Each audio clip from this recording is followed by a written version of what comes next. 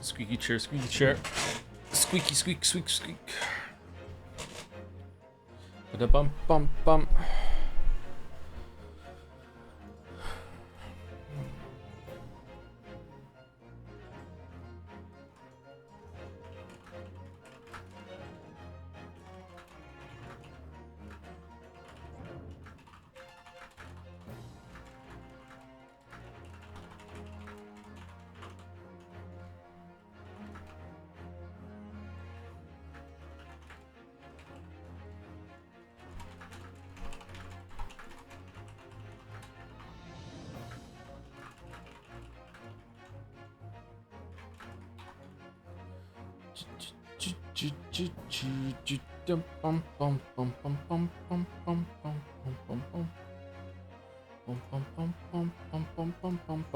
Thoughts on this new official artwork from Square Enix?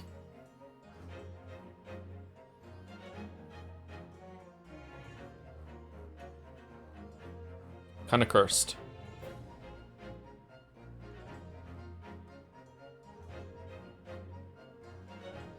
Why does Chrono Trigger get a medallion instead of a character, but the rest of them have characters from the media?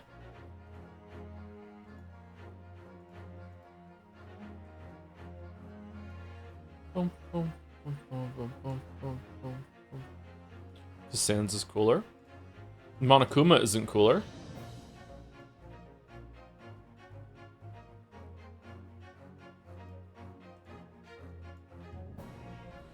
Congratulations, a 40-year-old goaltender won a World Cup yesterday for a country, population of 5 monktons, who's never been in a tournament before. 40-year-olds are cool now. I'm having an amazing hair day, so I also feel like 40-year-olds are cool.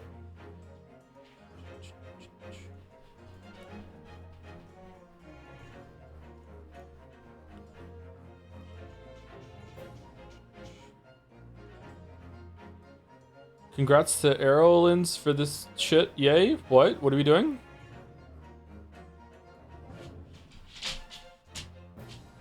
Older men.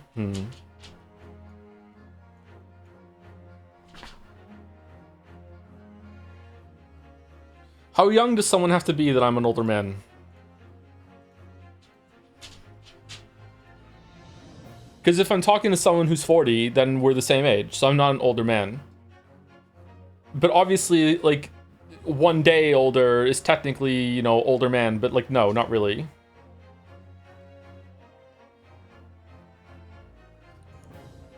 Aren't you older anyone even 1 year less? 1 second less even, but you know, like what's the cutoff?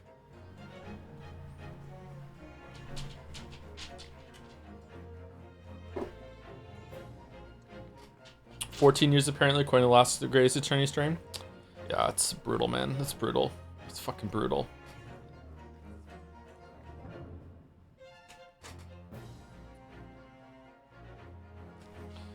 As a 43-year-old, dating someone in their early 30s seems ugh. Really?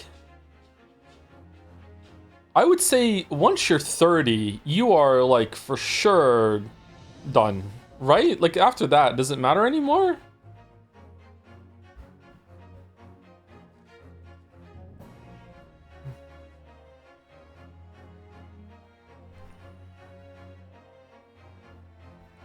As for 30, I'm not sure. No, I mean, you're done, like, being, like, you're definitely, I don't know exactly when it happens, but at some point in your 20s, you become, like, a fully functional, like, you're done adult. Obviously, you're still learning and all that shit. You learn forever. But, like, you're done. Like, you can do whatever you want, right? Like, surely once you're 30, there's going to be exceptions, but surely once you're 30, it doesn't matter anymore. Like, date however old you want.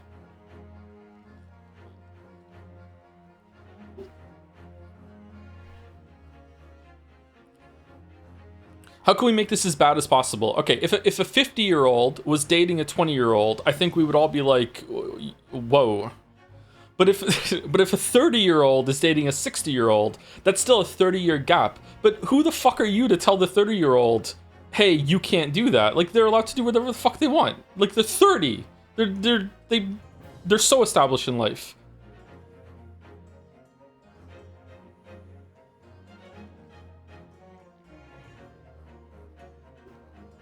It's still a bit weird. Weird in terms of unusual, sure, but I don't think there's anything wrong there. Whereas 50 to 20, I feel like, yeah, I feel like, not necessarily, but I feel like that 20-year-old is probably being taken advantage of, or that poor 50-year-old is being taken advantage of. So, something's going wrong. Will someone please think about the 50-year-old?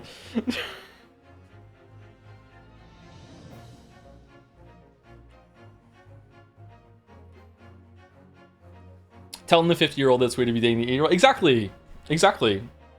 Like how could you possibly tell the 50-year-old, no, you're not allowed to have that amount of agency? It is strange, though, I do agree. Like, that the 30 years is a long-ass time.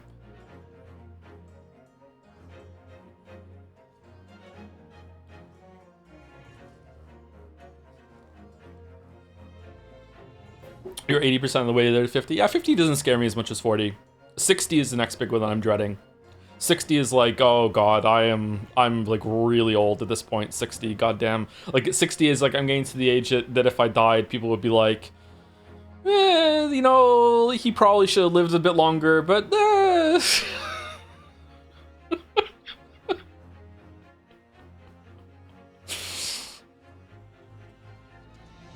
bum bum bum bum bum bum bum bum. That's the white hair age. I want to go gray. I stopped going gray. I was going really gray, and now I'm getting fewer gray hairs. I think I haven't found a single gray hair in on top of my head in so long, and I was finding gray hairs in my beard for a while, and I think I've only found like maybe 1 or 2 the past year.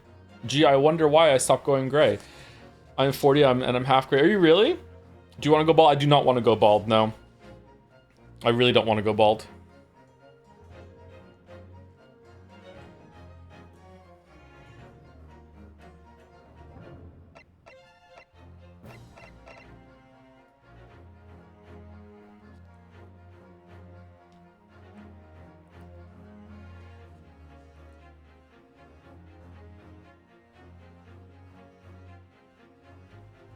Why are we talking about age differences? I don't know. I think chat brought it up. Oh, hey, how's it going, Mouse?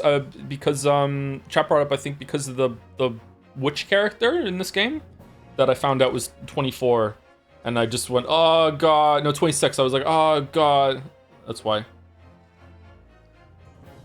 That'd be Gluten Joe or Bald Joe. I'd rather be Bald Joe than on gluten.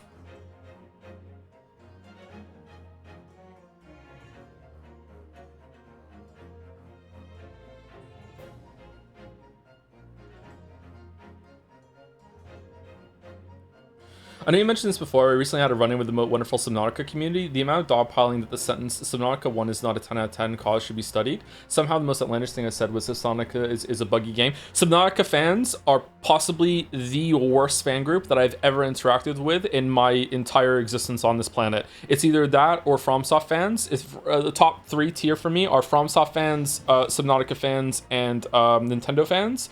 And for whatever reason, Subnautica fans, my pet theory that I haven't done any studying whatsoever is that the early access stage of Subnautica fans of Subnautica was so good and well done. It was really well done. It's really well documented. There's a whole GDC talk on Subnautica's early access. It was a really cool way that they did it. That was so good and involved in the community that I think a lot of people think that they co-developed it. It's on their resume. So like so when you criticize Subnautica, they're like, so it's I think they take it way too personally, because like the amount of shit I got for that video, man, like bro played it on a fucking Xbox fucking 360 and he's complaining about the pop-in. It's like it was a state-of-the-art computer. Probably was, I think it had the best GPU that money could buy at the time, unless except for one of those founder cards, like, and it still had stuttered more than my 4-year-old son, and had more pop-up than his favorite books. You know, it's just insane. Is it fixed? I haven't played Subnautica in ages. Subnautica's a great game. It's a great game, but it's like a 9 out of 10. It's not a 10 out of 10. There's like some huge mistakes in that game.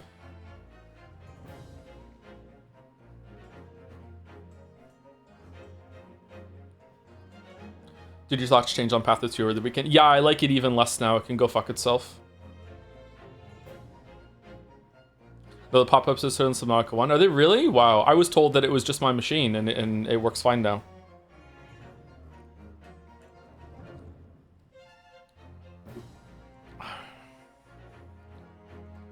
How's it sound, by the way? Is it too loud, too quiet? How are we doing?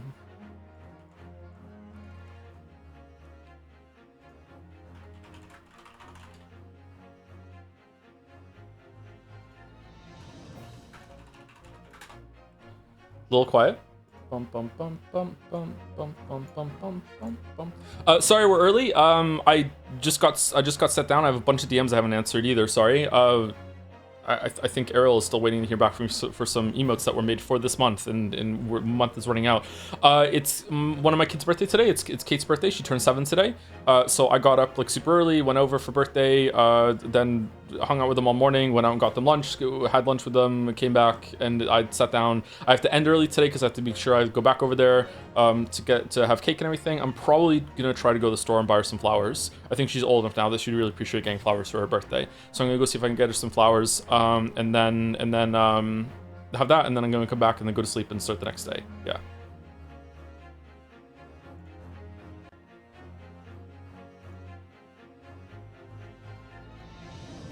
What is this? Did you watch the Doom Dark Ages trailer DLC trailer? I watched one of them. Yeah, it looks really good. Looks interesting.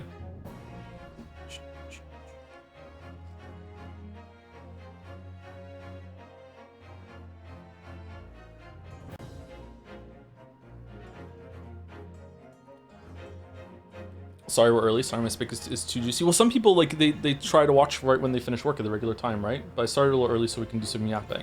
All right. I have a bone to pick with a Naja commenter again.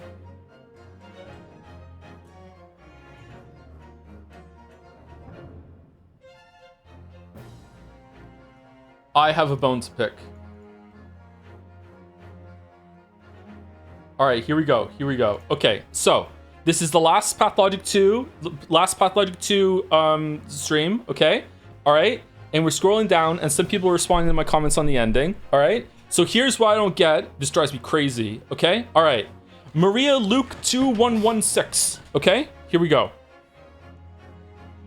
From what I'm picking up, Joe gave himself an expectation based on a pacing question mark pattern from an unrelated work instead of from the mindset of someone expecting to play an evolved version of Path 01 only to be dumped near the end of some failed attempt at saving the town. Basically, a bad ending path we, the players, were clotheslined into experiencing as an introduction to the consequences before properly starting on day one. Okay, I do not need to read the rest of this, I guess, but here we go. Here's all I want to address. Okay, so when I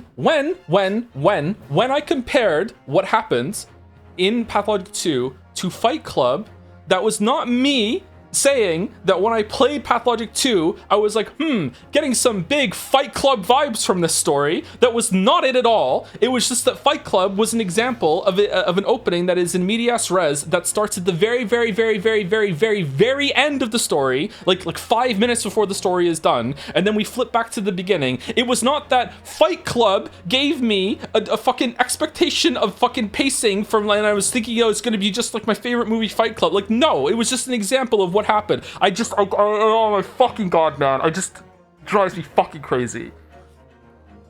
I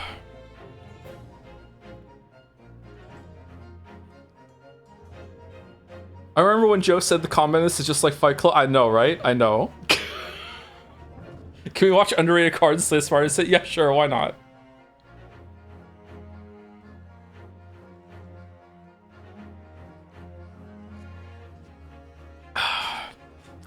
I get that it didn't meet his expectations, but there's more to use than the start and the end pacing trope, and they use it to play in the game's own themes and setting, and play about crisis while simultaneously in the play's world pretty damn well. An actor dragged in the third act, hating the whole spin being done on stage and wanting to do it over the top. That is simultaneously high respects from the play, realizing got dragged in the regular and demanding a proper track. Okay, that's all well and good. Fine, fair enough, okay? But we don't have to say, oh, he thought it was going to be Fight Club.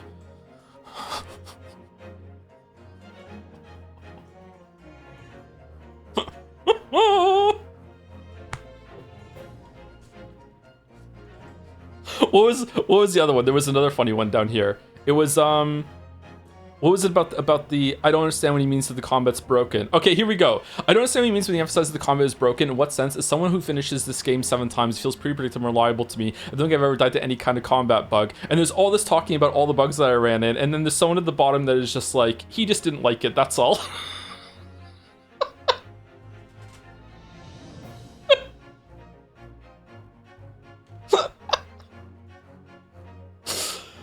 Anyway, that's it. Sorry. This is cathartic for me, being like, come on. It wasn't meant to be like I thought it was going to be like Fight Club, literally. It's crazy how many bugs you get through. You got though. I have like 300 hours in Path 2 and I never got any of this shit. I am a bug magnet. I don't know why. Do I just play in an unusual way or something? I don't get it. Like, why do I get so many bugs? It happens almost in every game. We got a bug so hard in Path 2 that we got both endings at the same time. I haven't got through the last Path 2 VOD. Did you hate it? No, I really, really liked it. Overall, I would probably give it a 9 out of 10, and that's with all the gameplay problems, because it's such a unique experience, okay? I'm still going to probably give it a 9 out of 10. However, 9 feels way too high, but 8 feels way too low. I don't know, man. I don't know. Like, if only there were numbers between those numbers. But, like, the ending was really disappointing.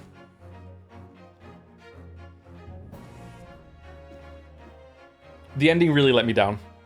And the reason why the ending let me down is because the ending of Fight Club is such a banger. Like oh my god, the end when like the shot, the resolution, the Pixies start playing. Pathologic 2 didn't have the Pixies playing at the end. At the end credits, I wasn't hearing "Where Is My Mind." So therefore, I just feel like Pathologic 2 has to go back to the drawing board and they have to really think about how they can be more like Fight Club.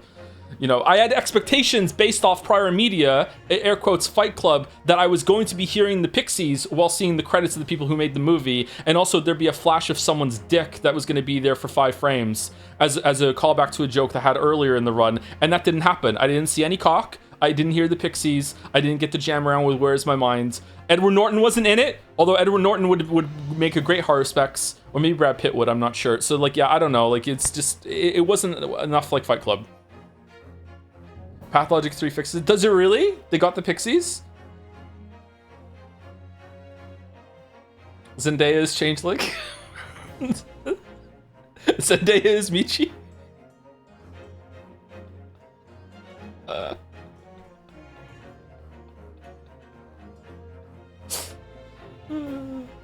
7.8 too little cock. 7.8 is too small for you, chatter? Holy shit. Size King in the chat. Do you see the chatter send a message meant for a thing and you read it during an argument and you felt pretty bad? Did I? Sorry, that happens sometimes, my bad. Like that sometimes chatter catches a stray.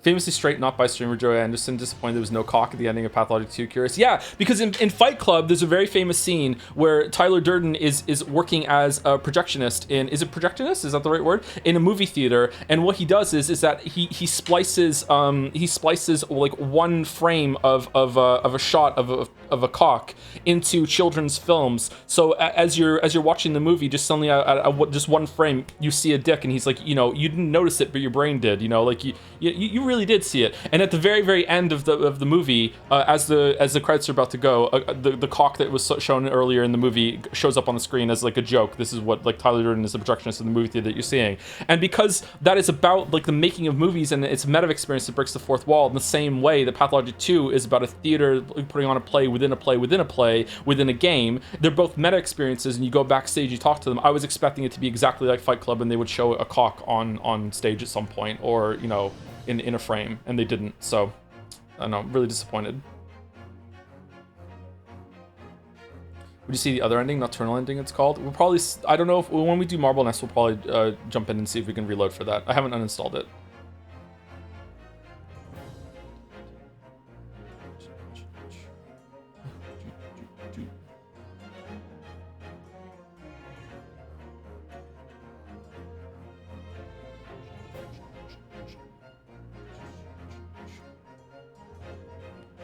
Marble Nest. Are you Bachelor for Marble Nest? Is it set before, after, or concurrently? It's probably in its own realm, I guess.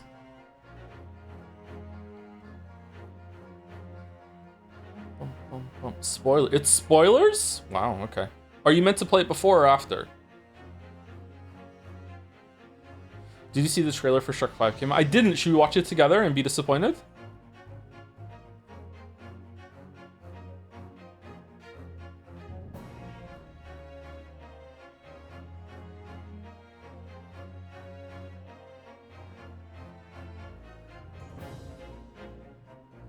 They made 4 Shreks. They did, but after 2, you don't want to watch them anymore. 3 is a fucking travesty. Shrek 3 is such a bad movie. Question mark. 3 and 4 were good. What are you talking about? Shrek 2 is one of the best movies of all time. Like, it's all, everyone agrees that it goes 2, 1, 4, 3. The only argument is that maybe the originality and the freshness of 1 can put it up above 2 for some people. Maybe I could understand someone saying 1 is better than 2, but like 2 is the next one after that, no matter what. But like 2, 1, 4, 3 easily.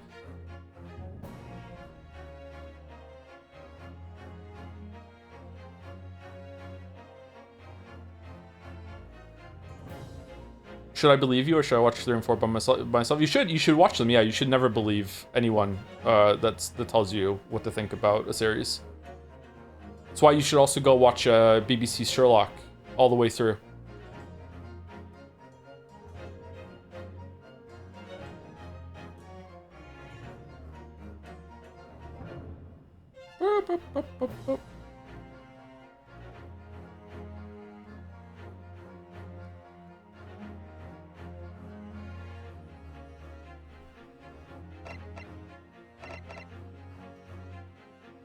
Are we gonna play this?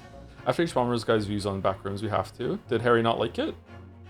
But we were watching Najavaz on Saturday fan art. I looked up my fan art parts, and I looked up a chat responding about my caption about how my explanation about how devil joms, how devil work in CSM. And when I some chatter said no, I generally scared being wrong. So I just rechecked today, and my explanation is right, not a complete explanation. Okay, so who do you think probably scared of joms? Are you okay? I think I'm scared of joms. Joms what real would scare me. H-Bomber guy really didn't like BBC Sherlock, Joe? Yeah, I know. But then August said after Backrooms, after his take on Backrooms. Did I misspeak? I'm sorry. Did I say did Harry not like Sherlock? I was asking did Harry not like Backrooms. Everyone's saying Backrooms is really good, right? You gave Backrooms a 2.5 out of 5 and people got really mad. You did not misspeak? Okay. 2.5 is not bad. That's like mid.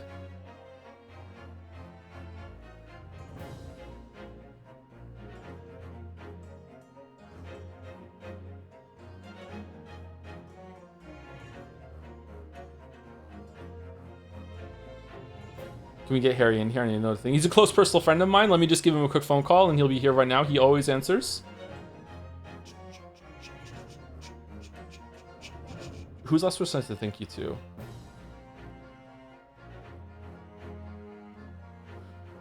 How the fuck has it been 20 minutes? We yap.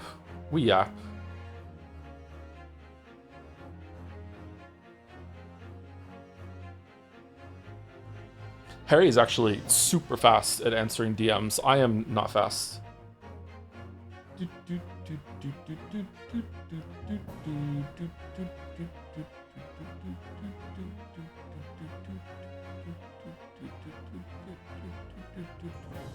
Did we stream yesterday? We didn't stream yesterday, right? What day is it? Oh god, sorry. It's been like so many busy days in a row, and just the sleeping has been awful. And I still don't have a lease for the apartment.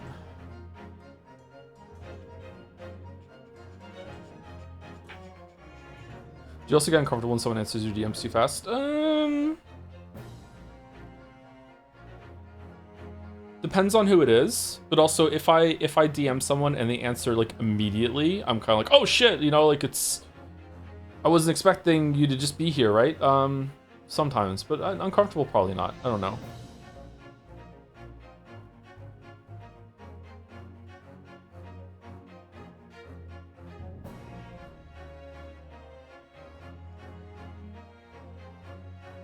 All right, thank you, Oni Adapt for the 14 months. With Hey Tom, don't really watch Twitch right now, but it's better to use and steal money from the corpse than not use it. Thank you for the Corpo bucks, Oni Adapt. It is a Prime sub. Thank you very much for using your free Prime on me. Thank you, Scruffix, for the 45 months with 2 joms or not the joms. That is the question. True. Thank you, Scruffix. Thank you, Calm908, for the 99 months. Damn, tier 2 as well. Holy crap, 99 months. I keep forgetting to come up with something. So here, I got 99 problems, but a plot ain't one. Use that for the next game that we find that fits it. All right, I will. I'll keep it in my pocket. Also, this is my pitch again for you to play old school RuneScape. And if you'd allow me to prepare a full 35 slide deck for your viewing pleasure, I can show you how it will change your life. Old school RuneScape Saturdays on a Saturday until we get bored of it. 1 stream only. I don't think I would like it. Oh no. I do enjoy number go up. Can you play solo or do you have to play with a group? Don't, you'll get addicted. Me? No way. Thank you, Nova Odin, for 23 months with a joms. Thank you. We love joms here. Thank you, Nuclear Plums, for the 35 months. Translucent Moth for the 8 months too. Hope this stream is just like Fight Club. It has an Insomniac lead, so yeah. It's probably one of the reasons why I like Fight Club so much, is the character had just the trash fire sleep schedule. Thank you, Radio Bob, for the 5 months with finally my summer vacay and the Great Ace Attorney 2 streams. I'm so hyped for the last 3 cases. Apparently they're really good. Chat seems to be very gung-ho on these. Maybe this is what the games have all been leading to. We're right at the beginning of Trial 3, right? I think that's where we are. 90% of the time, RuneScape is a solo game you play while other people are around doing their own thing. Why is it online then? Thank you, Alex Smith, for the 5 gift subs 8 minutes ago. Hopefully I'm saying your name right. Alex M-Y-S? Alex Mize? One of those. Thank you very much for the 5 gift subs. And thank you, Dibblemunt, for the bits as well. Welcome to the League of Lawyers. It's a Snickers foolish fool. The League of Oh yeah, the League. I remember. I forgot about the League of Lawyers bit until right now. And the undercourt and shit, yeah.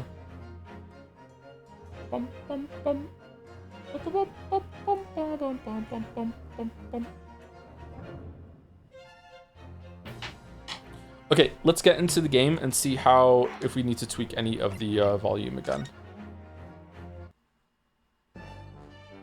What's next on Saturday docket? Marble Nest 3? I don't know what we're doing on Saturday. I think Walrus and I are starting Road to Empress 2 this Saturday, so I should stream before that with something, but I don't know what. Maybe it's just gonna be like a one-off, like a Mugenics or Slay the Spire, or I guess we could possibly do Marble Nest, maybe? I don't know. Return of Kingdom Deliverance 2? I guess we could do that on Saturday until we're done. I finished Mina, yeah. Thank you for the tier 3 sub caps. With it's 67, 67 dance. Accidental 67 dance. Irene Morbed. Dispatch Saturdays? I think the dispatch is probably something we want to get done like sequentially, just day to day, instead of spacing out week by week, right? Or would it be good to do that? I don't know.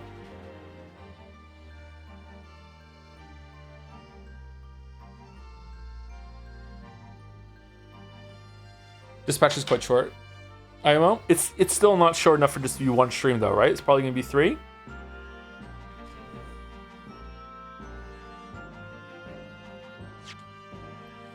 Okay, we kind of barreled through this at the end because we were trying to save a chatter from being banned forever and ever and ever, Gay Ben.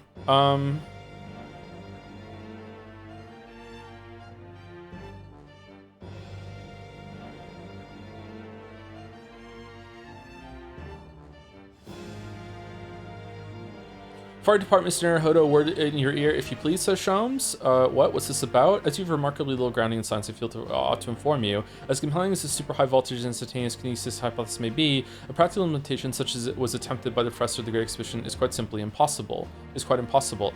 Okay, so is this meant to be like?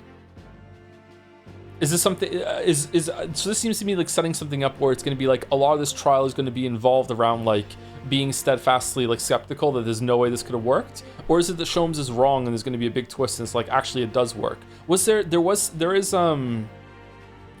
supernatural stuff in the first 3 games, but was there sci-fi shit?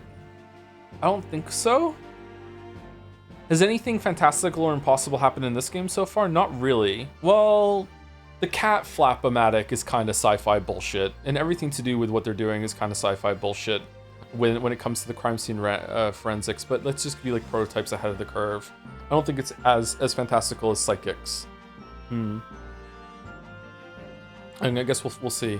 But the professor said the demonstration was a success. Yes, it would appear that he fervently believes it was. I read Professor Bunny Brain's paper about it too, Bruno, and I have to say, I'm sure it can't be done. It could barely be done theoretically, let alone practically. So he's completely barking up the wrong tree. But how could an experiment that had no possibility of succeeding in fact succeed? That's contradictory. And it's a contradiction, and it's that contradiction that will be at the heart of the trial, I have no doubt. What's that supposed to mean? Now, I must hurry along. Wish you the best of luck, my dear fellow. See you later, Hurley. Well, it looks like you're on your own today, Bruno, but chin up, you can do it. Oh, what about you, Iris? Oh no, I'm afraid I can't help. I have something I need to do. I see. It's going to be a big surprise for you when you find out what it is. Huh, that sounds ominous. I wonder what she's planning. Counsel for the defense and the defendant. Court is about to be in session. Make your way to the courtroom at once. We're on our way. Experiment that the laws of science can't possibly succeed, and a scientist who's convinced that it did. That's the rule you have to unlock here, Renoski. That's the key to this case. Okay, and now we're with the judge. In the name of Her Majesty the Queen, I hereby declare this court to be in session. We are sitting today for the public trial of Professor Albert Harebrain. All right. Anything else before we get started? Did I forget anything? What was it that we investigated the fair? We saw Lestrade. We saw Gregson. We got a bunch. We weren't allowed to investigate the scene because of some sort of science protection thing about the prototype patents, whatever the fuck. Then we went to the wax museum, which I'm gonna guess is gonna be where they acquired a wax person to do the body swap that looked like it teleported. And there was a super hot witch who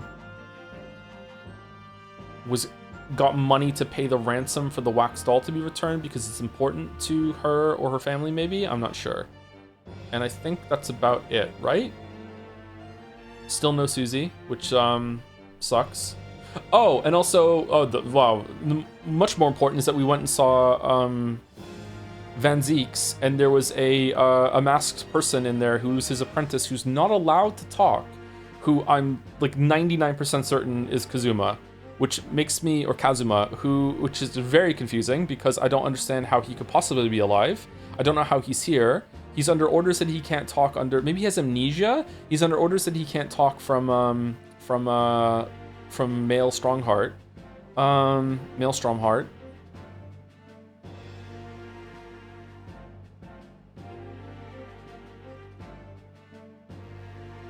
I guess we'll see. Okay. We're sitting today for the public trial of Professor Albert Harebrain. How's the sound also? I now call upon the counsels of the prosecution and defense to declare their willingness to proceed. The prosecution is ready. 1 decibel higher necessary, IMO. It needs to be 1 decibel higher, or it's already 1 decibel higher than necessary.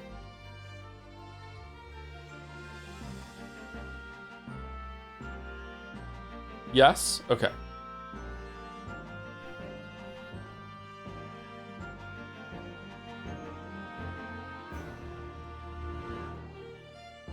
Okay, it's 1 decibel higher. There you go. The defense is ready, my lord. Is he really gonna solo a case? I'm 6 months out of practice, and what's more... Ghost? I'm without Susato-san today. Susato-san.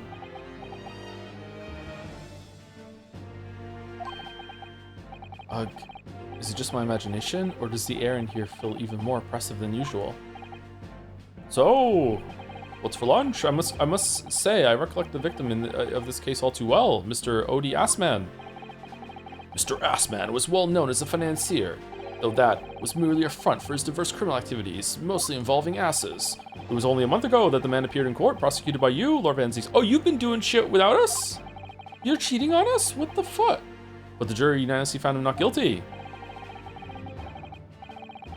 Okay, Pathologic fans aren't here, right? Can I offer a little crumb of criticism for the games? As a treat? A crumb of criticism, just a little smidge, is that I think that it's a little silly that apart from the trials in Japan, every single case we've been up against Van Zeeks. I feel like I understand that maybe there should have been like a filler case that was still fun, like in the first game where we didn't go up against Van Zeeks. Just as a treat, you know, just it's someone else in court, you know, just something like that, you know, maybe a quick one even, you know, that's just one and done, right? I don't know. Because every member of the jury had been bribed by the sound of it. Oh shit, these powerful London criminals were prepared to go to extreme lengths to keep their freedom. Bro's got the hate boner. I'm just saying that in the many trials in the movie Fight Club, there is always a different prosecutor. So, like, I just feel like it should be more like Fight Club, and there should be different characters that we're going up against. But 2 days ago, on 21st October, Mr. Assman met his end. The work of the Reaper, was it? Okay, so this Reaper thing is definitely important. Okay. So what is happening? Is Strongheart killing people? If that is how your lordship would describe divine retribution. But the fact remains that Mr. Assman's death was a direct result of the actions of the accused, Professor Harebrain. Very well then. Now, ladies and gentlemen of the jury, you have been selected at random to represent the will of the people. Alright, who do we have this time? Are the 6 of you ready to fulfill your societal duty? New person? I'm most gratified to have been selected to carry out this important civic duty, my lord. Okay. Okay, Assman in a wig. How are you related to this? Hello! To have a man's fate in the palm of one's hand. Oh gosh. Oh golly. It sends shivers down my spine. Okay. She's gotta be older than 30, right? Okay. Also Assman in a wig? Okay. What? Science experiments, magic, conjuring tricks, courtroom trials are all or nothing more than performances. Okay, we have all new people. Any spurious scholar that defiles the reputation of science deserves to hang. Okay, so we have to listen to what's said on both sides, both sides of the fence, and then settle on one. That's it, isn't it? Isn't that the guy from the Wax Museum? Wasn't like this in my day. It wasn't like this at all. Wow. Okay, so we have 6 brand new jurors that... Okay, how are they going to be related to the case? Maybe they won't be this time. The science one has to be about explaining some shit about the law or whatever. That's the police killer otter mole look like again. And he's exhausted as ever, it seems. Now, as I'm sure you are all aware, the incident we are here to judge today tragically took place at the Great Exhibition shortly after its opening. Though the death toll could have been far worse. With the exception of the victim, no one was killed. Oh, by the way, we have to end today at 5:45, 6 o'clock, somewhere in that window, to the point that if we're not done at 6 o'clock, I am Alt F4 and leaving, because it's one of my kids' birthdays today. I've already seen them today. We did presents in the morning, something like that. So I need to be leaving at that time. So if there's an exit ramp for the game at 5 o'clock even, or 5:30, I'll just end super early, okay? So just please let me know. It is 1:15 right now. So 4.5 hours, 4 hours and 45 minutes at the latest. Though the death toll could have been far worse, with the exception of the victim, no one was killed. Nevertheless, the dream of the science being exhibited rapidly turned into a nightmare for the spectators. I got her a copy of Pocopia and Tamagotchi Life. I got her 2 games. Well, Finn got her one of the games, because that's what he picked out for her. And he couldn't find anything else, so I let him get it, even though it's a bit pricey.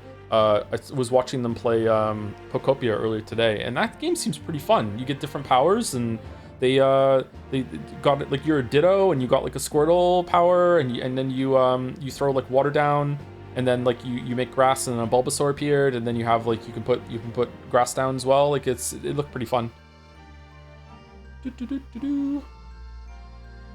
Tamagotchi Life was strange. Kate just went to the store and spent all of her starting money on nachos and apples.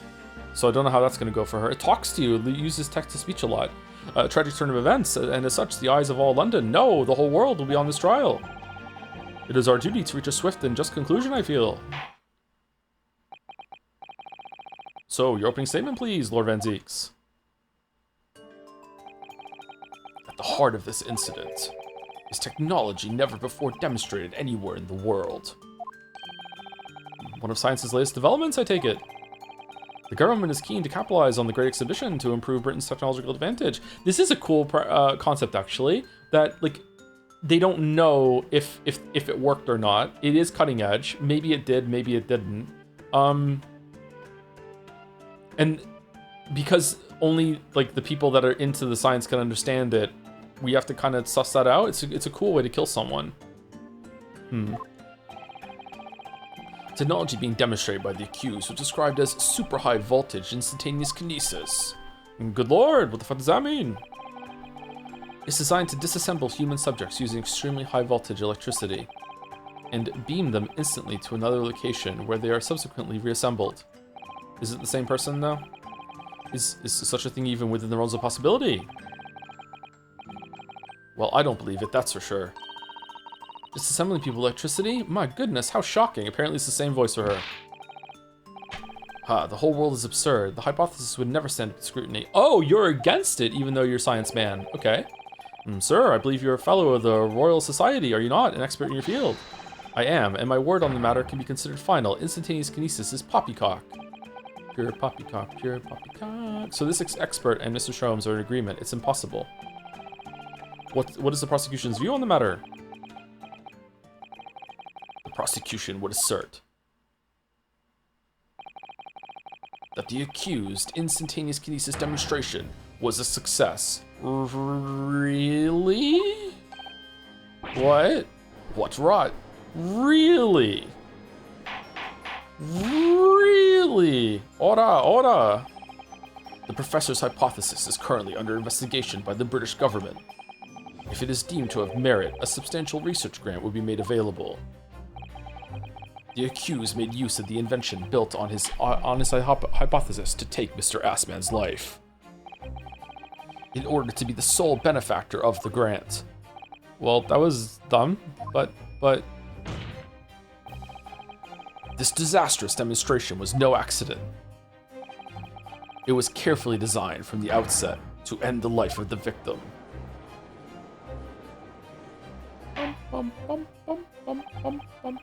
Thank you, Lord Van Zeeks. Well, bullshit. The prosecution's stance is clear. But you will now bring forth witnesses to substantiate your claims. Gladly, my lord. Ooh, cloak is off right away. Bailiff, show the first witnesses to the stand.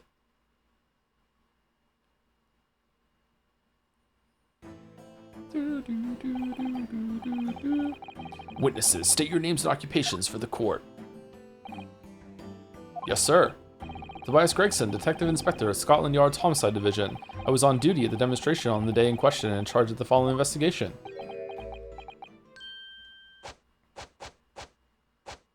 Should we do offensive German accent no matter what? Albert Hairbrain, this is a scientist. He's not German. He spent time in Germany. He spent time in Germany. Here it's on screen. You can get an accent. You were born in England, but have been carrying out research in Germany in recent years, correct? Yes, that's right. He hoofed and he poofed and he signed an eviction notice. After graduating from university here in Britain, I went to work in Germany and made an amazing discovery, which is what brought me back. I had to demonstrate my incredible hypothesis at the Great Exhibition. What you demonstrated was incredible, all right? An incredible explosion. But the science was a success. The instantaneous kinesis worked. Everyone saw it. They must have done. Yes, there was the terrible accident, but the demonstration of my hypothesis was a success. Well, that much is undeniable, as shown in this photograph taken by the forensic investigation team. Hoo-ha!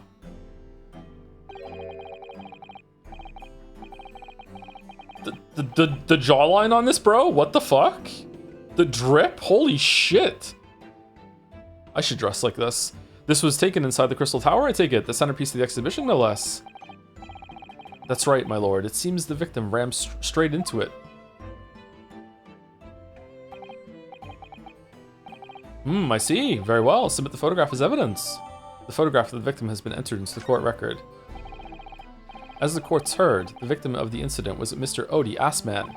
He's an Assman too? Damn, there have been a number of allegations made against the man, but putting them aside for the time being, he was the man who financed the research for the experiment and demonstration itself. I see. So to summarize the situation, The defendant is accused of taking the life of the man who funded his work. Would that be correct? If he's a criminal, then why hot? Exactly. But couldn't it be that the explosion was caused by some malfunction in the apparatus used for the demonstration? That's right, that must be it. My splendid machine. My poor, splendid machine. You saw it yesterday, didn't you? We can't even examine the wreckage thanks to that special dispensation for the Scientific Equipment Act. Do you think Ass Man Ass Play are creators? Yeah, right next to Buttman, but... What? The wreckage? The wreckage? But that being the case, how can the facts be established? How can it possibly be determined whether this was an accident or a deliberate and malicious act? We can't. Extremely simply, my lord. Oh, barely an inconvenience. Okay. I beg your pardon. Isn't that right, witness?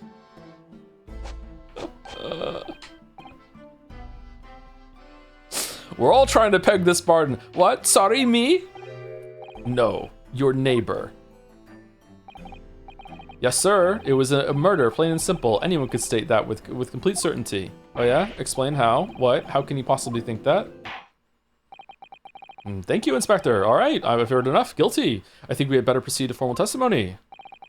You will explain to the court on what grounds you claim this experiment to have been a front for murder.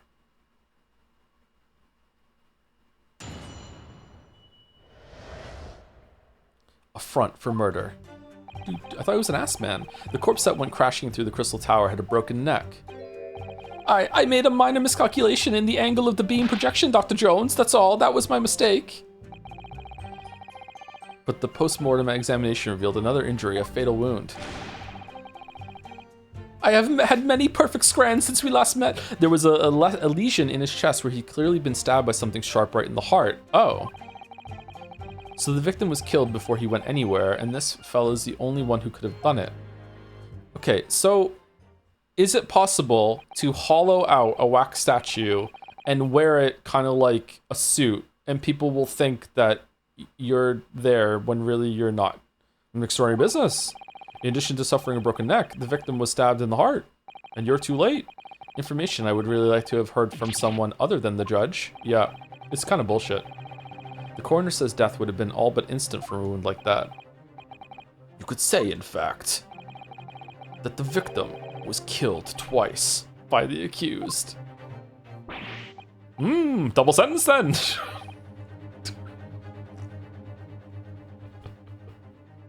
No, that couldn't be further from the truth. I have here the experiment plan document that was submitted to the security team. The victim stood himself inside something called the bird cage, ready to be beamed instantly to the second level of the crystal tower, about 25 yards away. The experiment did not go according to plan, however. As the machine was put into operation, there was a large explosion. The blast caused the beam transmitter to point higher than intended. How come he gets to know this? How come Van Zeeks was allowed to investigate the crime scene and know all this shit, and we're just finding it out now? This is fucking bullshit. I would have liked to learn this before the trial, so I could complain about the pacing when I'm hearing it for a second time in here. It's fucking stupid. You know what has really good pacing? Fight Club. Accordingly, the kinesis resulted in the bird cage materializing in midair. Oh shit. Oh fuck. What? Okay, was he in a hot air balloon? From where it subsequently fell, crashing through the glass of the crystal tower's large round window. My word. One assumes the victim's neck was broken upon impact with the tower then. I'm so sorry. I didn't mean for this to happen. The machine was just too powerful. I made too good of a teleporter, but honestly, really, I swear, it was just an accident, a terrible accident. Let's use it to beam Susie back. Unfortunately, that excuse can't save you. No, not considering the sharp murder weapon that pierced the victim's heart. Okay, if it does work though, how about we give the genius that has created instantaneous teleportation travel a pass on the whoopsie-doopsie, someone went wrong, we actually killed someone in the sake of science. Like, come on. Surely, can anyone think of you know, whatever the British equivalent of the Dow is in late 1800s? Like, come on. Think of the economy. Like, it's the things that we could do with this. Like, just give him a pass and let him continue to work. Murder weapon? What are you saying? This is the autopsy report submitted by the coroner. The prosecution would like to enter it into the court record. No, you're...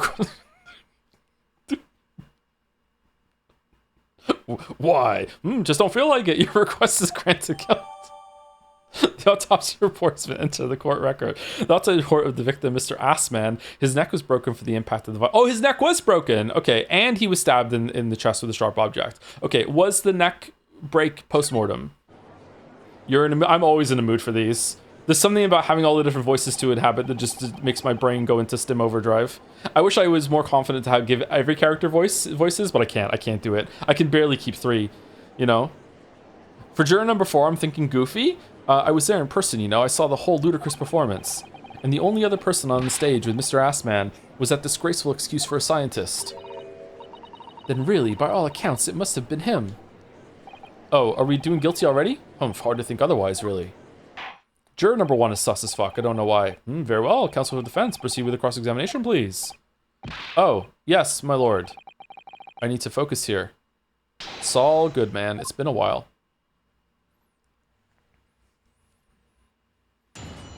Cross-examination. Before we get into that, thank you to 2 people. Thank you, Sigma Vash for the 18 months. Thank you. 18 months. It's been really fun to follow all the games alongside you, and I thank you for the streams because they offer comfort after my dog passed away 2 weeks ago. Oh, I'm sorry to hear that. That sucks. I'm sorry. People who have never had a dog don't know how difficult that can be. I'm sorry. Much love to you, Joe, and to chat. Appreciate your pets as much as you can. Yeah, seconding that for sure. Glad that we can have a distraction for at least a little bit for you, Sigma Vash. And thank you, Vanny227, for the 66 months too, for those sub after. Thank you very much. Affront for murder. The corpse that went crashing through the crystal tower had a broken neck. Hold it! Are you suggesting that's because he fell from a considerable height? Exactly. Which highlights something else about this whole rum business. Rum business? What's that? The fact that the instantaneous kinesis itself was a success. I think the British government's just trying to steal the patents. Kill the guy who made it, and then they can do their own. After the explosion, the cage with the fellow inside suddenly appeared out of nowhere in midair. Did anyone see that happen, though? So although the experiment ended in disaster, the so-called instantaneous kinesis did actually occur. Remind us, Professor. What was the cause of the fatal disaster?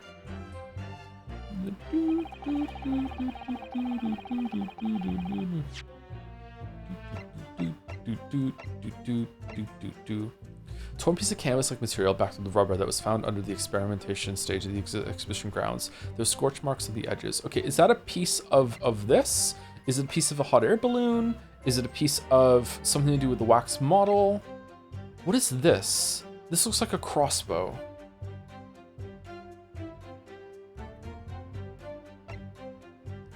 Photographic print of the victim taken after he had been ostensibly been beamed to the crystal tower. It shows an apparent stab wound to the chest. How the fuck did he get the stab wound?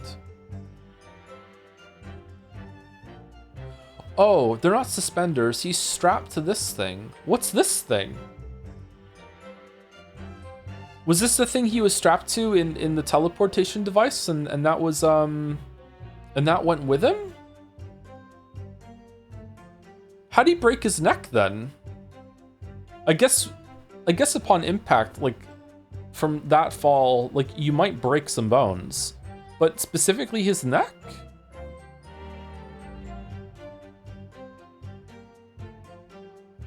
Am I wrong? Like to me, like look at this. He's strapped into this wooden harness thing in the back here.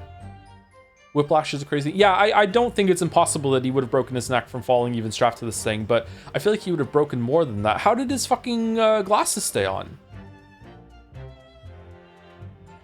Is that a button? Yeah, it's a button. Okay.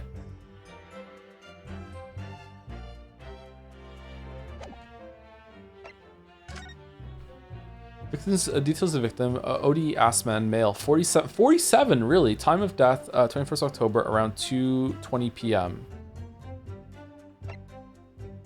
Hemorrhage of a wound to the chest that pierced the heart, inflicted by a sharp implement. That's the cause of death. Additional observations. A broken vertebra, most likely resulting from impact after sudden fall from considerable height. But if the wound killed him before, how could you possibly make that call? That the stab killed him before the fall? Coroner Courtney Scythe? I didn't see the coroner name before. Huh.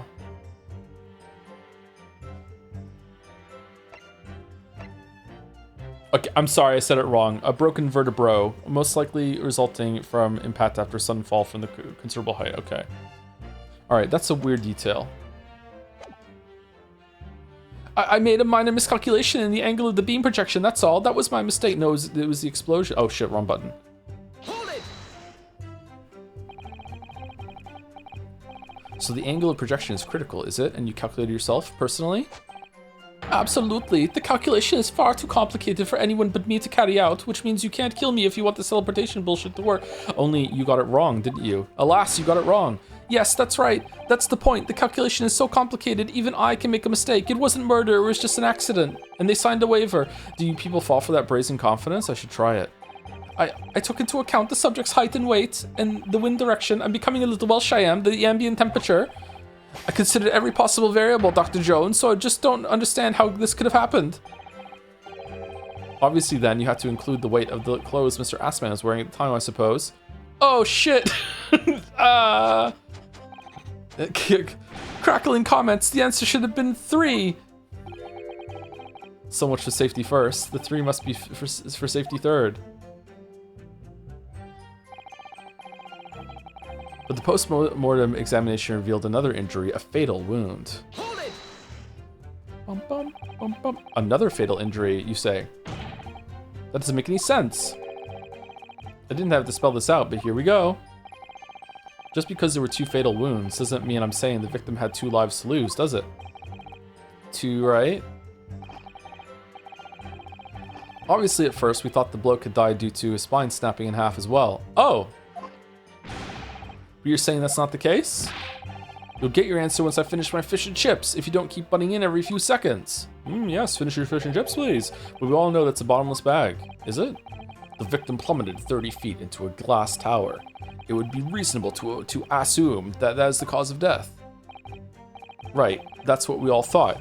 But it was a red herring, wasn't it? There was a lesion in his chest where he'd clearly been stabbed by something sharp right in the heart. Okay, where is it? The defense knew nothing of this crucial information. Maybe it's when he teleported in the air. There was a Sekimea snowflake that was drifting in that just, you know, caused it to burst out from his chest and he died. The prosecution received this report from the forensic investigation team only this morning. That was the first we knew of it as well. I could only apologize for the impossibility of informing the defense. Sarcastic and insincere? Thanks. So what was the nature of this sharp object? Among the accused tools that were in use at the demonstration, one is of particular interest. This. Oh yeah, we found that. Yes, that would appear to be some kind of screwdriver, wouldn't it? There he is. My trusty little companion, Andrew. Andrew the screwdriver and screw? Andrew, of course. Oh, I thought it was to the Blacks Museum. Okay. Do you know each other already? He's one of my dear friends, like all my tools. I've named them all, you know. We're one big happy family. All tools. Andrew is my flathead screwdriver, of course. His brother Michael is a crosshead. Yeah, that's right. M for Michael. Well, it would appear that your beloved Andrew has a red stain on his shank. That isn't. Maybe Zorba was the coroner and just, you know, ate the thing that stabbed him and took it out with him afterwards, just for fun? It's blood, beyond all reasonable doubt. How do you know? No. And that's not all. The long, sharp shape of this Andrew fella is completely consistent with the victim's wound. Oh, is it really? What? How'd that happen? Ora! The court relates to this friend of the defendant as evidence. Sorry for yawning. The screwdriver is entered in the court record. Professor Harebrain's... I don't actually feel that tired right now, and I just had a coffee too, but, you know, still yawning. On that yawn game, on that yawn grind. Professor Harebrain's trusty screwdriver that he's named Andrew. There are traces of blood at the tip, and it matches the shape of the victim's wound. So one of Professor Harebrain's tools is the murder weapon. Zorba? Great.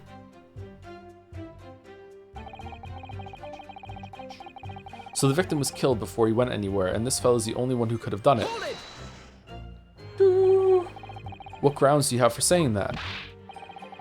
Do you really need to ask? There were only 2 people on that public experimentation stage in front of the whole crowd.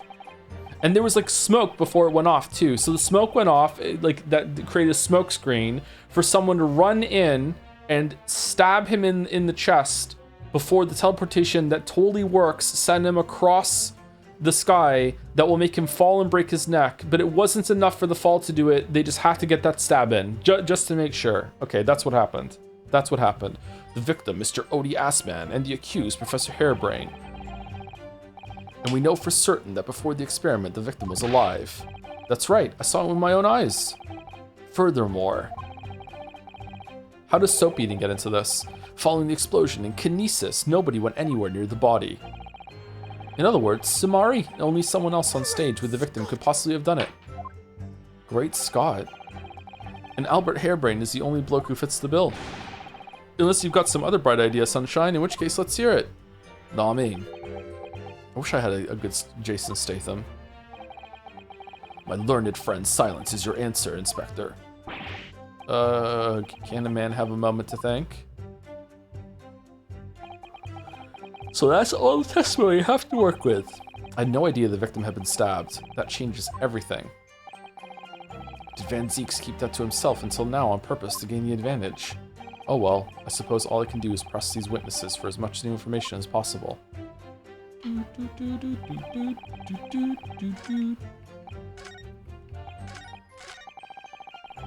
Hold it!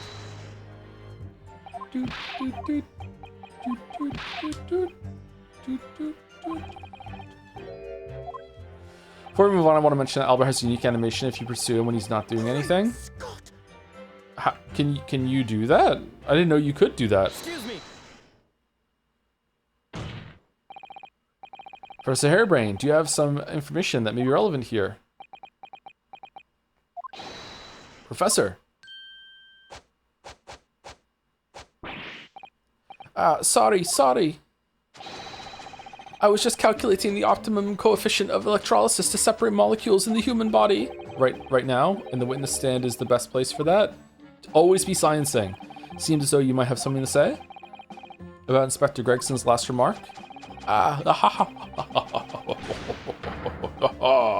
Yes, that's right, of course. He just said that nobody else could have done it, didn't he? Yeah, that's right. Who else could have stabbed the victim, eh?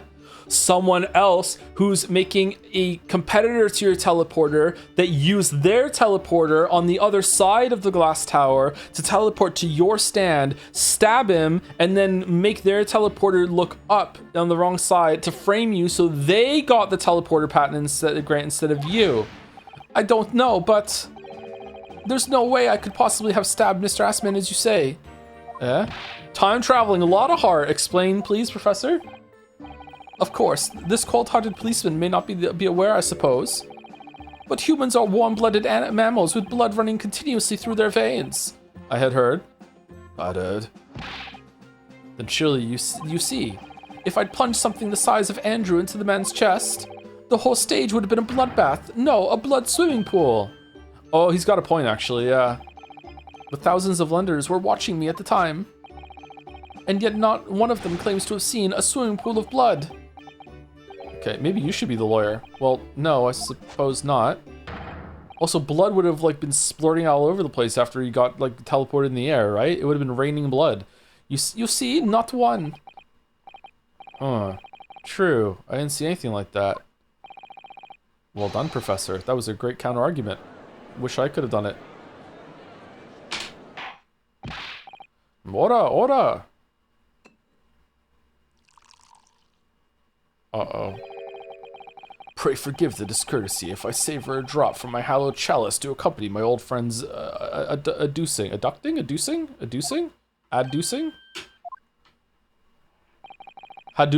Hadouken? Here's to you, Albert. Ah, you're too kind, Barack, but I'm really not a patch for you. No, you're not. I'm really not a patch for you? What does that mean? No? Uh-oh. You've neglected to mention one crucial possibility. I have. Read it again? Did I misread it? I'm really not a patch on you. Oh, sorry. I still don't... What does it mean? I'm really not a patch on you. I still don't know what that means. What does it mean?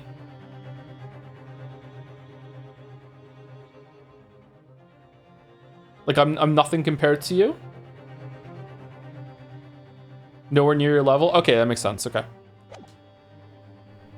Particular situation in which very little bleeding would result from a stab wound. Of course. Inspector, enlighten the court. Enlighten the court, please. Yes, sir. Where are they going with us? Very well. You will amend your formal testimony now, Inspector Gregson. The weapon the victim was stabbed with must have been left in his body whilst he was being through the air. Huh.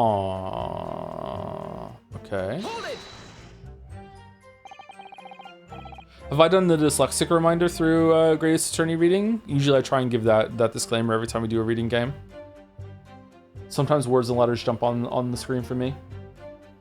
Sometimes it happens in it happens less with books, I think, but it does happen in books as well on the page. Thank you, Sir Kikek, for the 13 months. With the C is pronounced S, like SAR, but no worries. What?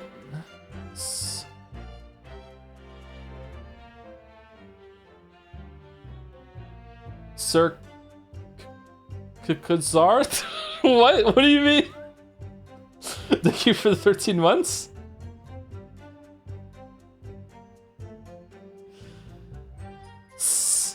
Kiki's okay.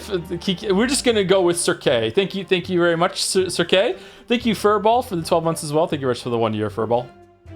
Fearball. Why would you think that, Inspector? With any wound, it's only when you pull the weapon out that profuse bleeding occurs. Whilst it's still lodged in the body, it acts as a stopper of sorts, for want of a better word. I see. Don't need a medical degree to be aware of this fact. It's common knowledge for any investigator. Where's Suzada-san when you need her? Suzada-san, I'm gonna sneeze. If you ask me, this bloke masked what he was doing from view with his body before stabbing Assman to the chest. But then, if the teleporter's gonna work, why kill him twice, Greg?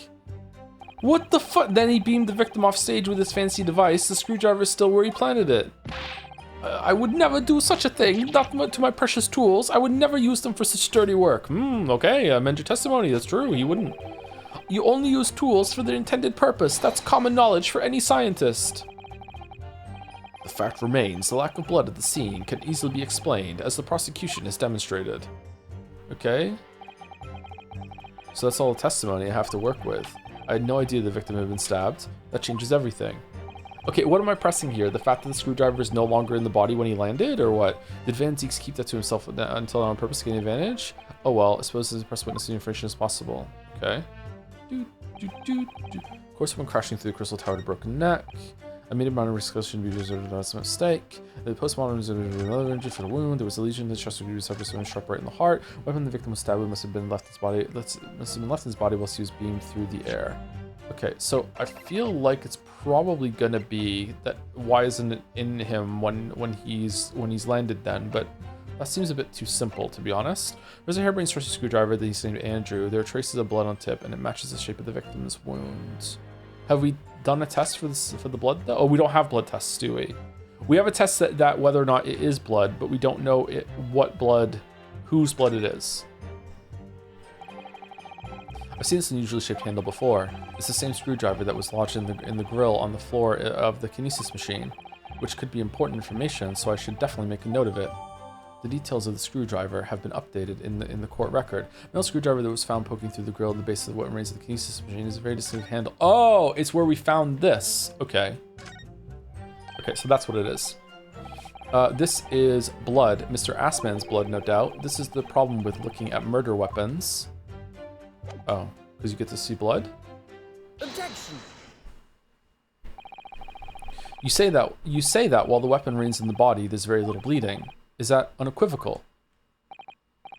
Look, there was no blood on the experimentation stage, even though that's where the fellow was stabbed. What if you, like, jostle it around afterwards? Like, if you stab in the chest, and then you just kind of, like wrench it around and make, like, a bigger hole, the blood is going to start coming out then, too, right? It's only if you stab and then just don't move it much that it's going to plug the wound up, right? Yeah, okay. The cheeky shake, yeah. The only explanation for that is if the screwdriver was still in his body, stopping any heavy bleeding. It's common medical knowledge, my learned friend, even on your side of the world. Yes, but about the screwdriver, the thing is, we actually saw it at the scene ourselves, on the experimentation stage. What? It was on the floor by the wreckage of the machine, poking through a metal grill. What? I went to pick it up, but the detective here stopped me. Isn't that right, Inspector Gregson? Well, now you come to mention it, yes. What? Inspector, you understand that you permitted the defense counsel to investigate. That you contravened the Special Dispensation for Scientific Equipment Act. No, not at all. I wouldn't do that. Salary cutting noises. Just let him look, nothing more. It is very clear that he wasn't such a thing. Yes, that's true. This screwdriver was in plain sight, on the stage. But it shouldn't have been, should it? What are you getting at? If this tool had still been in the victim's body when the victim was beamed away by the machine, then it shouldn't have still been on the stage. Maybe the screwdrivers don't get beamed in the beam machine and it fell out and that's it, yeah. And then there's just blood spraying through the air and it just happened that no one saw it.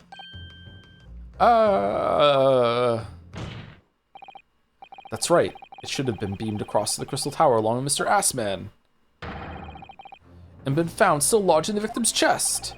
I wonder if the photograph would have worked too. Probably not. Ora! Lots of orders this time. How do you explain this, Inspector? I fucking can't. I don't. It looks as though everything that the victim had on his person moved with him when he was beamed. If the screwdriver was still in his chest when the instantaneous kinesis occurred, obviously, that should have been beamed to the destination as well. This is a strange situation. Even though people are saying that this instantaneous kinesis is a scientific impossibility, we're still basing arguments on this. I was just saying this actually on the assumption that it did actually take place, yeah. Alright, time to tighten the screws here. My lord. Yes, if the prosecution is unable to explain this inconsistency in its argument, we can only conclude that the testimony given in support cannot be relied upon. Oh shit. Lord Van Zeeks is stumped, and he's also matching my pose. He wants to fuck me so bad he looks... What? Bro, don't incriminate yourself. Don't incriminate yourself. Don't incriminate yourself. Don't, bro, shut the fuck... Do you have something to say, witness? Yes, I knew it. It bears out. The equations hold. Mr. Naruhodo, don't worry. About what?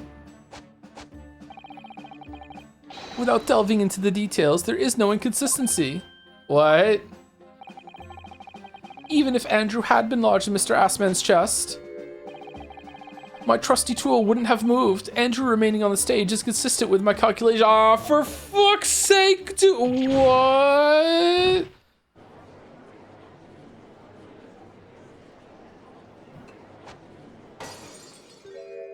This is your friend. It would seem your illusions have been shattered. Clearly, we should hear the accused's explanation. Or should I say, this brilliant scientist's explanation? Just when I'd found an inconsistency in the prosecution's argument. Scientists. Very well, the defendant will testify again. Provide us with a scientific explanation as to why the inconsistency asserted by the defense fails to hold. In the name of Apollo, I will, my lord.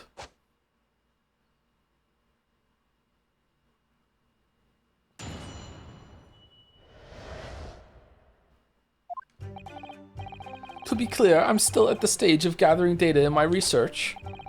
My hypothesis states the kinesis cannot transport metal, though, hence the metal weapon would have stayed put.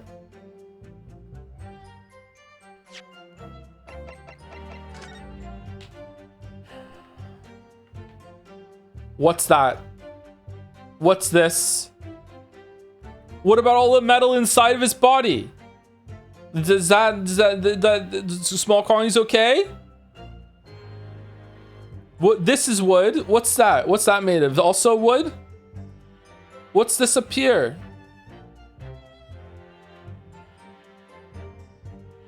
Wood.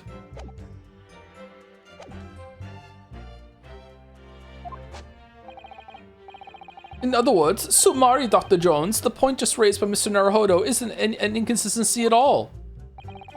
Bro only cares about truth and science. Mr. Assman was the patron of my research. Without him, my work wouldn't have been possible. Now I have a duty to protect the incredible machine that we built together.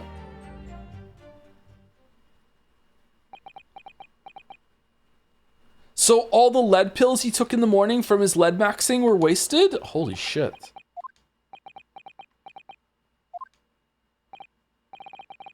So the thrust of your testimony, Professor, is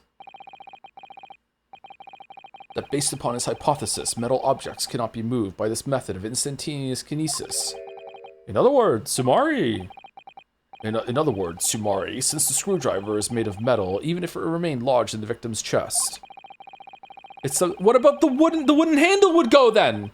Its subsequent discovery on the stage, despite the... Wait, hold on. This would be gone. This would go. Is this also metal? Is this like brass? What is this? It does kind of look metallic a little bit. What is this? Is it all metal? Metal handle? The more I look at it, the more it does kind of look brassy. It could be wood though.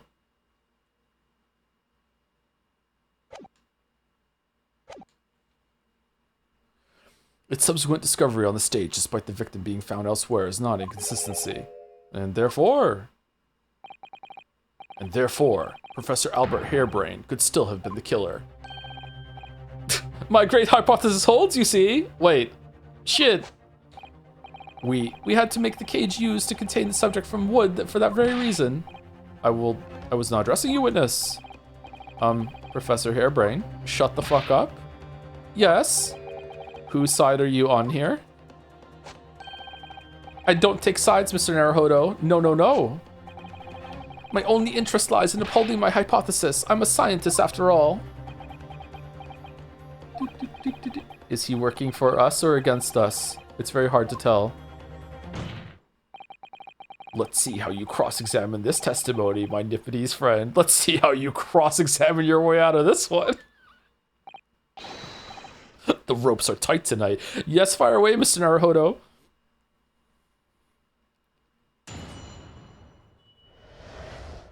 The inconsistency explained.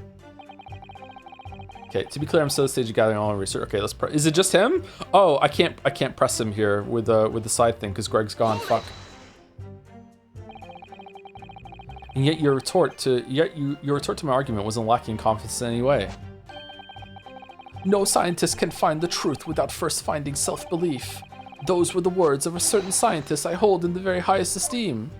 Who's that? I forgot. But you realize that disproving my argument puts you in a very precarious position, don't you? No scientist should strive to protect himself more than he strives to protect the truth.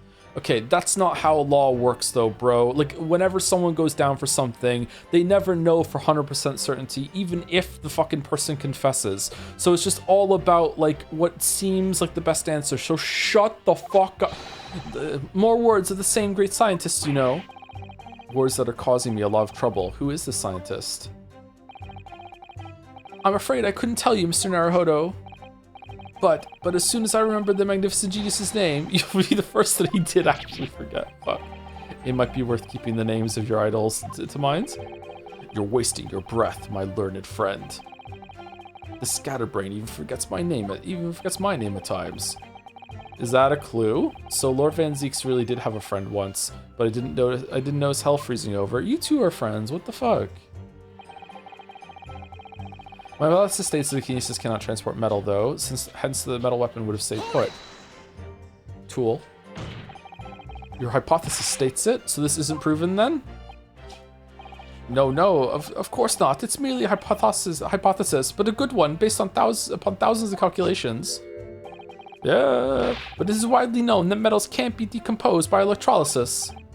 Yes, of course. Oh, Balder, how are we doing with that one? Yes, of course. So I am right. My hypothesis is clearly correct. What is it about incriminating himself that makes this man so happy? It's the whole reason that the birdcage is made of wood, you see. Sorry, the birdcage?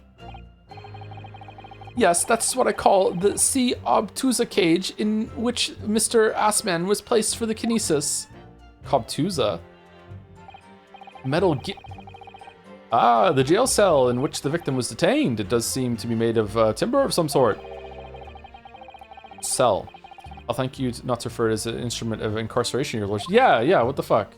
In short, Sue, any weapon lodged in the victim when he was beamed away by instantaneous kinesis would have been left behind on the stage if it was made of metal, correct? Maybe he didn't break his neck. Maybe he had like an implanted fucking neck brace and the metal thing stayed behind and then his neck just went, his neck just did that after the fucking implant was gone. Yes, that's it. Yes. It all fits perfectly with the mathematical. No, okay, Joe. Okay, Joe, you need to lock the fuck in. He wasn't actually teleported. Joe. Okay, he wasn't actually teleported. Didn't happen. Remember Herlock. He wasn't teleported. Okay, all right. Okay, but the ultimate conclusion then is that the defendant alone had the opportunity to inflict this fatal injury on the victim, is it not? Maybe he did it to himself. Indeed, sir. Someone beam me out of this nightmare. I'm hungry. I just ate. What the fuck? God damn it. In other words, Dr. Jones, the point made. You seem to be pleased by that. Yes, another example of my hypothesis holding true. True? But I sense some sarcasm, Mr. Naruhodo. Are you not pleased? No. I knew it. At the end of the day, I'm the one responsible for Mr. Assman losing his life. The advancements of science is no excuse, I know that. I think we'd be willing to trade and life for unlocking teleportation, right? Sure, why not? I volunteer. And then you just teleport out of existence. No, you're quite right. Tell the court, did you have a close relationship with Mr. Assman? Oh, well, no, not really. I mean, I'd only met him 2 or 3 times. And we only ever discussed my hypothesis and the project, and the research grant, of course. Did you forget who it was? Mr. Assman was the patron of my research. Without him, my work wouldn't have been possible. How did you come to know Mr. Assman in the first place? A year ago now, a small provincial science journal published a little paper about my work. There's a scientific journal? Sorry, that's a scientific journal. Good gracious, I should need new spectacles. Spectacles. I might have had an extraordinary hypothesis and great promise, but at the time I had no money. That's how it goes, yeah. I had to eat tiny little meals at a tiny little cafe and drink watered down water out of a tiny little glass. Watered down water. But Mr. Assman read the paper and came to visit me at my tiny little laboratory and offered you money to help fund your work. Exactly. That's exactly what happened.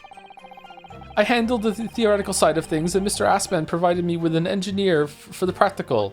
Wait, what? And the 3 of us produced that fantastic machine together.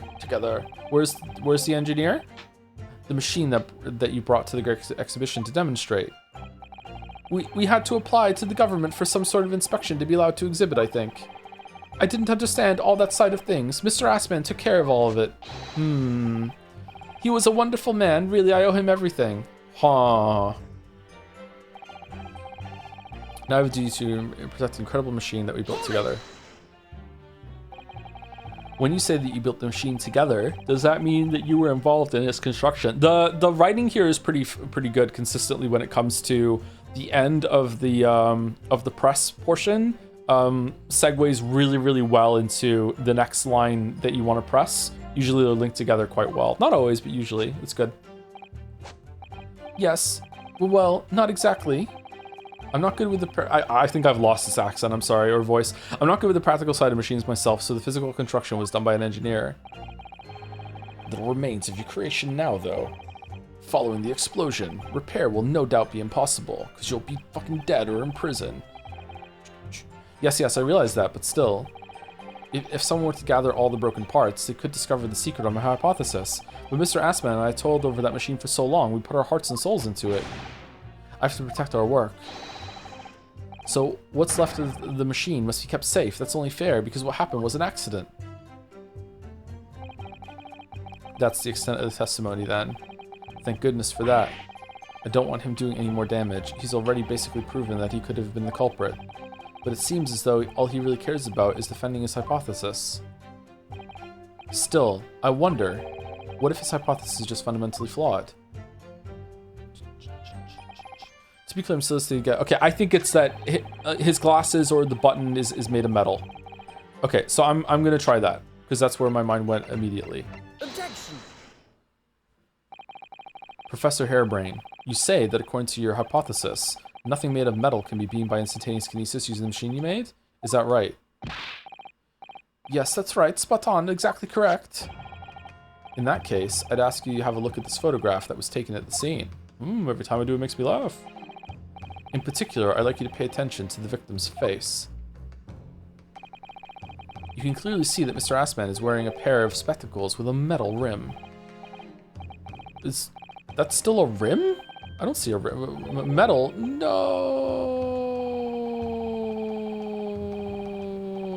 You've already established that the proposed murder weapon, the screwdriver, was found on stage. However, if your hypothesis correctly predicted that outcome, it should have also predicted that the metal rimmed spectacles would be found in the same place. He's got a point. Ah, my hypothesis, my hypothesis. No! Professor Harebrain, this isn't easy for me to say, but your hypothesis is clearly flawed. I mean, the teleportation still worked though, so I don't think he gives a fuck.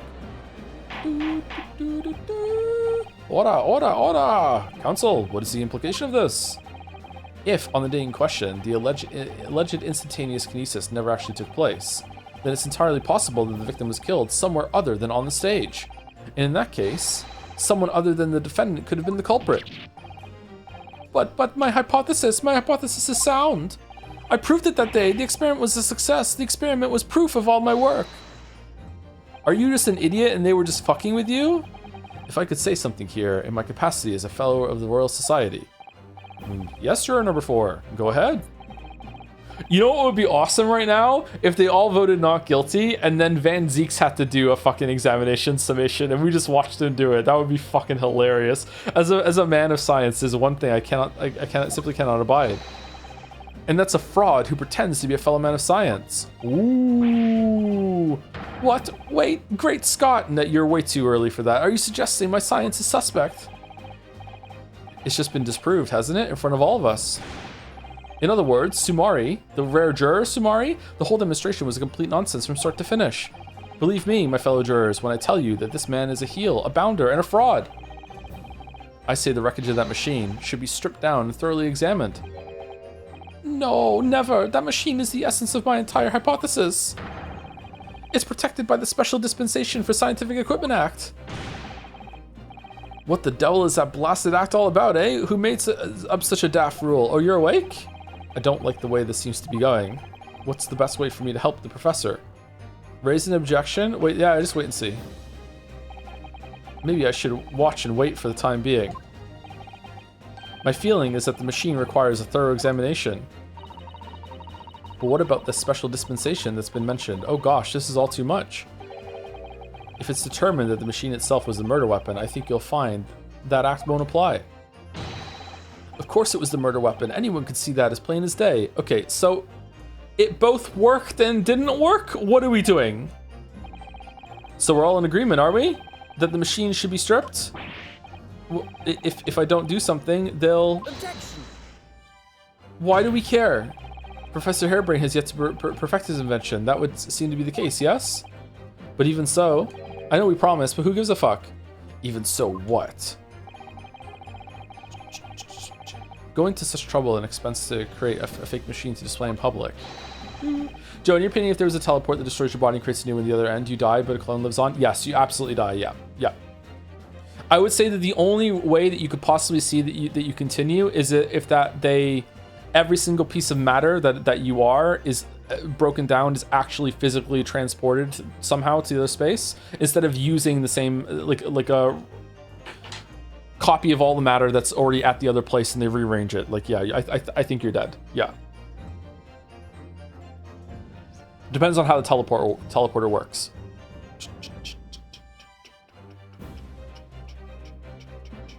Well, you don't need all, just the brain. That's a very brain-centric view, but maybe.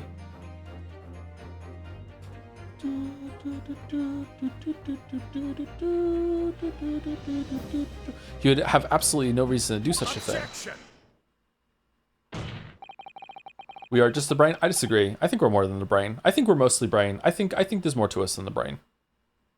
I think this like modern view of that we're just the brain and nothing else and the body is a vehicle is a bit flawed. I think we're more than the brain. Don't we have like fucking like neurons or whatever in our fucking stomachs or something? Or maybe neurons is the wrong word. I don't know what it is. Isn't there some fucking thing like elsewhere in the body that has like some amount of like thought control, blah blah blah blah.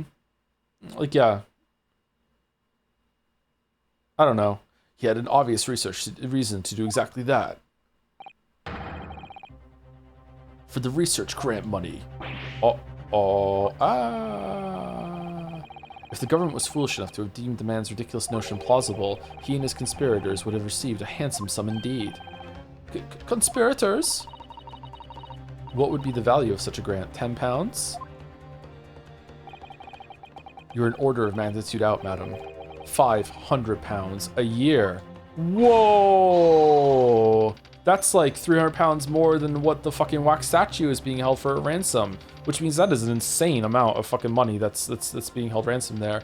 Oh, you could live ransom on that much for years. Why are you here? Is that a kid or what? The society's noticed an increase in bogus public demonstrations in the field of science recently, and plenty of scientists arguing with each other to get the largest slice of the funding cake. Oh, don't bring up cake. People's greed is plenty motive for enough for murder, I assure you. No, I haven't deceived anyone, least of all the government. My hypothesis is sound. The science is sound. Please, you must believe me. It's a little unreasonable to presume at this point we've got everything figured out and we can fully explain consciousness self through brain activity and absolutely nothing else. Imagine there's probably still things out there that makes us who we are. Maybe we connect us together, that we don't have a scientific framework to be able to decide it. This, you know what's really, really relevant to this? I was just watching the Rest is Science podcast with Hannah Fry and Mike Michelson from Vsauce, and they were talking about how human feet are strange. And apparently, like just recently, like within like I think it was 2020, that they upturned the whole entire view of how the foot works. That the curve in your foot that goes from your toe to your heel is like less important than the curve that goes from like the other way, from like big toe to small toe. Like the curve that goes that way is like 75% of how like the support that comes from your foot, and the one that goes from the front of your foot to the back of your foot is only 25%. Like they did research in 2020 where they got cadavers and they cut the curve in a different way than lengthways, and that made the whole structure of the foot collapse. Like we just thought that was true for like 100 fucking years, and that's like something we can physically verify, and that's our foot. So imagine how much we're wrong about like how the brain works and shit like that if we didn't even understand properly how fucking feet worked until fucking 5 years ago. It's fucking stupid. Is like how curved bridges work. Yeah, she described it as how it works when you have a floppy slice of pizza and you fold it so it stays up, so it'll stay rigid so you can put it in your mouth, right? You know what I'm talking about, right? When you fold the slice, would it be horizontal? Like what would that be? When you just fold the crust, the tips of the crust together, so the pizza stays upright. That's kind of like how our feet are. It's not the other way. A Gaussian curvature. There you go. That's what they use. Yeah, that's the term they used. Gaussian. So yeah, so imagine how much there's still to discover about the brain and everything like that. And the liver. I like the liver. No matter how unbelievable this hypothesis may seem to you, ladies and gentlemen, the fact remains that the victim was transported instantly to the Crystal Tower. which means that the experiment was a success. Was it? Oh, I'm still here. The secret seventh juror hiding somewhere in the courtroom. Oh no. Barack. And therefore, the only person who could possibly have committed this murder is the accused. Barack. Where is this heading? I have no idea. My lord, if I may. Yes, Lord Van Zeeks. The prosecution would like to summon new witnesses to the stand. Really? No examination summation yet? Huh. New witnesses? What would be the nature of their involvement? They were spectators of the demonstration at the exhibition who were occupying special seats. Oh, really? Eyewitnesses. Wasn't that one of the jurors? Very well. The court grants the prosecution's request. I should very much like to hear from eyewitnesses to the incident. The prosecution's stance is clear. This experiment was no... Obviously, I know how to say that word, and obviously I know what it means. So we don't need to go back and read it. Everyone knows that it's fine. The accused killed the financier victim there on the public stage before the very eyes of the spectators. Now, my learned friend. Oh, yes? It's time for you to make your own stance clear. What? There's clearly a flaw in the professor's hypothesis. I can definitely see that. Why are we just glossing over the fact that the blood must have been all over the stage and all this other shit? Like what? Like... But where does that leave me? We shall take a short recess now. Oh, really? Huh? During which time, the prosecution will prepare its new witnesses to take the stand. Oh. As you wish, my lord. Good. In that case, court is adjourned for 20 minutes. Go take a leak.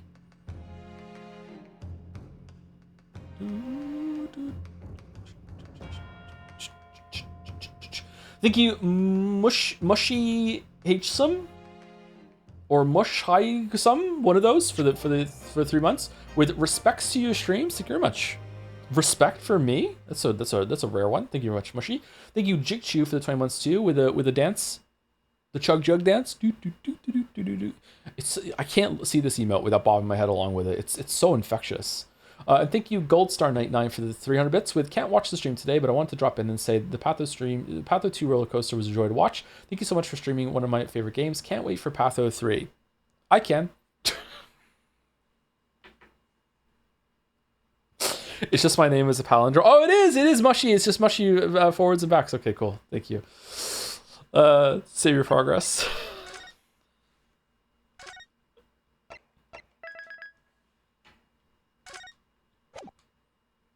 Patho 3 is the best one. Is it? I think Patho 2 is better than Patho 1 overall. But it's surprisingly close, actually. I definitely think that people who only play Patho 2 are missing out bigly. Like, Patho 1 informs so much about Patho 2. Like, wow. And I wonder if Patho 2 informs a lot about Patho 1. If I went back and played Patho 1, I wonder if I could bring a bunch back from Patho 2 with it. Probably, yeah, about Mark Mortel and stuff like that too. Like, yeah, it makes me sad that some people only play Patho 2. Which means that if you are a Patho 2 fan that watched me play and you only play Patho 2, I'm more invested in the series than you are. And I'm a bigger fan. And therefore, my opinion holds more weight and my perspective matters more. Which is just, really fun. Yeah. I highly recommend that if you go back and play Patho 1 after Patho 2, that first, before that, you definitely should watch Fight Club. 23rd October, 10:44 a.m., the Old Bailey, Defendant's Antechamber. Old Bailey. Mr. Naruhodo. What on earth were you playing at just now? Or rather, what on earth were you playing at all along? My hypothesis, my amazing hypothesis. You've been picking holes in it from the start. Sorry about that, but you promised me. You said you'd prove that dreaded explosion was an accident, not murder. You said you'd keep my precious invention from falling into anyone else's hands. But all you've done so far is try to undermine me. Okay. Are we gonna have like a Umineko-like experience now with having to make this guy believe that his thing worked? Yes, I did make you a promise, you're right. I said that I believe in you and fight for your freedom to the very end. But I also told you I was no scientist. I don't understand your hypothesis. It was my hypothesis. Ooh, ooh. The fact is, there's an undeniable flaw in your logic, isn't there? But if I just run through some equations... Yes, you see, it's because my work is incomplete. Perhaps it is. Nevertheless, a man died as a consequence, didn't he? Oh, he's Sherlocking. Oh, no, no. Yeah, don't you care about that at all, or no? Maybe we're gonna get that now? You're right. You're so right. It's all my fault. And I have no right to blame you for my failures. I'm a disaster. A microphone master. Not just... not just a scientist, but as a human being. Well, that might be a little over the top. And while we're on the subject, what about Barack? He's being awful. He's just like that. Claiming his old university friend to be a murderer, you mean? He's a disaster, not just as a prosecutor, but as a human being. Oh, but no, wait, he's the Reaper, isn't he? Perhaps he's not classified as Homo sapiens anymore. Oh, he's Homo something, all right.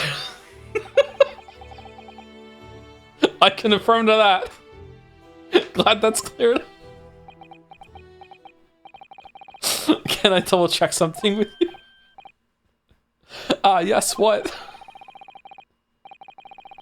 The machine and demonstration you prepared, they were based entirely on your hypothesis, I presume? There was no trickery involved? Fruit so hanging is spared. I know, yeah, that was her. Sorry, sometimes you have to go for them though. I drew the plans for the machine with my very own hands. Every line was painstakingly drawn with the firm belief that science is the only future. So yes, it's true that my hypothesis hasn't reached maturity yet. Reached? So yes, it's true that my hypothesis hasn't reached maturity yet. Is there a way to use hypothesis that I don't know that makes the sentence right, or is it just missing an ED? But please, Mr. Naruhodo, you must believe in it. I think it should be reached too, yeah, it's fine. Alright, Professor, I understand. Counsel, defendant. The prosecution's witnesses are ready to take the stand. Court is about to be in session again. Make your way to the courtroom, please. It all hinges on that demonstration. If the professor's hypothesis is sound as he claims. I don't necessarily think spirituality is real so much as I believe that we may explain it someday. I think that humans' propensity toward magical thinking is so common. Like, I think it's probably a universal human experience, right? I think even the most skeptical person in the world has still had moments or even has to fight against some sort of magical thinkment at some point in their lives, or maybe they have to do their whole entire lives. So that seems to be like it's ingrained in us. So what is the evolutionary benefit, if you want to use that term, in order to have that? Like, why do we think that? Why do we see patterns where there are no patterns? Why do we make things up like that? And that usually leads into like something sort of spirituality, giving your life meaning. Maybe thinking that your life has more meaning gives you more drive to continue on. Like, I feel like humans are pretty unique in the on the planet that given enough bad shit that goes down, we'll just say, yeah, fuck it, I'm giving up. So I've had enough of being a human. Like, so maybe there has to be like a counterbalance to that comes to evolution, being like, no, don't give up. This is for a reason, or, you know, like that sort of thing. So I wonder if that's where spirituality comes from. But it leaves him as the only person who could possibly have killed the victim. But on the other hand, Mr. Sholmes was adamant. I think our brains do funny things too when it comes to hallucinations, when it comes to like dreams, and like we just see lots and lots of patterns for survivability purposes. So maybe that comes from that too. Yeah, I'm pretty sure spirituality does exist for many, many reasons, but I'm also very not spiritual whatsoever. I don't believe in God. I don't believe that there's any real reason that we're here other than just, you know, to fart about. But I engage in magical thinking sometimes too, even so. A practical implementation, such as was attempted by the professors at the Great Exhibition, is quite impossible. So really, what should I be trying to prove here? I also think it's probably a mistake to conflate like God with spirituality. You can have spirituality in your life and still not believe in God, I think. 23rd of October, 11 a.m., the Old Bailey courtroom.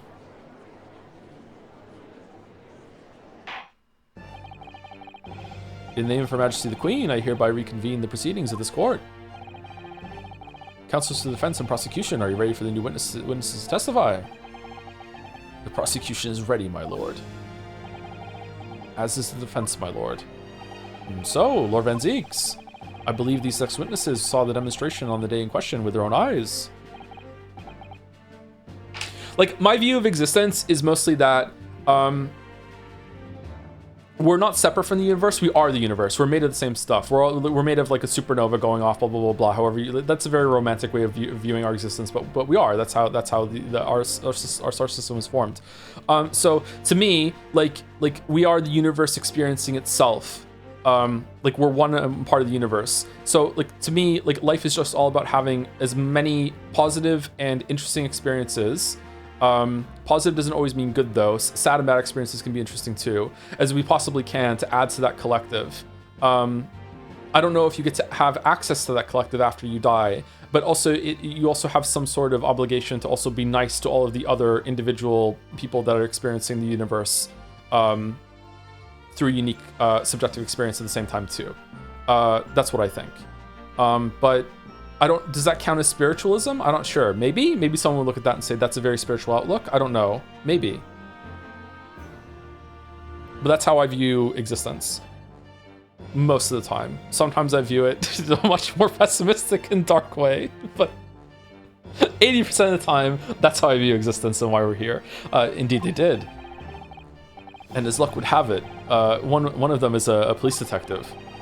So the testimony we're about to hear can be considered highly reliable. Oh, perfect. A detective of all people. Is it Lestrade? The prosecution's stance remains unchanged. Though it ended in tragedy, the demonstration on the day in question was scientifically sound. And consequently, the sole person with the opportunity to have committed this act of murder is the only other individual to have been present on the stage at the time, the accused. Thank you, counsel. The prosecution's position is clear. So bring forth your witnesses now. This is kind of a short intermission, and I really want to drink. Let's take like a quick 2-minute recess. 2-minute recess? Like really, really fast. I'm gonna use the bathroom, get a drink, and then come back.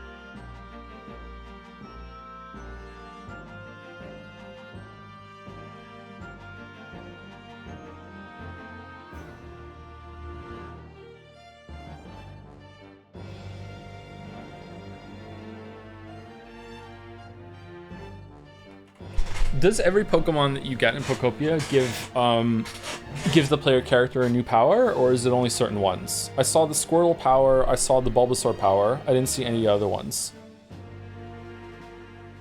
Not all? Okay. What's the Pokemon that gives you the ability to dig? Is it a Diglett or is it a Geodude?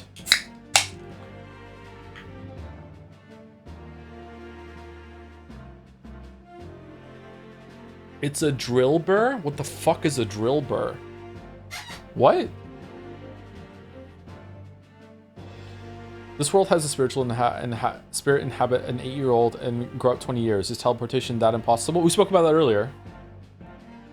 Yeah, I brought that up with the magic that happens in the other series. Like, could teleportation actually happen here? Yeah.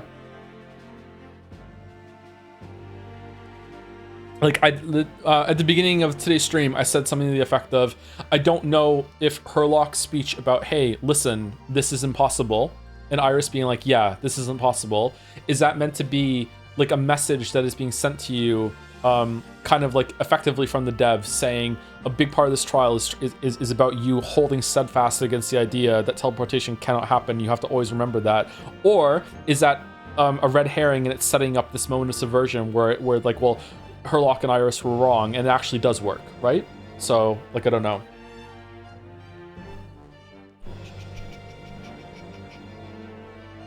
By the way, there's a great stopping point today about an hour from here in game time. No added fucking around reading aloud, so probably add an extra hour to that. Then there won't be another great one for like 3 more hours. There would be an okay stopping point about an hour after that, though, if the first one's too early. Hopefully that's helpful. That's helpful. Yeah, I think that's probably too early, so we're probably gonna go with the okay one. Or I could just, like, you know, we could just do a quick run of Slay Spire 2. That only takes 2 hours. Like right now in the middle, and then we go back to Greatest Attorney 2. We wouldn't do it at the end. We do it in the middle. Yeah. Slay Spire 2 run. Thinking of being silent.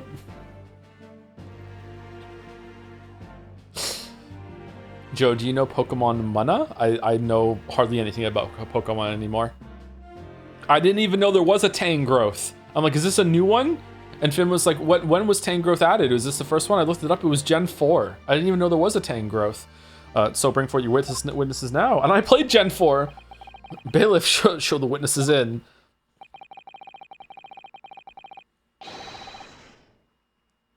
The witnesses whose proximity to the incident on the day in question will clarify the truth unequivocally.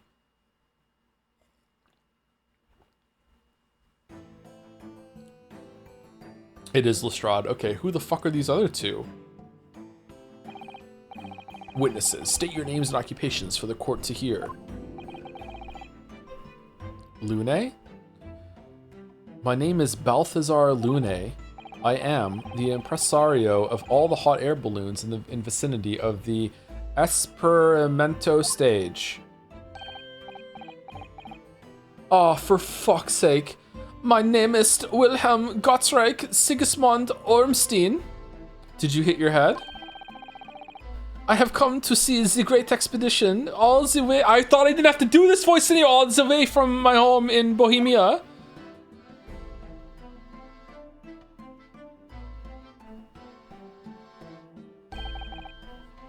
I'm very rich. Oh, you're so interesting. Inspector Gina Lestrade, Scotland Yard. I'm a great detective. Even Sherlock Sholmes agrees. I was on security duty at the exhibition, and I got to go up in one of them balloons. It was amazing. Gina, again. It is Ornstein and Smo, but she did mention that she'd seen the disaster from up in a balloon, actually, didn't she? And she clearly loved every minute of it. There were 3 balloons flying near the public experimentation stage when the incident occurred. 2 of these witnesses were in one such balloon at the time and saw events unfold from the skies above. You make it sound like they were in the clouds. It was only an altitude of circa 60 feet, very low. Well, you can't see nothing if you fly too high, can ya? 60 feet. About 18 meters then. That's not very high. What? Huh. And thank you for your introductions. Now, you will give your formal testimony for the court. Calling describe exactly what you witnessed, especially those of you who had a vantage point above the stage. That is high, you can die from that? I think you can die from that, but it's not very high compared to how we saw the hot air balloons in the sky earlier. Yeah, it's not very high. It was an sorry, not incredible. It was an incidente terrible. I am only grateful that my balloons were not damaged. There's this huge bang from the stage, and then the next second, another bang in the sky beside us. Was the corpse hidden in a hot air balloon? And from amid the smoke, a cage appeared out of nowhere.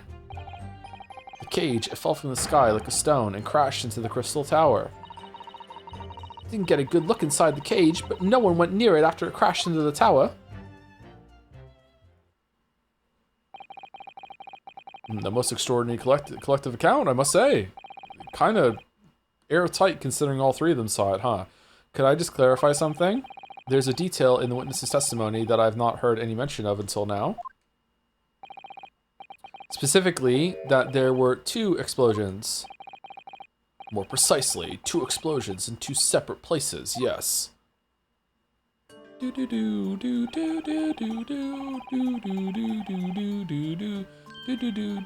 Is that 18 meters?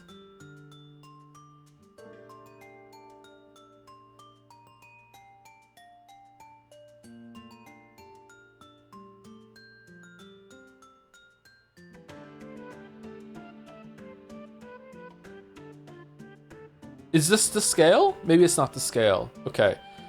When the demonstration began, the balloon carrying the 2 witnesses was around here. There were other balloons in the air nearby at the time, carrying other passengers as well, to be clear.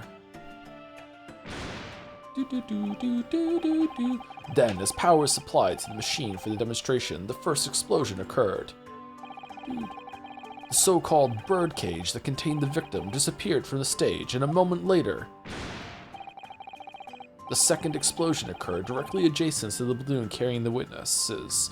Okay, this is starting to feel like an elaborate setup that this guy did to fake his own death so someone wouldn't get him. Is it to like outsmart the Reaper, the Bailey, so no one could get him, but then he was double outsmarted and also but still died? Lamayo, get fucked? Like, because the corpse was like properly examined by a coroner, right? So it has to be him.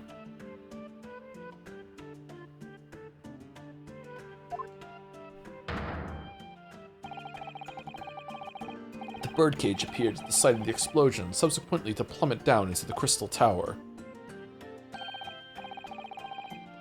I was very surprised. Suddenly, a cage appeared before my eyes with a person inside. The blast was so hot, and I didn't want to miss a thing, so I kept my eyes wide. Don't want to close my eyes. I am very rich. I still have lots of money. Precisely who is this curious infant? I'm told he's a young noble of Bohemian royalty. Apparently, he disguised himself in order to steal a notice into the great exhibition. Why do you have a bandage over your head, though? What happened? Who else was wearing a mask like this? Yeah, I am here in London on a sightseeing trip with my elementary school. Bro, like, Kate wanted McDonald's for her birthday for lunch, so I went to McDonald's with the kids. Coincidentally, Kate didn't want to go, so I went with everyone except for Kate. So we go to McDonald's, and, like, we get there right at 11 when they start serving lunch, because I didn't want to deal with the rush of like, kids being there. And then, for whatever reason, some guy comes in with, like a whole fucking classroom. And, like we're sitting there waiting, and, like, fucking 40 kids walk in. With like 2 adults like managing them, and just like, and all the kids had their own like way of ordering too. I don't know if they bring in their parents' cards or whatever. I don't know how the fuck that works. I don't think this should be allowed. I don't know, man. I don't know. Like that's like it was such a hazard. There were so many fucking people. When you look at the chaos and go, fuck it, we already ordered.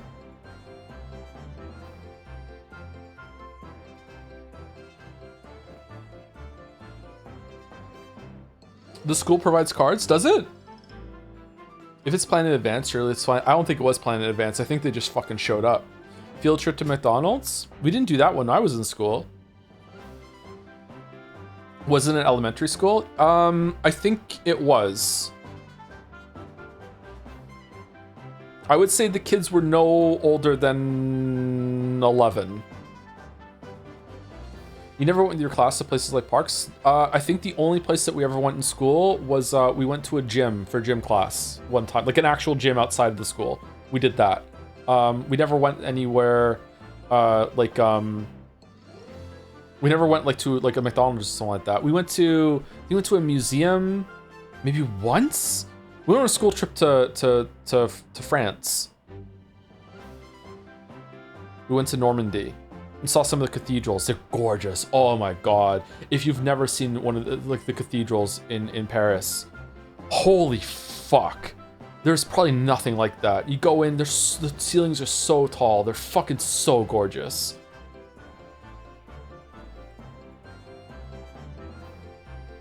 Sorry, we're getting sidetracked. We will have the benefit of a child's point of view in the testimony. I don't know, that seems like a lot of kids to bring in.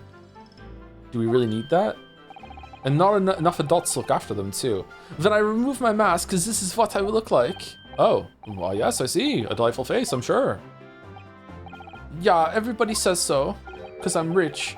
Great disguise then. The point is, the testimony of these witnesses further substantiates the facts for the court.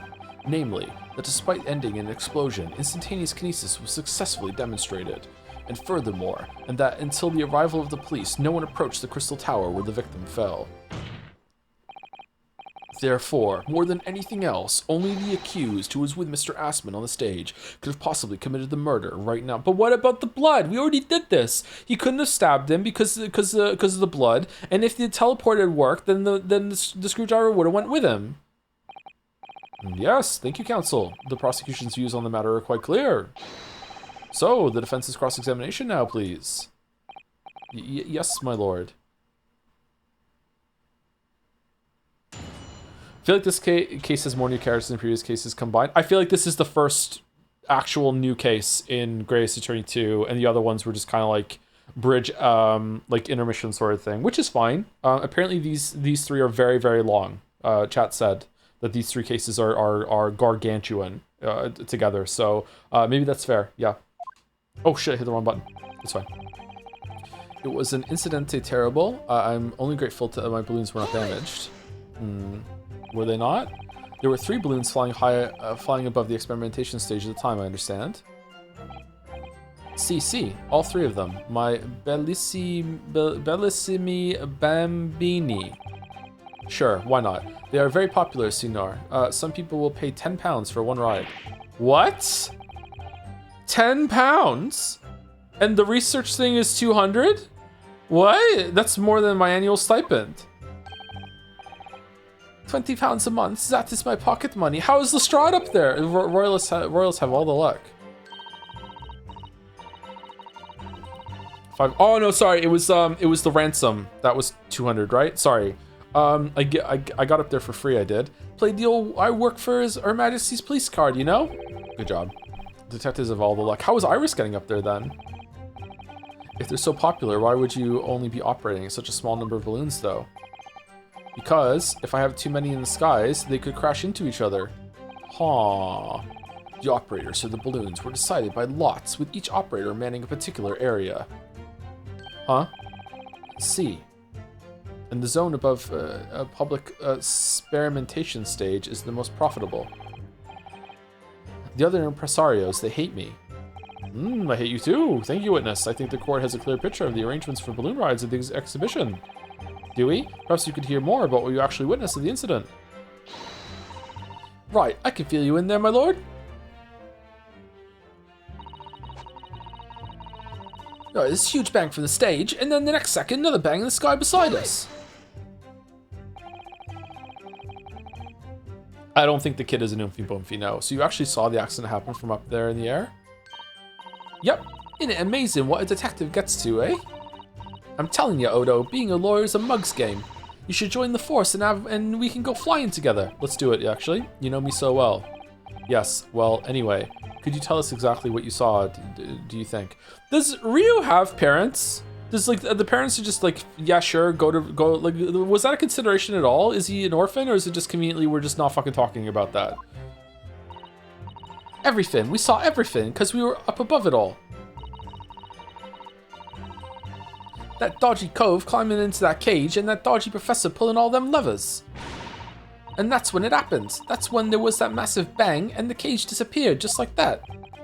You were describing the moment the subject's body was decomposed by the electricity, I believe. I didn't know what to make of it. But then there was another bang right in me ear. I looked round, and there was a huge great fireball right next to us in the sky. And there was nothing there before.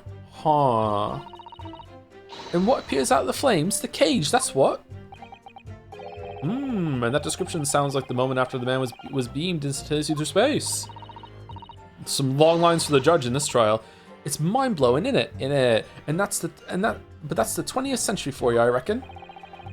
So the people who actually saw the demonstration with their own eyes really believe they saw something miraculous taking place. Hold it! He at minimum has a grandparent. His granddad is mentioned as gifting him a pocket watch back when they got into university. It's relevant evidence to one of the aforementioned Japan exclusive DLC cases. Is it really? Maybe his parents are dead, or just like they're just Pokemon'd in the background, maybe. So you're saying that you witnessed the actual moment that the instantaneous kinesis took place. During the stay in London, I have seen many extraordinary things. The great exhibition itself, the instantaneous kinesis, big explosions, a stabbing, fish and chips, the British courtrooms, and strange creatures. Strange creatures? Sorry, yeah, strange creatures? Yeah, you, a most unusual creature from the east. Oh, yes. I see princes wearing masks every day on this week. I also saw some lady crawling down the street instead of walking. Crawling Ollie, they call her. Did she also see the moment that the cage materialized, Mr. Lune? No, I did not see the explosion myself. However, he sounds French to me, but he's not. He's Italian, isn't he? Was Von Karma Italian in that one? What was the Italian accent I did? I am Von Karma. The cage, it fell from the sky. No, that's just his voice. It's just the kid's voice again. Hold it! I have one shitty, all-encompassing European accent. Did you see that actually happen? Italian gay vampire? Wow. No, in reality I did not. I saw after it hit the tower. There was a grande confusion around the stage. I ran to see what had happened. I was terrorized by the idea that one of my balloons had crashed. It's me. I suppose they're his livelihood. But when I looked up to the sky, all my precious balloons were still there. I saw it though. I saw it slam into the tower. After all, I'm a detective now, and I'm a lawyer. Then tell us what you saw. I'm a judge, Inspector Lestrade. That's what I like to hear. Racist VAR. Doing accents isn't racist. What are you talking about? I didn't get a look inside the cage, but I went nowhere near it after crashing into the tower.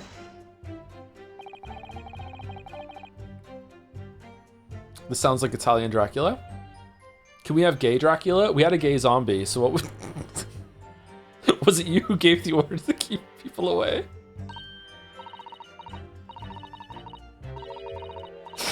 Use your head, Odo. How could it have been me? I was up in the balloon, weren't I? Right. So because I weren't available, it was the boss who had to leg it over there. He was getting shoved and kicked all over by the panicking spectators as he tried to seal off the scene.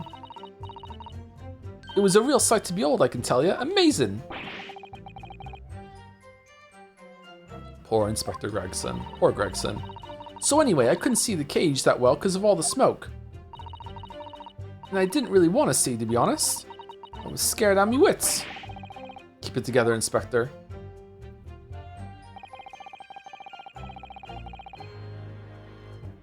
The prosecution really is asserting that the demonstration was genuine. What if it was some kind of switch around trick instead? That would mean that the victim was never actually on the stage in the first place. Hey Joe, do you have a favorite track from either game so far? Definitely the tension music when the strings go fucking crazy. Just, you know, shit's going down when that happens. I like it. It's pretty simple. Like, there's not much to that track. It's just like they're just holding that same kind of loop over and over and over again, but I like that.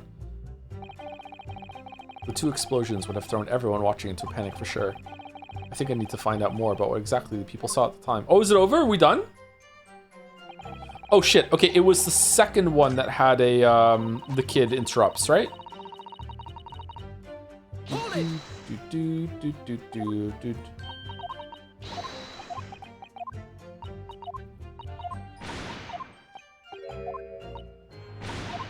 That's Peter.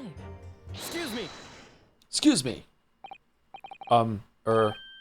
Master Gotts, does your memory of the day differ?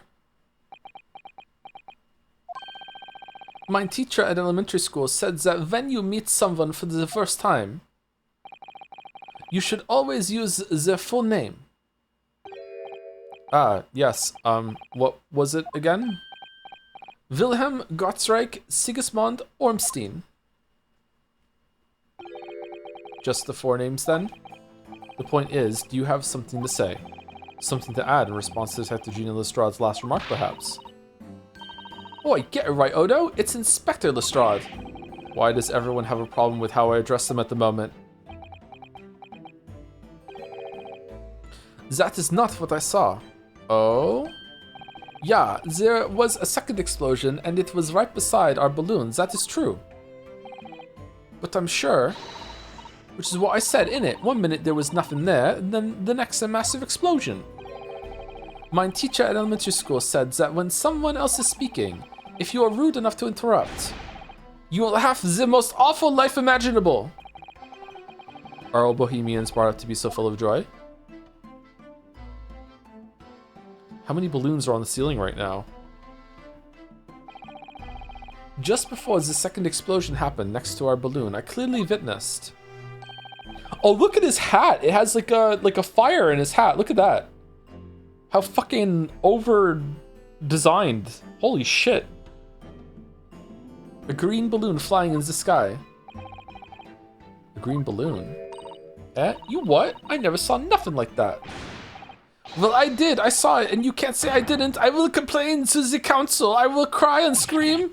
My testimony is the truth. I am Bohemian Prince. You cannot say it's a lie. That is not allowed. Just playing the bleeding royalty card, are you? Typical. 9999, says the orphan who likes to remind people she works for Her Majesty's Police. In that case, young man, I must ask you to amend your formal testimony in the interest of cordial national relations between the Great Britain and Bohemia. It was not the skies that exploded. It was a green balloon that was next to Oz at the time. Okay, you know what? It's really fucked up how bad I am at doing the voices, that when it's spelt in the accent, it's so much easier for me to stay on topic. So if you want me to do voice acting for your game, you have to fucking type it out phonetically for me in the accent that you want, and then I'm good. A green balloon, you say? Are you sure about that? Of course I am sure. I am a proud Bohemian prince. All of these questions are making me boring. Making me I think you mean bored. Ah, English is very annoying. The language of my countrymen is far superior. Ragazzo, it is very long to lie. Lie? Flying balloons never explode. For the same reason the planets never explode. It is logico. Please tell me that doesn't mean logical. If you insult me, you insult all of Bohemia. Uh-oh. My die. I will have the army come and shoot all of your stupid balloons out of the sky. All of them. I hope the neighbors can't hear me. Holy fuck. I need to move so quickly. Here you are, Your Highness. Thank you. If only all international incidents were so easily resolved. Now that peaceful relations have been restored here in the courtroom, perhaps we could return to the testimony. Did you also see the moment that the cage materialized, Mr. Lune? No, I did not see the explosion on myself, however. The cage, it fell from the sky like a stone and crashed into the crystal tower. Okay, what are we doing? Okay, I feel like we're presenting this piece, right? Torn piece of canvas-like material with rubber that's found under the experimentation stage of the exhibition grounds with scorch marks at the edges. I think it has to be that, right? I don't see how it could be anything else. Objection. Nope. Okay, fuck me. The defense would have to object to the last statement, my lord. And I would have to overrule your objection, counsel. All right, we're ahead of the game then. Okay, never mind. The defense would have to accept the penalty given. I'm glad to hear it. And you would also have to think again. Okay, so maybe we have to look at it.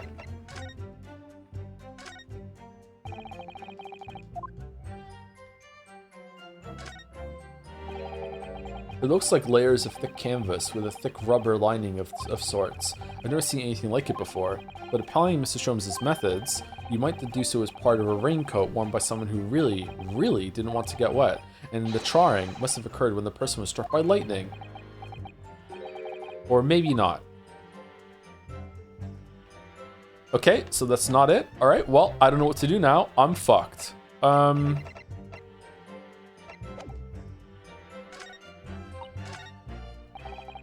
Was incident terrible? I'm only grateful that my balloons were not damaged. Oh, is it you that needs the damaged part? But we don't know that it's a piece of the balloon.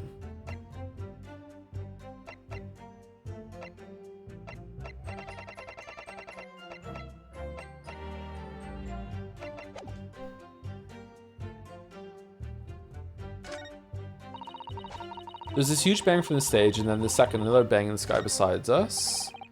It was not the sky that exploded, it was a green balloon that was next to ours at the time. The cage, it fell from the sky like a stone and crashed in the crystal tower. Okay, that is what happens. I didn't get a look inside the cage, but no one went near it after crashing tower. That's also what happens. Okay. It does feel like I have to present... Maybe I have to present it to him? I'm gonna be mad if I have to present it to him. Oh, I'm gonna be so fucking mad. I'm gonna be so fucking mad. I love being mad, so let's hope I'm mad. Did you press the green balloon statement? I did, didn't I? Hold it! A green balloon, you say? You sure about that? Yeah, the boring thing. Wait, why would you be mad? I don't need a reason to be mad. I'll just be mad whenever I want. I'm like this kid, except I'm not rich, so I'm less interesting. I feel like it should have to be that one though, because that's the one that we got from pressing. So like,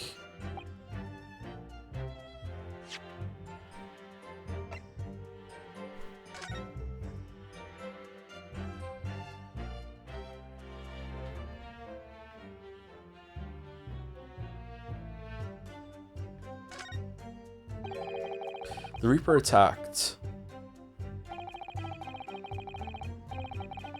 Oh, you can actually read this shit. Altamont Gas Company ad there too.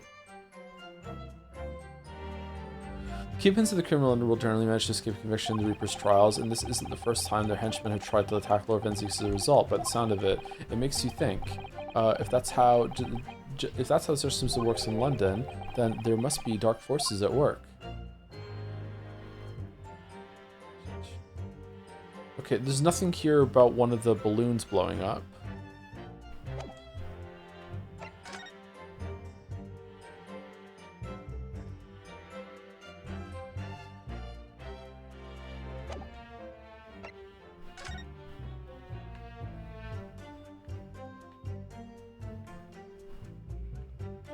Nothing else to inspect here.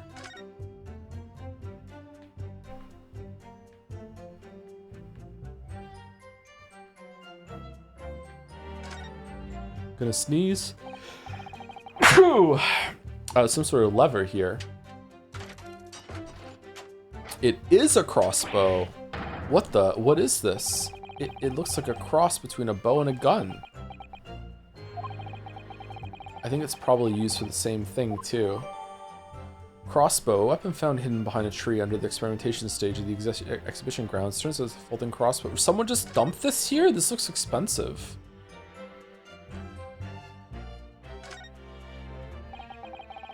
This groove here must be where the arrows are loaded, I suppose. Bolts! So I was right. It's a sort of bow with an automatic firing mechanism. This would be perfect for someone like me who catches his ear with the bowstring two times out of 3. In fact, if I had one of these, maybe I could have beaten Kazuma in Kyoto archery training. He's better than us at archery too? Fucking hell. Looks like you wind this around in order to draw the bowstring back and create tension. You must be able to fire arrows with a huge amount of force using this device then. In fact, I would imagine it's far more accurate and powerful than a Japanese longbow. Ugh, I really had no idea what I was picking up when I spotted this at the exhibition grounds. Okay. Oh, so it's permanently lodged onto this thing, and then you just pull it back instead of having to physically pull it back. Oh, that's a cool design. This probably breaks very often though. Okay.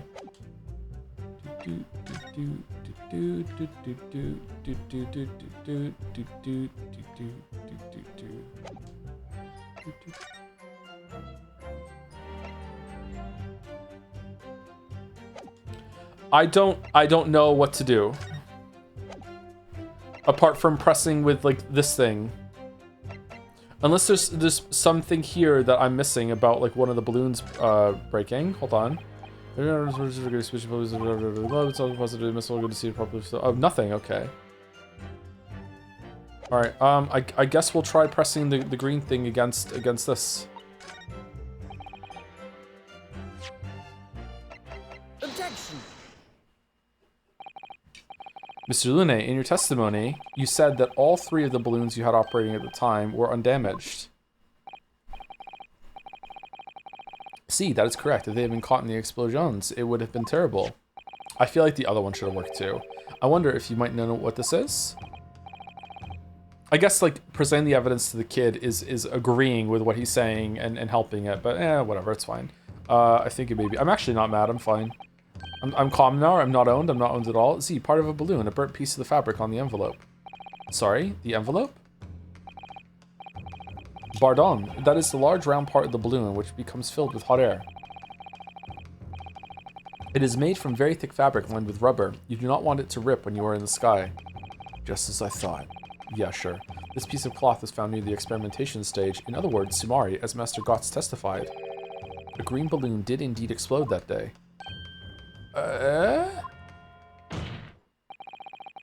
If all the balloons in the sky above the experimentation stage belong to you, Mr. Lune, then your statement that they were all undamaged clearly contradicts the evidence. How did no one see that? If Lune exploded that day, why didn't the man say so? Maybe everyone on board was killed. Oh no, having just spent 10 whole pounds for the experience, how awful. Seems to me like these things crash 50% of the time anyway.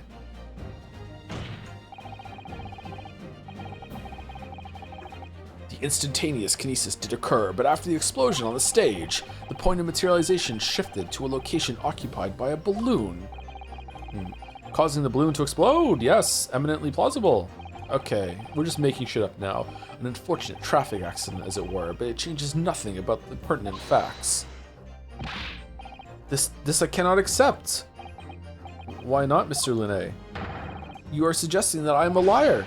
That person has died in the balloon incident. There's no need to get fired up, Mr. Lune. The victim was the sole fatality that day. That's right, and I prove it. Balthazar Lune is not a liar. There was no such balloon in the sky. It is non-possible. Oh, so Balthazar Lune, he's B Lune. Fucking hell.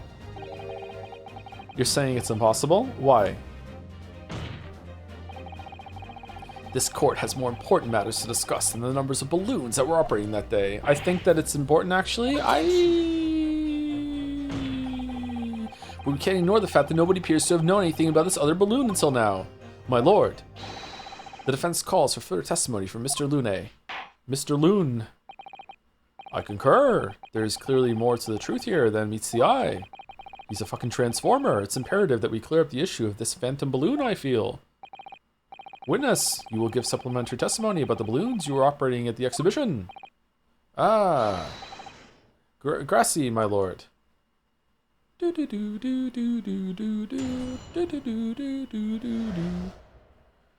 Lune's balloons. As I said, Balthazar Lune is no liar. Every balloon I had in the sky landed safely. All 3 of my balloons were carrying passengers. If they fell to the ground in an explosion, what a catastrophe. But you can't get away from the fact that a burnt up bit of cloth was found at the scene, can ya? The coppers at the yard reckoned it was probably some debris thrown from the explosion on the stage. This stupido ragazzo is mistaken. Saying those words wrong, sorry. My balloons have the red and blue zigzag stripes anyway. Anyway? What was the word? I just kind of half read it. So your assertion is that the balloon this child saw was not one belonging to you. See. Exactamente. If he even saw a balloon in the first place. I do not like the sound of it. It is very bad for business. I have a good mind to sue the land of Bohemia. If you attack us, we will fight back. It will be war, all-out war. One balloon, please. Thank you. What happened to all-out war? Mr. Loon certainly doesn't appear to be lying. But that doesn't change the fact that the testimony and evidence are contradictory here. If the defense is unable to find fault with the witnesses' statements, the court must consider them the truth. Think long and hard on that, my learned friend. The situation has clearly changed now. I have to get to the bottom of what happened here, no matter what it takes. War never changes. Counsel, you may now cross-examine the witnesses.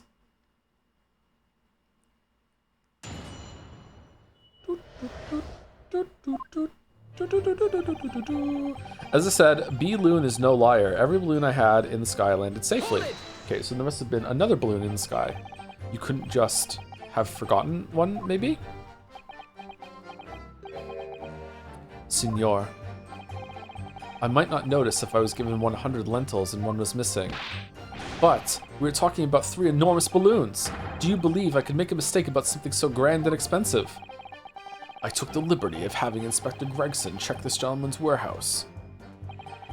I have the report here. It clearly says a total of 3 balloons.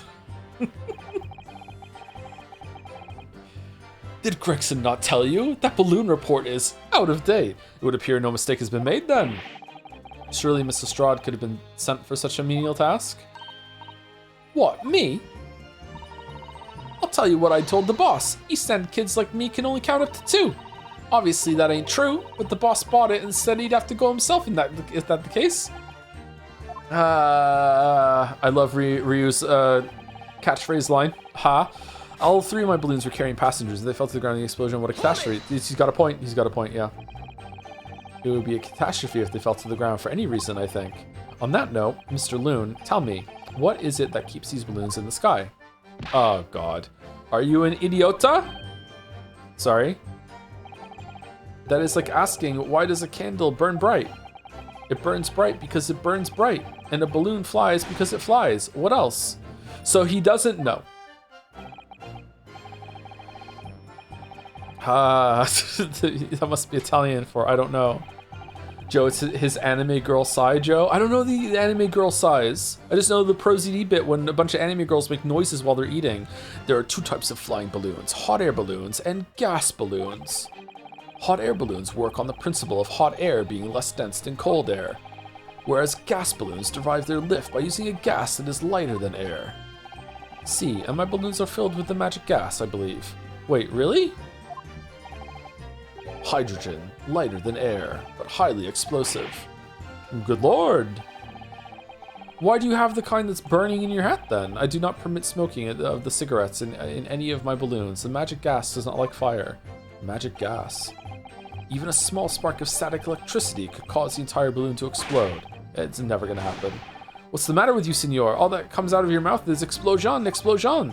I tell you, my balloons are perfectly safe. They have to be, or I cannot eat. None of my balloons exploded that day. I am completely sure. But if you still say that is what happened, you must show me the proof. Alright, so Mr. Loon had 3 balloons in the air that day. If none of them were damaged, then what was the one that exploded? Looks to the camera. But you can't get away from the fact that a burnt up bit of cloth was found at the scene, can you? So it's a different balloon. 4th balloon lurking somewhere in the sky. Watch out for it.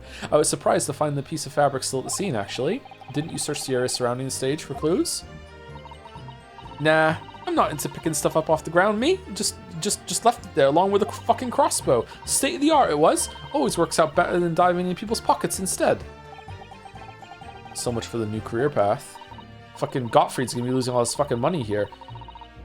Mind you, the boss was on his hands and knees picking up all kinds of rubbish from the floor. Thing is, though, the cage went crashing into the crystal tower, didn't it? So that's where most of the investigating was going on. So there could be so many clues in there that we just don't have access to. Even so, I would have thought someone from Scotland Yard would have gathered it up as evidence. hardcore. Listen to you. You stumble across a bit of balloon and suddenly you're the best investigator in the world. Barden? No, you. Well, you ain't got a badge, have you? Like this one. I could arrest you with this if I wanted to. Loves the badge. I wouldn't put it past her. Come to think of it, there was talk of some scorching on the ground at a meeting we had about the investigation. Add that to your testimony. The coppers of the yard reckon it was probably some debris thrown from the explosion on the set. Oh, what a wonderful, like, bridging line there to the end of that into this. Well done, game. I appreciate this. There was considerable damage to the stage and surrounding area, wasn't there? Yeah, some of the cubs what were watching the experiment were caught in the blast and injured. Good job the old contraption didn't keel over, eh? I hadn't even considered that. It seems there was a great panic after the incident occurred. Nevertheless, the police shouldn't have missed a torn piece of the envelope from a balloon. Inspector Gregson can expect repercussions. Uh-oh. Like me swiping all his fish and chips, eh? Yes, like you swiping all of his fish and chips, eh? The man's sole pleasure. None of this matters. The scrap of balloon envelope means nothing. Niente. Niente. This stupido ragazzo is mistaken. My balloons have the red and blue zigzag stripes anyway. Do they? You mean the color is wrong? Si, senor. I do not have any green balloons in my warehouse. And yet, a piece of green cloth was found at the scene, and it's unmistakably from a balloon. Well, I do not know how that can be. Maybe the insides are green. For the sake of argument, let's say that a green balloon did explode above the stage. You couldn't therefore conclude that it happened on the day in question. Why not?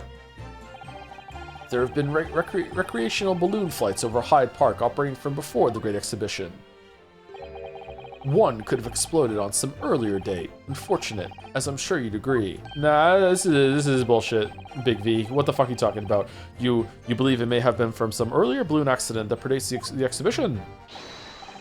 Si, exactamente. As Signor says, it is not from one of my balloons. Clearly this little ragazzo from Bohemia is mistaken about what he saw. If you come to my warehouse, you will see my 3 bellissimi balloons, all present and correct. I've already verified Mr. Loon's annual business reports, and he's had the same number of balloons for a year now. Well, as thorough as ever, Lord Van Zeeks. Disarmingly so. In that case, is the young boy just imagining things? Yeah. As I thought, Mr. Loon's testimony just doesn't quite add up. The young Bohemian boy claims to have seen another 4th balloon, but Mr. Loon vehemently denies the possibility. And it's hard to imagine the man in charge could be mistaken about the number that were in the air. Still, this inconsistency must tell us something, I'm sure.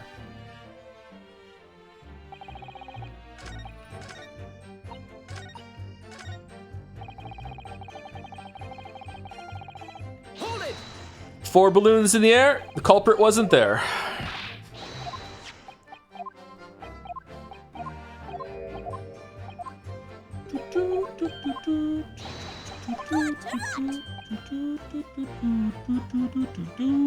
He's so mad. He's so mad. So mad. Oh, there's a bunch of subs and bits I missed. Sorry about that. Thank you, French Fries, for the 19 months with the message. Still enjoy the heck out of your streams, Joe. Hope you never lose the spark to want to do it. Reading is hard today, apparently. I've been sleeping like enough hours for the past like week and a half though, just like sleeping terribly. So I guess quality still matters more than quality. Holy shit! Thank you, French Fries. I think there were parts during Grace 21 that I was like way worse than I am today. So maybe it is helping. Sleep is good. Thank you, French Fries. Thank you, Pincerata, for the 500 bits. Missing streams today because I'm sick, but I decided to read a book aloud in Spanish to kill time. Came across the word coraza, which I'd never heard before, and I translated it only to find out it meant cuirass. Coraza, cuirass. Can't escape stream memes even if I try. Thank you for sharing, Pincerata. That's funny. Thank you, Vasil Kachinikovic. Hopefully somewhere close. Thank you, Vasil, or some say Vasil, for the resub. It doesn't say how many. I'm guessing maybe month 2. Thank you for the 2-month, Vazel. Thank you, Ken's DG for the bits. Hey Joe, excited for more grades to 22. My results came out today, and I managed to get my first class on my degree, which was probably the best feeling in my entire life, honestly. Congratulations. Thank you for the content, both new and old, which has helped me get through a rough year at uni with a crying smile. Congratulations. That's a big achievement. Kens, congrats. Hope the success continues. Thinky, how you doing for the 20 months too? I really didn't vibe with Marathon when I tried it during beta, but I recently gave it a try and I'm honestly smitten. I put some hours into all the major extraction shooters, and this one might end up as my favorite. The way engagements play out really remind me of Hunt. Give it a try someday. I think you like it. Really? I think the player base for Marathon is already lower than Hunt Showdown, isn't it? I played some Hunt on the weekend, and I think enough new players were in it that it was diluting the problem that I have with Hunt. There was a bunch of players that were obviously new on new accounts that were like really clueless. They were missing their shots. They didn't know about awareness, that sort of thing, compared to the other new accounts that are just like click on head gods that know where you are at all times, you know, for absolutely no reason. Yeah. I don't know. Maybe I'll give Marathon a chance. Just like, it was so awkward to learn. Thank you, Aaron, for Press for gifting a sub. Also to King Pains, resident fan artist. Thank you very much, Henry. Oh, I'm gifting subs now. Generous. Generous? What can we do? Generous and Henry? There's gotta be one there. Something. Marathon at 8K people on Steam. Hunt is at 23K. Can you trust those numbers? So I'm not sure. Generous. House, you'll see my Belsemi balloons all present and correct. I'm full of generosity, Henry. Oh fuck, that's hard for me to say. Henry. Generosity, Henry. That's good. It's Master Wilhelm Gottfried Sigismund Ormstein. It was on the tip of my tongue. Yeah, something is very wrong. I know what I saw. There was a green balloon there. I swear it. I swear all over Bohemia. You can speak as much bad language as you like, but it changes nothing.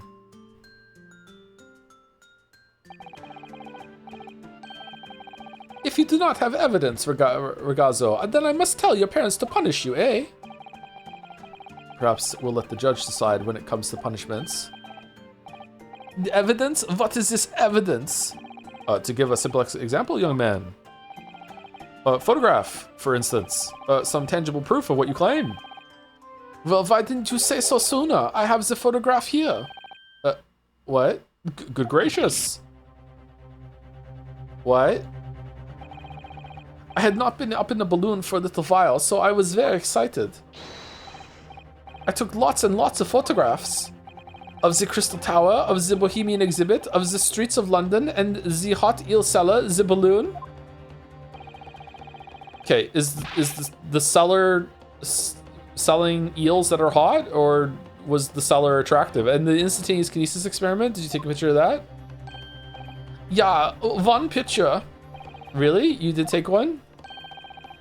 And all I wanted was a ride in the balloon. I was not interested in boring experiments. Never mind that. Can you show us that photograph? Of course, and then you will see. You will see that I am not lying. That I really did see a green balloon.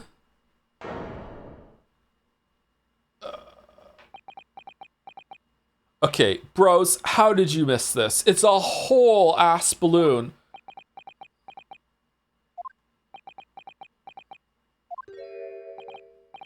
Well, I see you are all too shocked to speak. Yes, I think shocked is indeed the word, young man.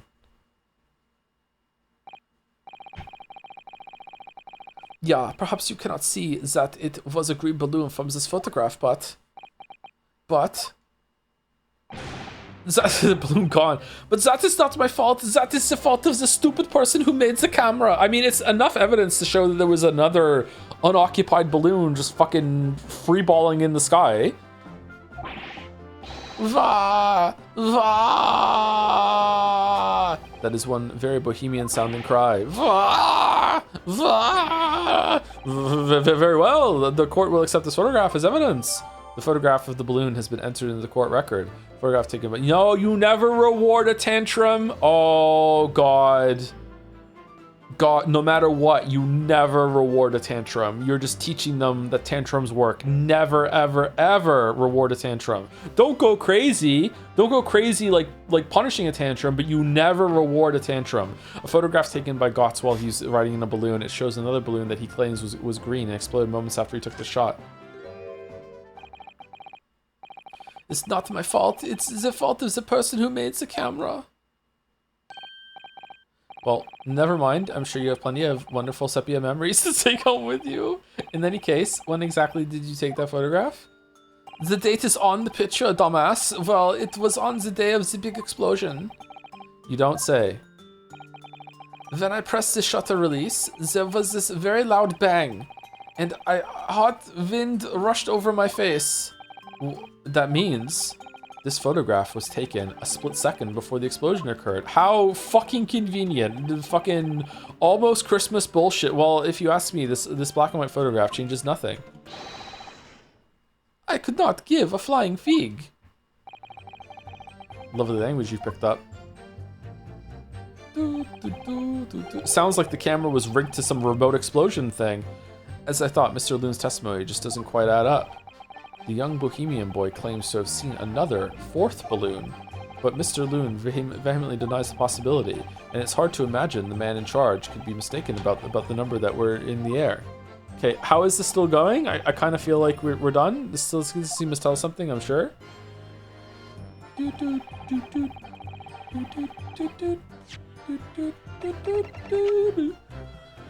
Photograph taken by Gotts whilst he was riding in a balloon. It shows another balloon that he claims was green exploded moments after he took the shot.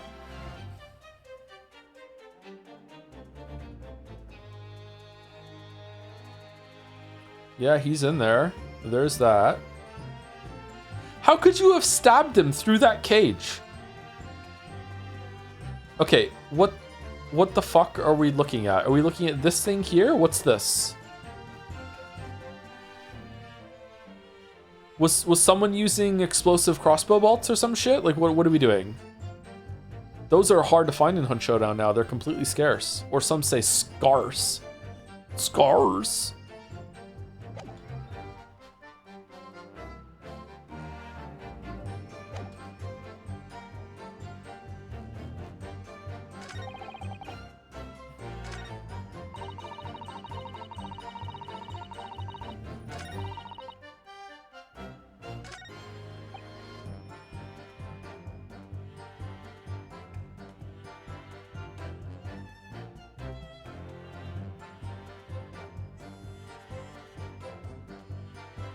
Is it this one that it doesn't have the stripes? We can still see that there are no stripes on it, right?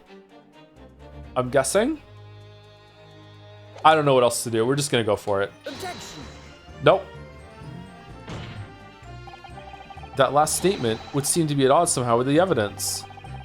Is your task counsel to explain this somehow to the court, not the other way around? It just seems to jar, though, don't you think? What I think is that this whole exchange has been extremely jarring. Yes. Perhaps I need to reconsider this. Okay, I don't know what to do.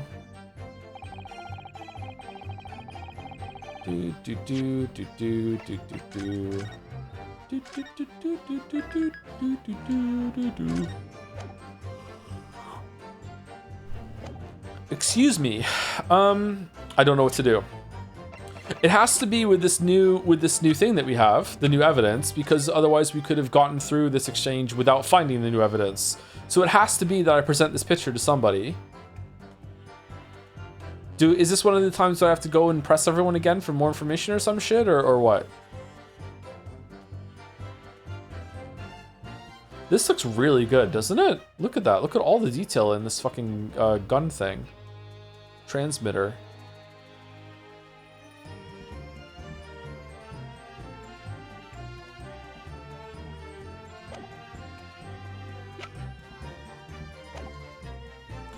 I think it's supposed to be like, look, there's something about to destroy this balloon in the photograph, but, like, okay, it's not for this one.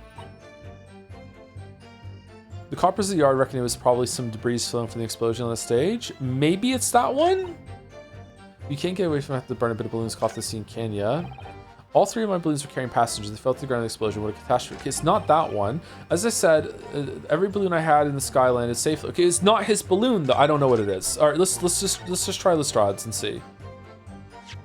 We can always just load it. I have no idea what it wants from me. Objection. Nope.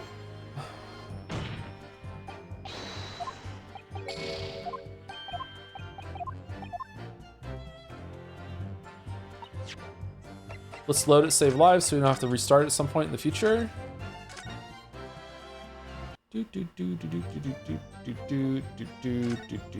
Oh shit, I hit the wrong button. Fuck.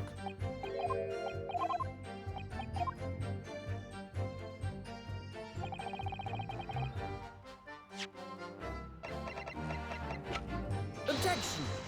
Nope.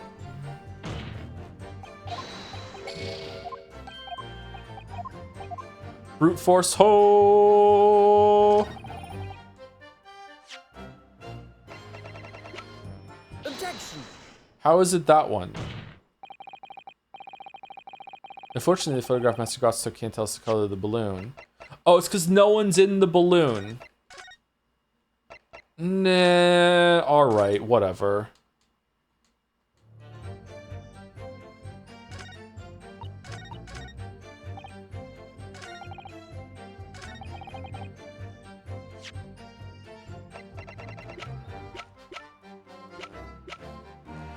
Felt like it could have been the stripes. Yeah, I think so too. There's multiple answers sometimes that I think should be acceptable, and sometimes there are multiple answers that are acceptable, but this is not one of the times. Okay. Fair enough, we got through it. Unfortunately, the photograph Master Gotts took can't tell us the color of the balloon, but it can tell us something else, something crucially important. What? What? That shows the picture balloon wasn't carrying any passengers. What if they were just ducking in the basket? Ah, my goodness, you're right. But surely all the balloons would have been carrying passengers. There would be no sense in it otherwise. See, they're for pleasure, for seeing the view. My balloons only fly with passengers. Shouldn't you be like, as someone who's flying a hot air balloon, wouldn't you be like acutely aware of like the airspace around you, that you're not getting, like, especially when that's close, that it might be like you might be crashing into another hot air balloon? Wouldn't you know that? Like how is it even floating without anyone in it? I guess it's because it's full of hydrogen, it just floats by itself. Like was someone like remotely pulling it on a rope or some shit? Which tells us the picture balloon isn't one of them. So when the incident occurred that day, there was a 4th balloon in the skies above the experimentation stage. The mysterious green balloon. I know nothing, niente. I can only tell you one thing. If this balloon was not carrying passengers, then it was not one of mine. Objection. There are illegal tradesmen everywhere you care to look. Clearly, one such entrepreneur decided to capitalize on the opportunity presented by the Great Exhibition and managed to operate balloon flights on Mr. Loon's patch without him realizing. See, the competition trying to steal my profits. I did not notice because of the experimento that went wrong on the stage. This 4th balloon exploded at the very same moment that Mr. Assman was beamed from the stage below. Right, so them scraps that fell to the ground after and left them scorch marks, they didn't come from the stage at all. It was bits of the balloon raining down. Because no one was in on it, it didn't get no attention.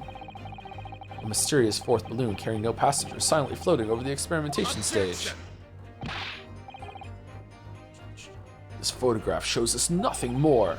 A stray balloon carrying no one and operated by some rogue trader clearly has nothing to do with this. Really, bro?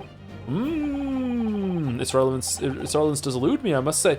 Really? You too? Et tu, Judge A? What the fuck are you talking? The court has seen sufficient evidence and heard ample testimony already. The prosecution calls for this trial to be concluded. Really? We're gonna fucking, like, all the jurors are gonna be like, doesn't matter, other balloon in the sky, who gives a fuck, we're voting guilty? Really? Have we really got to the truth yet?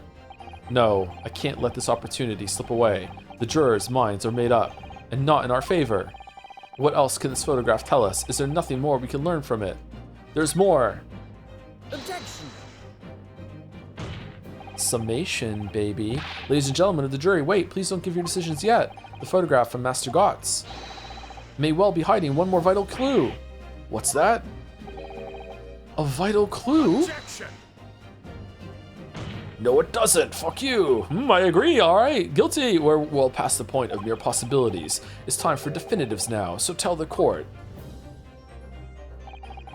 What exactly does this alleged clue in the photograph prove? The balloon's owner, the balloon's the cause of the explosion. We can reasonably assume that the picture balloon was destroyed in the searing heat of the explosion. Yeah, that's right. Yeah, it was not my fault. Evidently, because the birdcage from the kinesis machine materialized in the sky where it had been flying. And the balloon, being filled with flammable hydrogen, instantly and explosively ignited. No, that's not what happened. What?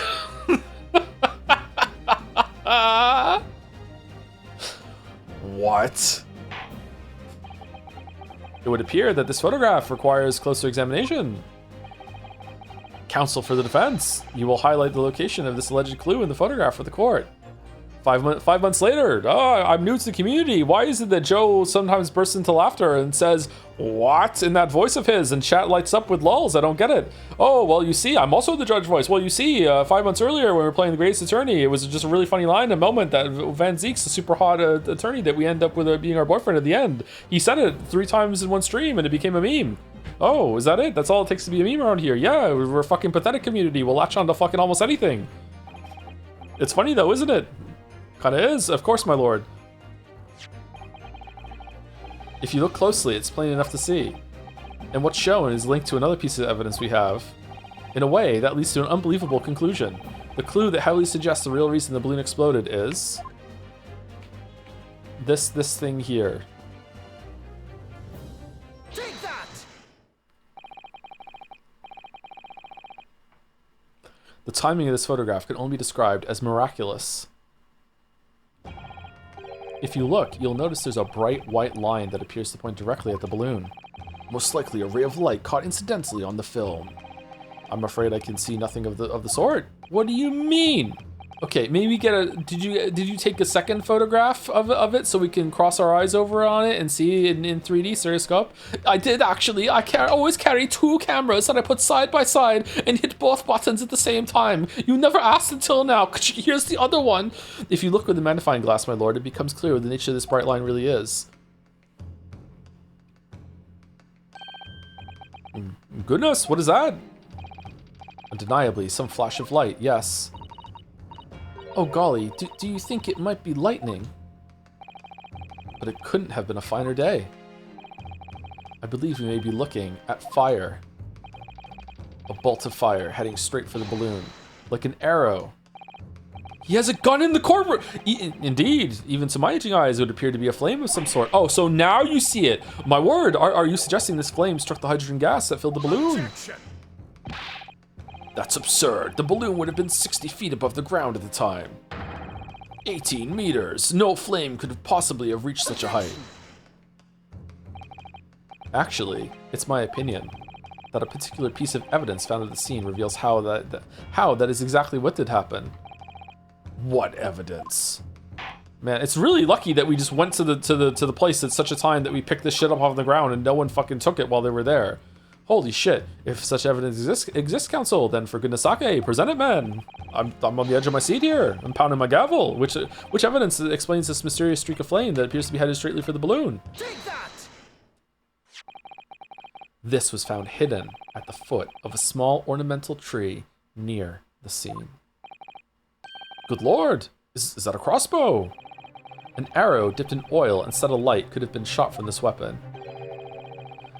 Does that really work? I would think that if you dipped any flammable liquid on the tip of an arrow and shot it, that like the force of it whipping through the air as it goes really fast would make it be extinguished. Does the fire still really stay alight? Viking funerals would never have been possible then. Maybe they shot the arrow at not as fast, you know? Because there's like shooting an arrow enough. Well, I guess maybe they could do that when they want the fire to be delivered instead of like embedding and doing damage. I don't know. They turn off but reignite. Oh, does the heat stay? That does make sense, wouldn't it? Like the heat would still be there.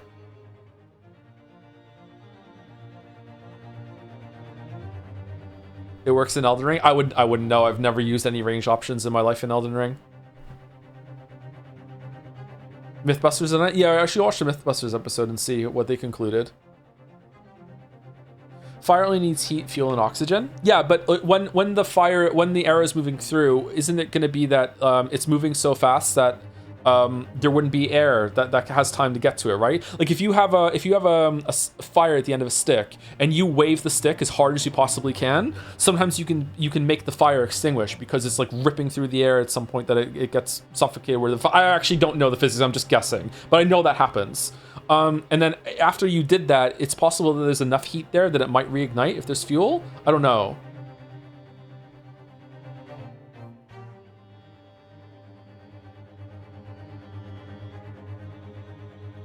Air resistance reheats it.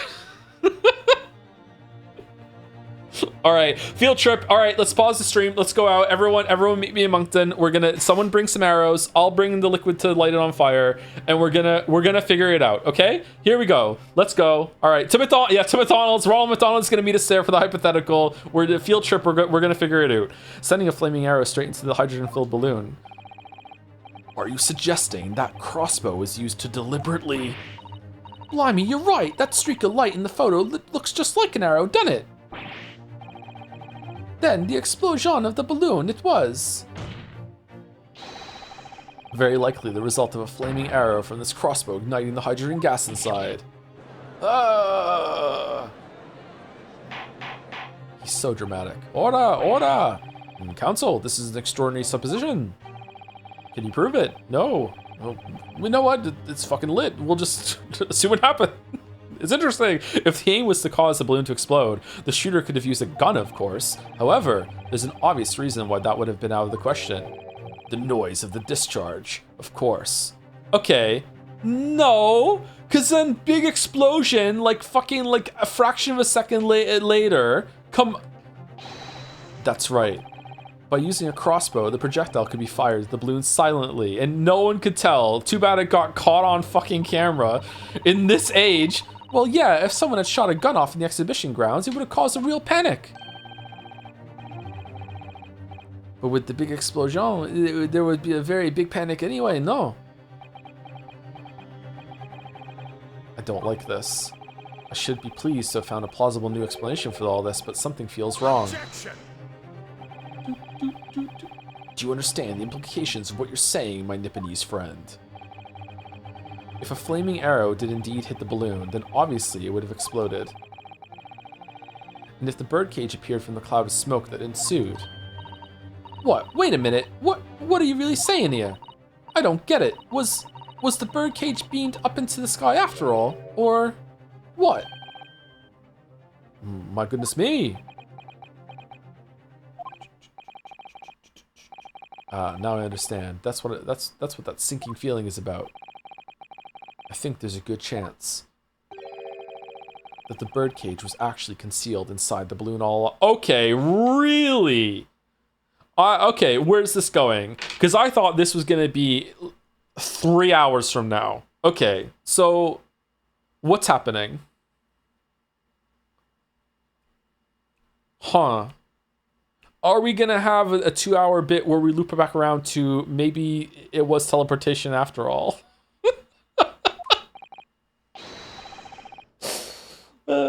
For our IRL flaming arrows, the tip is like a small cage where you stuff the cloth in some sort of fuel like pitch rather than alcohol. They were not that good though and weren't super reliable. I can accept that it wasn't reliable. Like yeah, they must go out. Although maybe even if the fire does go out, as long as the whole entire area had been burning for a decent amount of time, like I don't know, like maybe a minute or something. Maybe even if it does go out, when the arrow lands, it's still delivered with enough heat that whatever you're trying to ignite via the arrow being hot, it's still going to be hot enough to make that happen. You know what I mean? Like even though the fire has gone out, the arrow tip is still like so fucking hot that like the liquid it falls into is just like, yeah, I'm on fire now too, right? And then it reignites. Maybe something like that. I don't know.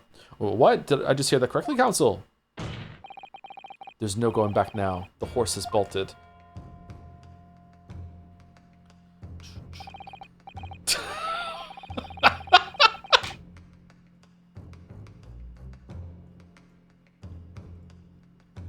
So fucking hilarious image. Let's assume, as I said, that the birdcage was hidden inside the green balloon from the start.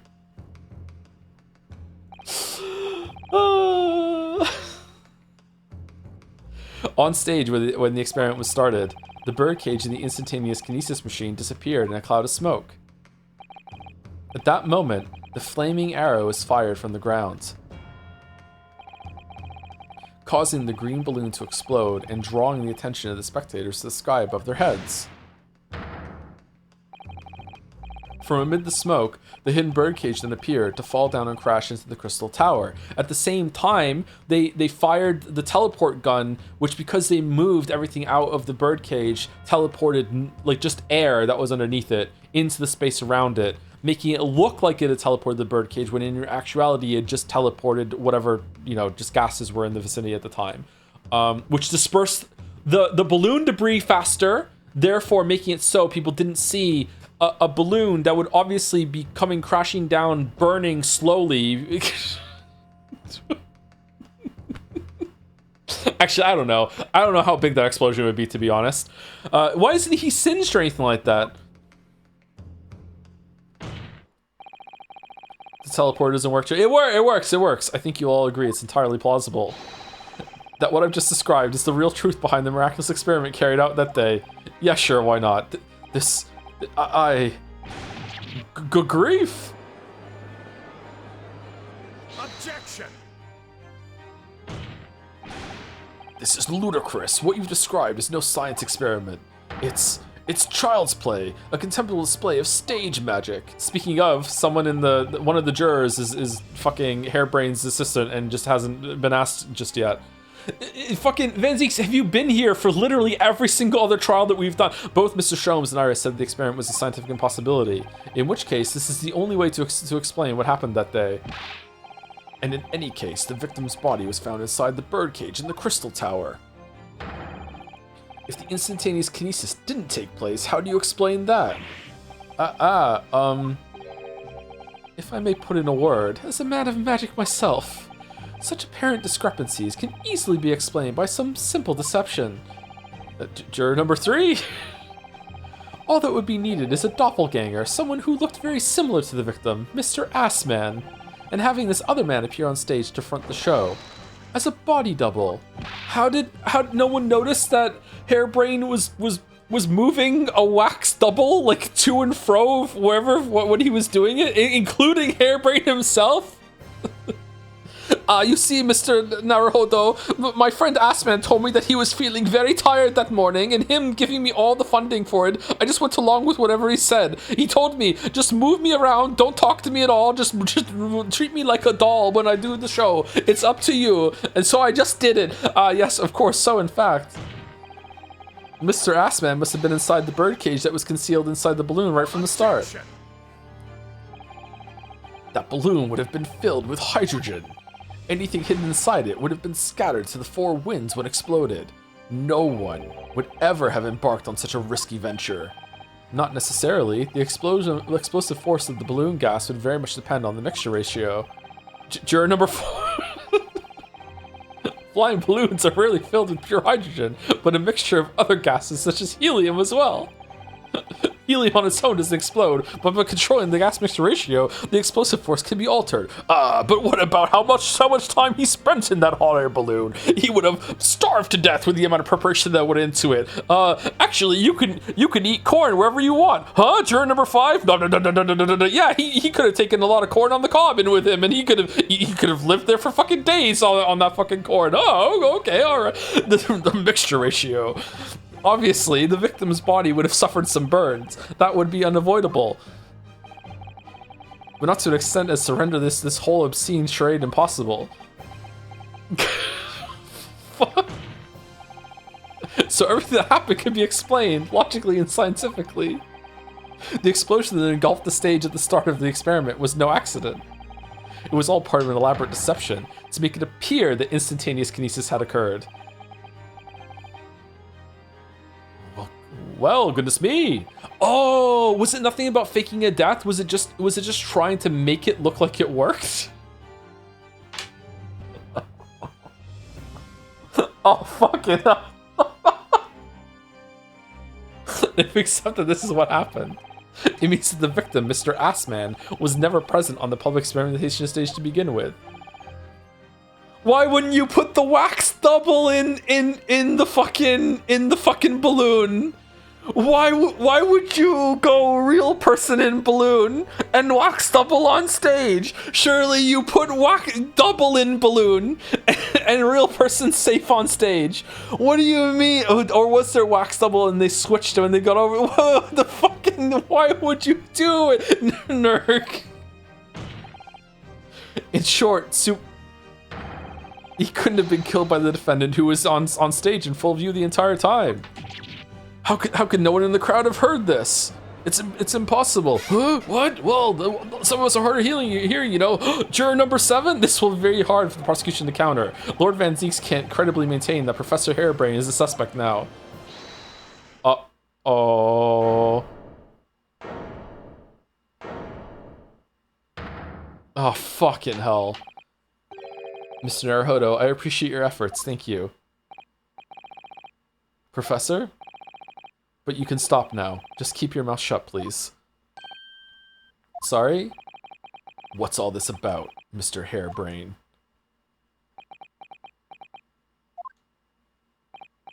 I, Albert Harebrain, hereby confess that it was me who stabbed Mr. Odie Assman.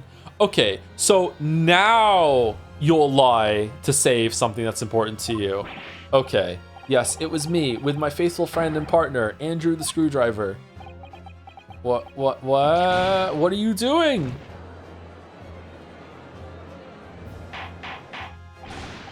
Order! The defendant, explain the sudden confession. Professor Harebrain, what are you talking about? It's what I've said all along. I must protect my hypothesis and my precious machine. You stand there and claim it was all a trick, all an elaborate prank, but where's your proof? No, you would have to examine the machine if you wanted to prove it, but then it would all be over. My beautiful hypothesis would be laid bare. I mean, the indignity of it. It's clear that you drew the plans for the experiment, but you didn't actually build it. It's quite conceivable that you were duped, Professor. If you'll just let me, I can prove... What? Barack. Yes. I'll cooperate. I'll do whatever you say. I swear it. It's my line. So please, ensure that special dispensation for the scientific equipment act is adhered to and protect my creation. What do you think is going to happen after you go to jail? Do you think we're just no one's going to investigate it? Just all that scientist he invented teleportation, he did in 1890 whatever the fuck, but he killed someone in the process, and then he was executed for it, but because we know it works, we're not allowed to look at it. No, we can't do it.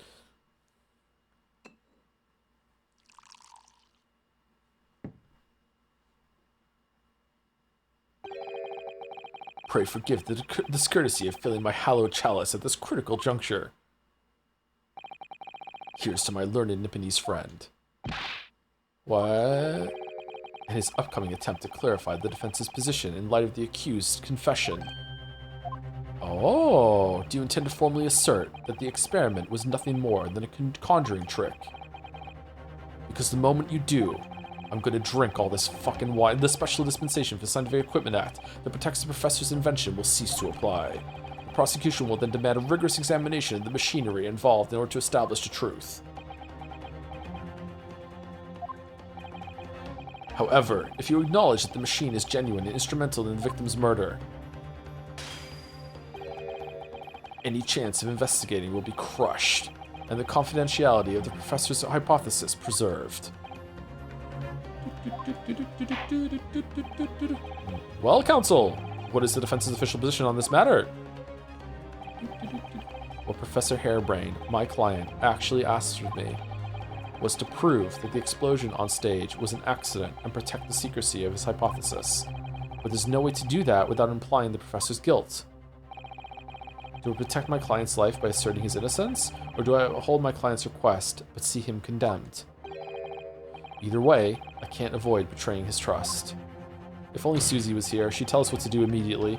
You've been silent long enough. Isn't talking your trade, my learned friend?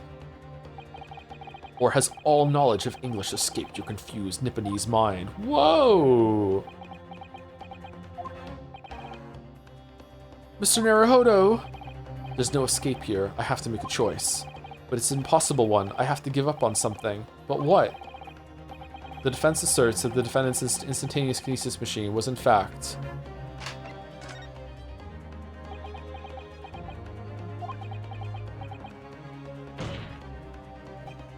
Fuck. No, I can't say it. My client places faith in me. I can't just... What the fuck are you talking about? What? What must I give up on is not the question you have to ask yourself here. It's what can I protect? Hello again, Mr. Naruhodo. It's been far too long. Suzato-san? But what are you? Hiya! My first Suzato takedown in 6 months. There'll be time to talk later, Mr. Naruhodo. For now, we must concentrate on the task at hand. Okay, Iris in a wax model of Susie that she's operating with pulleys and levers, which is working out, which are not what I have to give up on, but what I can protect. Rest of hairbrain. Yes. Yesterday you told me that science is the pursuit of truth. Well, my job is to pursue the truth too. Yes, of course. And personally, I believe that you didn't stab Mr. Assman. I think you've come to realize something yourself too, haven't you? That your experiment and the machine you built with the victim are questionable. The truth behind that is what we must both pursue now. Didn't answer the question, but you know what? Let's let it ride.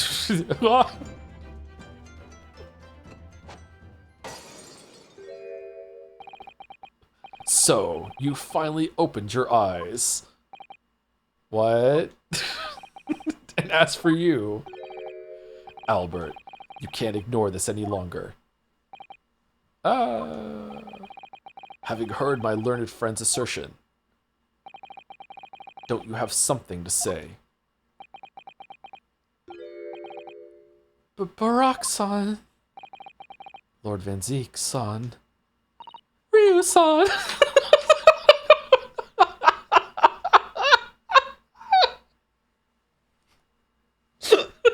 Gosh, I've never heard him speak that way before. In truth, there is one thing, something I remember that's of relevance. What? Is she really here? Why is no one fucking acknowledging that there's someone else? This is a fucking judge. Like, welcome to the court. Who the fuck are you? Like, what the fuck are we? On the day it happened, just before I began the experiment, I saw a man near the stage. A man holding that crossbow. Oh, I beg your pardon. Sorry, I beg your pardon. Fucking hell, I said it right. Professor, did the man have any distinguishing features? What did he look like? Taller than me. That's not hard. And thinner than me, with straight hair, straighter and wider than mine.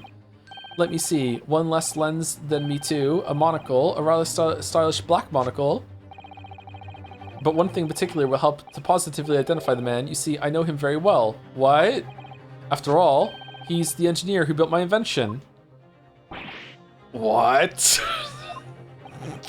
He built the machine? That's right, Mr. Assman introduced him to me a year ago. He's a man by the name of Enoch Drebber. A Drebber? That's a weird fucking name. Enoch Drebber? What? Does this name mean something? Members of the jury seem flustered. Not a name any scientist wishes to hear. The man's an abomination. Not a name any conjurer wishes to hear either. Who on earth is he? I'm afraid this isn't the first tale of this nature that I've heard in scientific circles in connection with that name. Is he already in the room? He's disguised as a chair. There's talk of other flamboyant experiments that turn out to be nothing but stage trickery in the end. Obviously, the rascal is after the government's research grant money. When magicians are in need of money, I have heard of them resorting to these underhand tactics. Some acquaintances of mine with experience of such things have mentioned Enoch Drebber's name before. The man is both an engineer and a magician. Yes, we're dealing with an unparalleled confidence trickster here. Confidence trickster? That's Enoch Drebber for you. That's Fimblewinter for you. Uh-oh.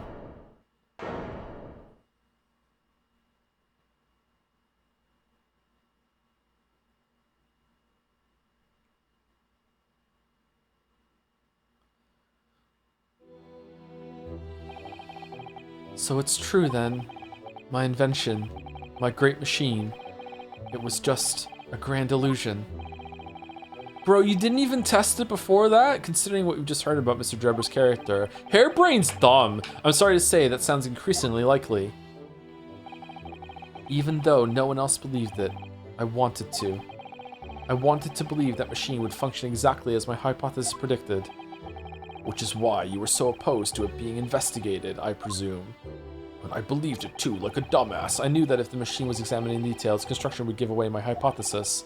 Obviously, I didn't want that to happen, but at the same time, I knew that if it was found to be nothing more than a trick, than a work of deception, then everything I'd worked towards, all my research, all my dreams, my whole life would be over.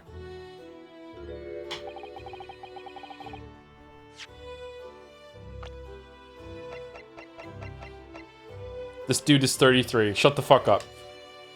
I was terrified at the prospect. So you really had no idea then, did you? About the true nature of the machine that was built, and the true nature of Mr. Drebber. I never questioned anything. I didn't want to question it. It's entirely possible that Mr. Assman and Mr. Drebber were working together to use you as a means of fraudulently acquiring the research grant money. Okay, I gotta say, I don't know about, you know, how much money things cost in this era, but all of this just to get 500 pounds, I feel like, I guess it's per year. Feel like maybe there are easier ways, but okay.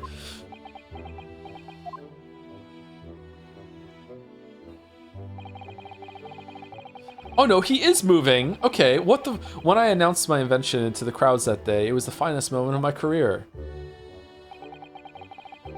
I pulled all the levers and turned all the dials in exactly the way Drebber had described. And then I moved Mr. Assman into the cage with my own two hands, as I was told to do. When the smoke suddenly started billowing out, I panicked. I didn't know what was happening.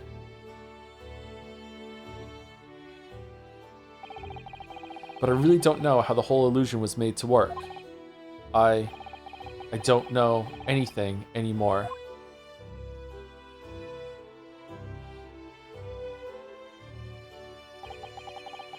Let me confirm one final point with you, Professor. 500 quid is about 50,000 quid now. Isn't even more than that? I just feel like that the amount of money that went into building all this shit. When a hot air balloon ride is £10, seems like there are easier ways, but maybe. Not sure. So how did they get in the balloon then? If that was where the wax, there had to be a wax body double. So if the wax body double is in the balloon, and then he's the real one on the stage, and then after the explosion they dip out, they run out, and they quickly go over to where the other place was and swap them out. And the wax dummy is there just in case anyone looks over and sees where they moved over. This is a crazy ass plan. And then the death happened after that?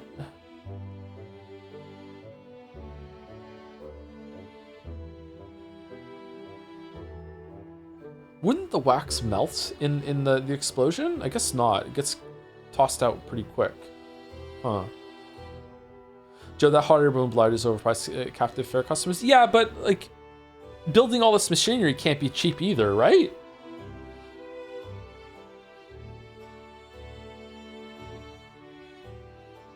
This doesn't really matter, by the way. Like, it's fine. Like, schemes can be stupid. I'm just engaging with it in a pedantic sort of way. It's fine. Thank you, Mary the Mayo, for the 37 months. With no knowledge or context, can you declare now who will win the World Cup so you can claim you morbed it next month? America, USA. Is USA even in it? I'm going USA for no reason. Thank you, Edicus, for gifting us up to Malicent for the Sorry, thank you, Edicus, for giving us something, Nelson. Welcome, Nelson. Thank you very much. Thank you to Skunky Emerson for 17 months too. Howdy, Joe. Thanks for all the great streams. I'm so excited for Telltale Mess that you have no idea. I'm already mentally preparing to, the cool facts and stuff. Yeah, I don't know which ones we're doing, but we're going to do a bunch of them for sure. Probably like 2 or 3, at least. Hopefully we can do a couple more. They're pretty short, aren't they? Thank you, Falco5 for 17 months also. The end of Season 7.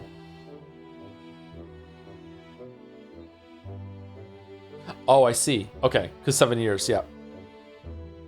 Each year season. How many stream seasons are we on to now? Not one for every single year.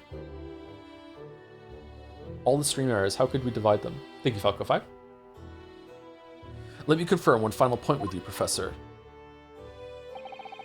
Do you now consent to the prosecution submitting the necessary paperwork to release your invention from the protection afforded by the Special Dispensation for Scientific Equipment Act?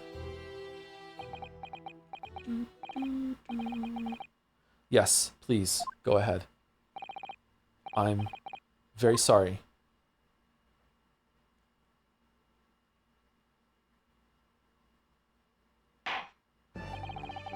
It would appear that we shall have to suspend proceedings for the remainder of the day now. Okay, so now we can go investigate the machine and everything. Okay, Lord Van Zeeks, my lord. The court has newly been made aware of another party whose involvement in this matter is critical. Whose involvement in this matter is critical. Here we go. Yes, Mr. Drebber. Gather information about the man. If possible, I should like him served with a subpoena. With pleasure, my lord. Now, Counsel of Defense. I only have Dom peanuts. Is that okay? Yes, my lord. Pepsi's fine. Well, when we reconvene, I should be looking for one thing, and one thing alone from you. Evidence that the defendant is innocent of the crime for which he presently stands accused. How can we possibly still think that it was him at this point? I understand. Good, in that case, this court is adjourned until tomorrow morning.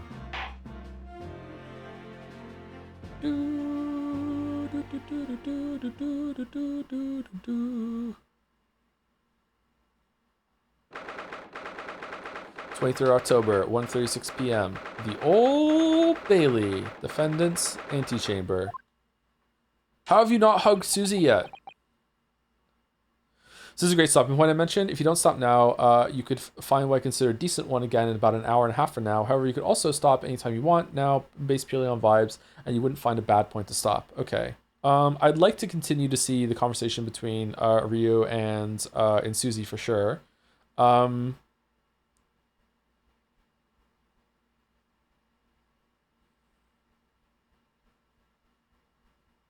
And we've been live for 3 hours and 22 minutes.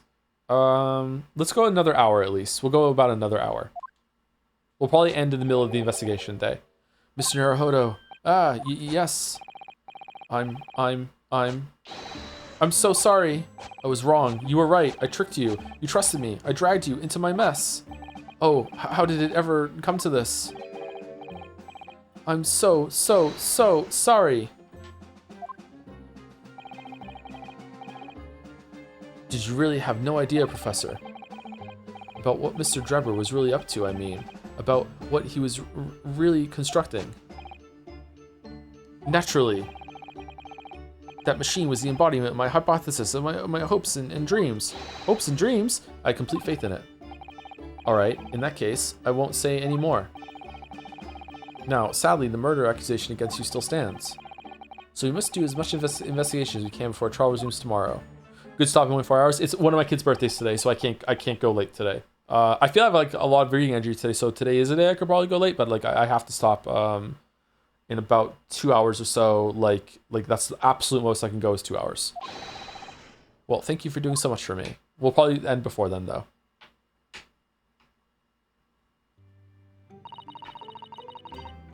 I'm so sorry for arriving late this morning, Mr. Naruhodo. Arriving late?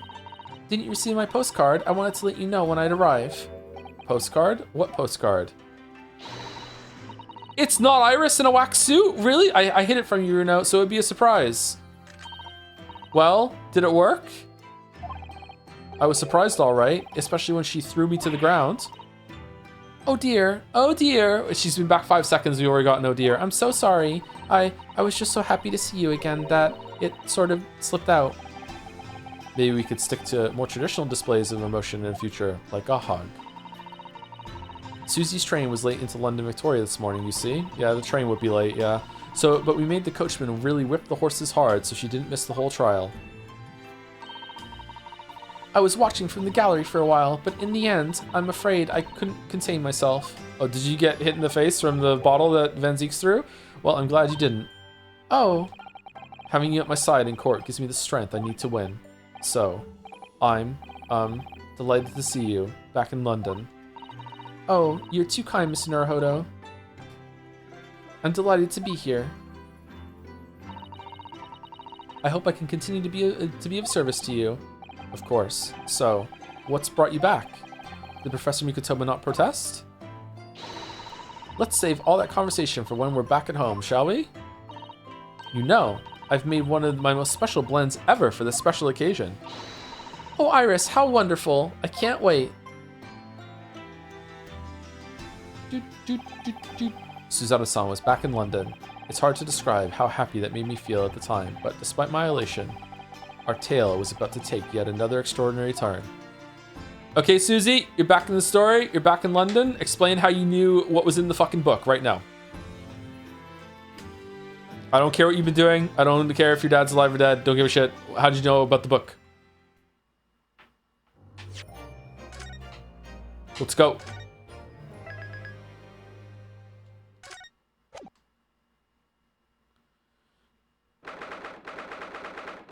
23rd October, 2:41 p.m. Naruhodo's legal consultancy. I'm sorry, Ryu, I can't tell you, not yet. Okay, slay. Oh, this room, it's been too long. It hasn't changed in the slightest, though. And it's been some 6 months, hasn't it? That's a long time for things to stay so familiar. I didn't know when you might return, and I wanted everything to be as you left it.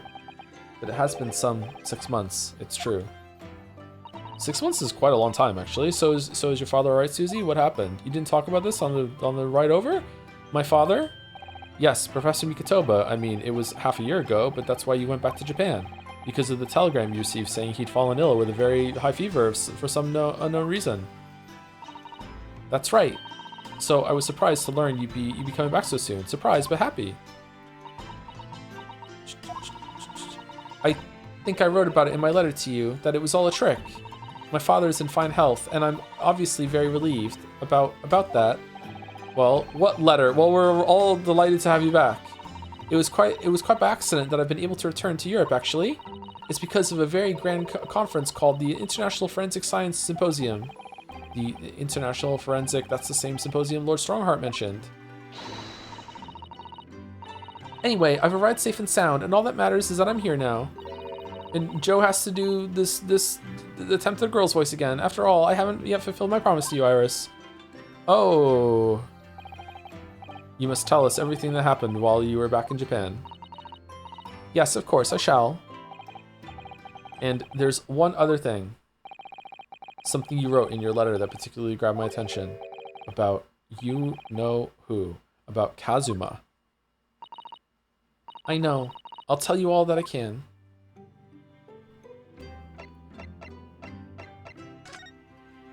Can we do the spade bit again?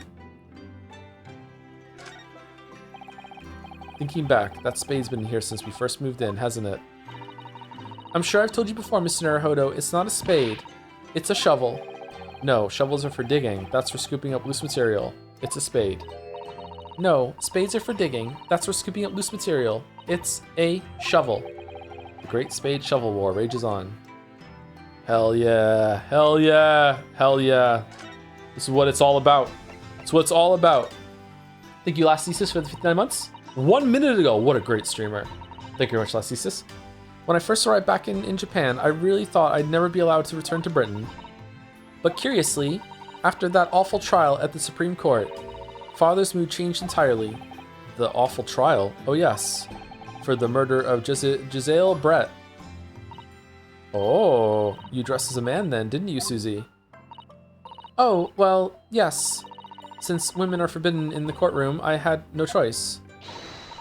Wow, amazing. I wish I'd seen it. Don't you, Runo? Yes, I suppose so. I want to play at being a lawyer now. I could wear a false mustache, maybe. I don't think any mustache could hide the fact that you're just 10 years old, Iris. There's something else I've been wanting to ask you, Miss Susato. It's about the real reason why Professor Mikotoba summoned you back to Japan. You said in your letter it was something to do with that convict's loot we found in Mr. Natsumi's lodgings. That's right. The very large dog collar we found with the bee emblem on it. It's a dog. It actually is a dog collar. What? It seems Mr. Natsumi included a drawing of the collar in the report he submitted about his time in Britain. I understand that when Father saw the report, he turned as white as a sheet. Will Joe see the prawn's flavor text? This is the most important question I've had for this whole stream. 4 out of 5 backseat. 4 out of 5. Why would that be then? Father came to Britain himself, of course, to study. It was some time ago now, but he stayed for 6 years. I can only imagine that something must have happened during that time. But if he refuses to tell me what it was, then I intend to find the answers for myself. Ooh, and I've decided that I, for one, won't keep any more secrets. All right, so you can tell us how you knew about the book then, right? Let's go. Oh, Susie. That's a very meaningful look Susato-san's giving Iris there. Okay, all right. And then she proceeds to keep her fucking secrets. We're the prawns over here, right? I'm so pleased to see all our sea creatures doing so well in the aquarium. Yes, the prawns are still swimming and the anemones are still swaying. Obviously, I've been looking after them carefully. At first, I used to drool whenever I looked at those juicy prawns, but not anymore. They're like part of the family now. I don't suppose they'll ever know how close they were to meeting their maker. All right. Lord Strongheart mentioned something about that symposium too. I think he said that investigative authorities from 40 different countries would attend. Yes, and from Japan, my father and Judge Jigoku have been invited. Oh, is your... Oh. Okay, the dad has to be fucking Van Zeek's friend that betrayed him or some shit like that. It's gotta be. It's something of an honor, I believe. Well, Professor Mikotoba is a leading expert in forensic medicine in our country after all. But who's the other person you mentioned? A judge, did you say? Yes, His Excellency, Judge Seishiro Jigoku. You've met him, Mr. Naruhodo. Last year, in the Supreme Court. You can't possibly have forgotten. That terrible trial of yours when you were accused of murder. Ah, yes, I try to think of that as a positive turning point in my life these days. It's me, the judge. I'm in Japan now. Well, it was Judge Jigoku who presided over that trial. The drip, holy shit.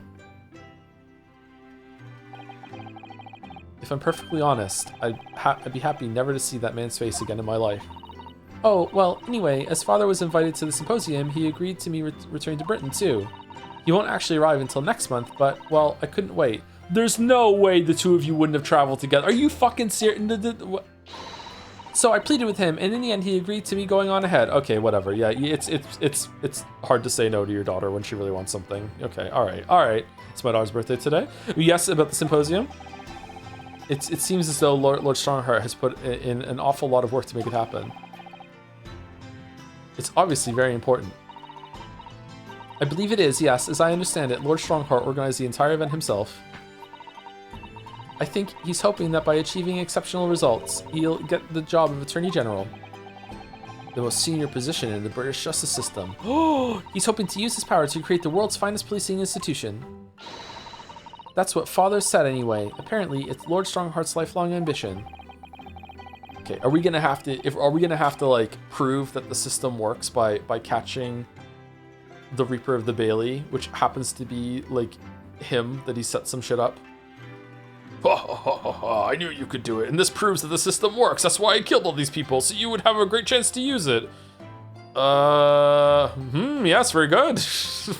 What the does Professor Mikotoba know Lord Strongheart personally, then, I wonder?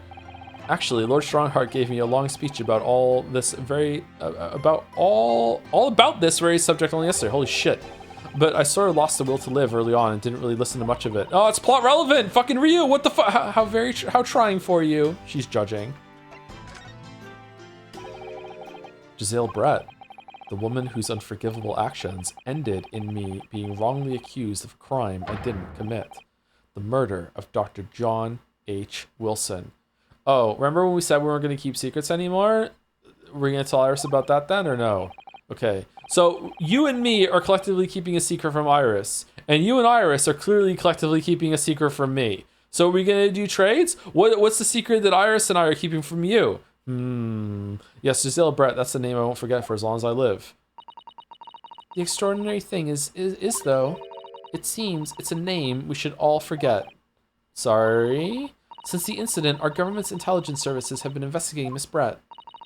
But it turns out that an Englishwoman by the name of Giselle Brett didn't actually exist. I was just about to joke that she wasn't real. So she was a ghost the whole time? What the fuck? Didn't exist, but how can that be?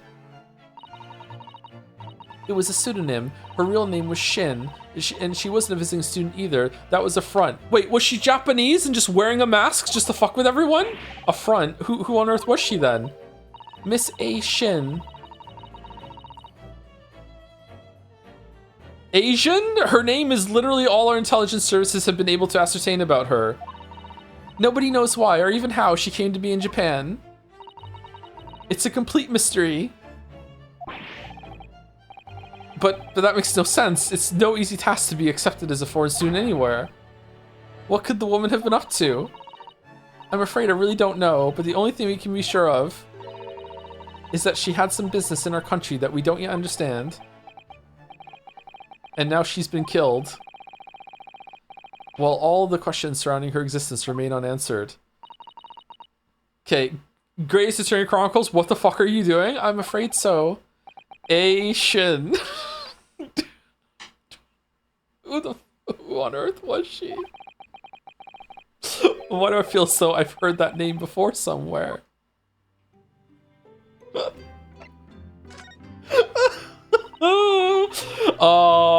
The last trial of this case is gonna be so fucking funny. After my friend Ray's trial, the reporter who actually killed Miss Brett said something very strange.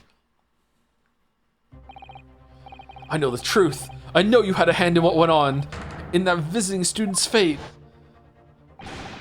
Nobody here in Japan knows anything about it. Me, Nemo. But they don't know that the guy never made it to England, that he died on that steamship, and that he'll never. Obviously, I couldn't ask him to elaborate at the time. But later, I visited the man in his prison cell and asked him what he was going to say about Kazuma-sama. And what did you learn? Fucking nothing. After he died on the voyage to Great Britain, his body should have been unladed at the port of Hong Kong and passed into the care of the consulate staff there. But that never happened. Should have been? Well, it turns out that his body never arrived. It just disappeared. What? Kazuma's body vanished?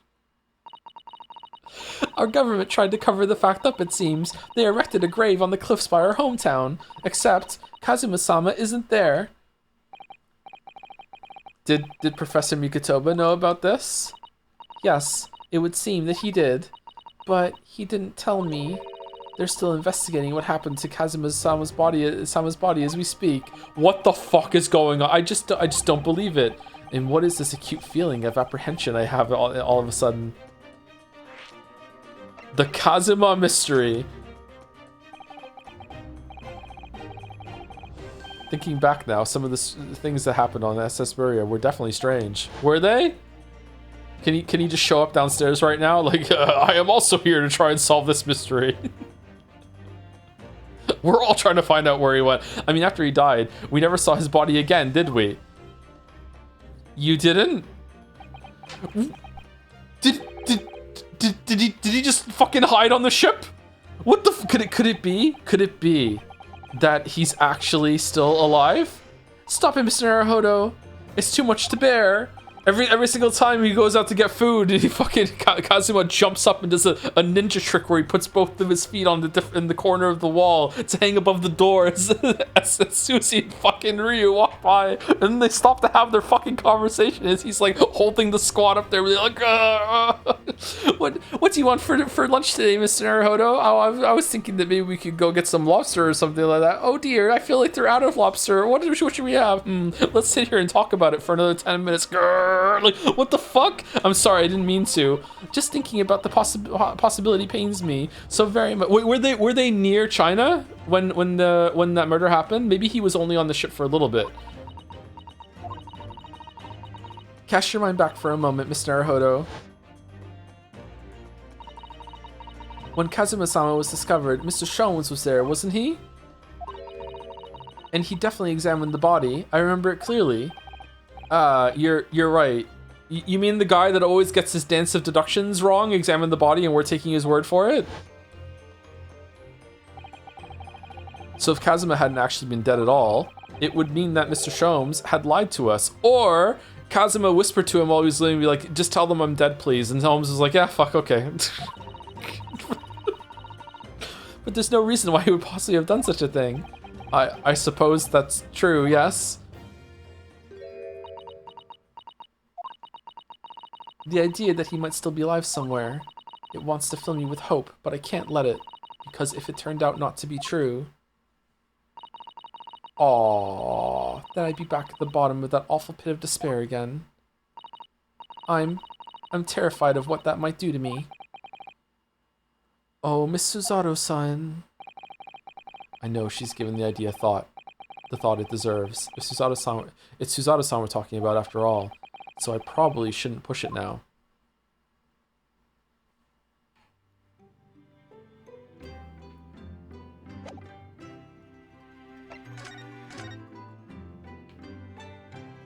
Okay, first time we see Shomes though, we're gonna talk to him, right? We're gonna ask him? It must be about a year ago now. I wrote a really long story based on some of my father's old notes. It's about one of Hurley's greatest exploits. I called it The Hound of the Baskervilles. But then Mr. Shomes forbade you from publishing it and put the manuscript somewhere nobody could get their hands on it. Okay, 1 second.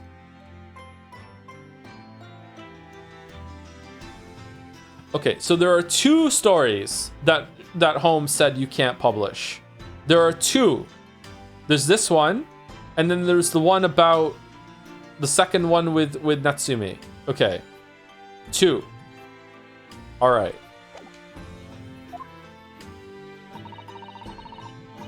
If nobody knows anything about it, nobody knows anything about it apart from Hurley and I, and also Susie for some reason. But for some reason, you knew the title of it, didn't you, Susie? Oh, it sounds so exciting! The Hound of the Baskervilles. I should love to read it. Okay, so I have a feeling the answer to this is going to be incredibly disappointing. So here we go. I just knew Lamayo, and you wouldn't tell me. How'd you come to know it? Yes, but I made you a promise that I would explain one day, didn't I? And that day hasn't come yet. I think it's time. But after the trial, oh. I'm only sorry I've had to keep it from you for so long, Iris. The Hound of the Baskervilles. It was completely by accident I came to know the title of your manuscript, Iris. I was following Holmes's mantra of always be pawning, so I took one of my old copies to the pawn shop, and as I was led into the vault to put it, I just noticed that he had another one of your books. I recognized the writing on the spine, so then I just looked at it, and then I just knew, and I just... It was a short while before we left Japan. I was cleaning Father's study, and I saw something on his writing desk. A large box of papers. There was a label affixed to the box that was written in English. It read, The Hound of the Baskervilles. What? My Baskerville story? Of course, I had no idea what it was at the time, but Father came in and... Susato, what are you doing? Oh, Father. Did you look at those papers? No, I simply read the label, that's all. Okay, I don't have to kill you, that's fine. Well, put it out of your mind. Sorry? Forget that you ever saw it, and certainly don't tell anybody else about this. Do you understand? Okay, Susie's dad is sus as fuck. Sussy Mikitoba. But what was Iris's manuscript doing in Japan? How did you know it was Iris's Okay, did it say that her name was on it?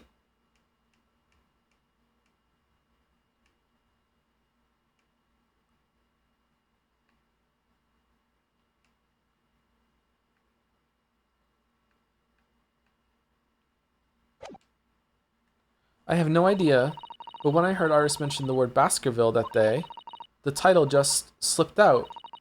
I would never have guessed that it was an unpublished account of one of Mr. Soames' exploits.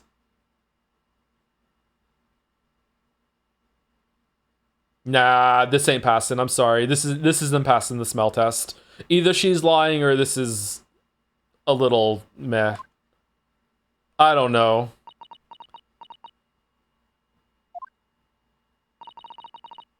When I returned to Japan, I asked Father to explain, and he told me to fuck off, and he refused to answer any of my questions, and there was no sign of the big box in his office.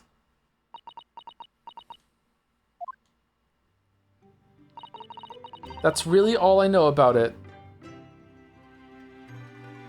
Why couldn't you have said this before?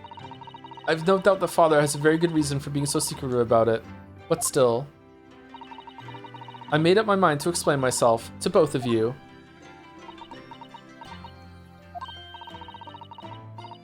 Man, this is how every episode of Lost felt after season 4. Well, thank you for being so honest, Susie.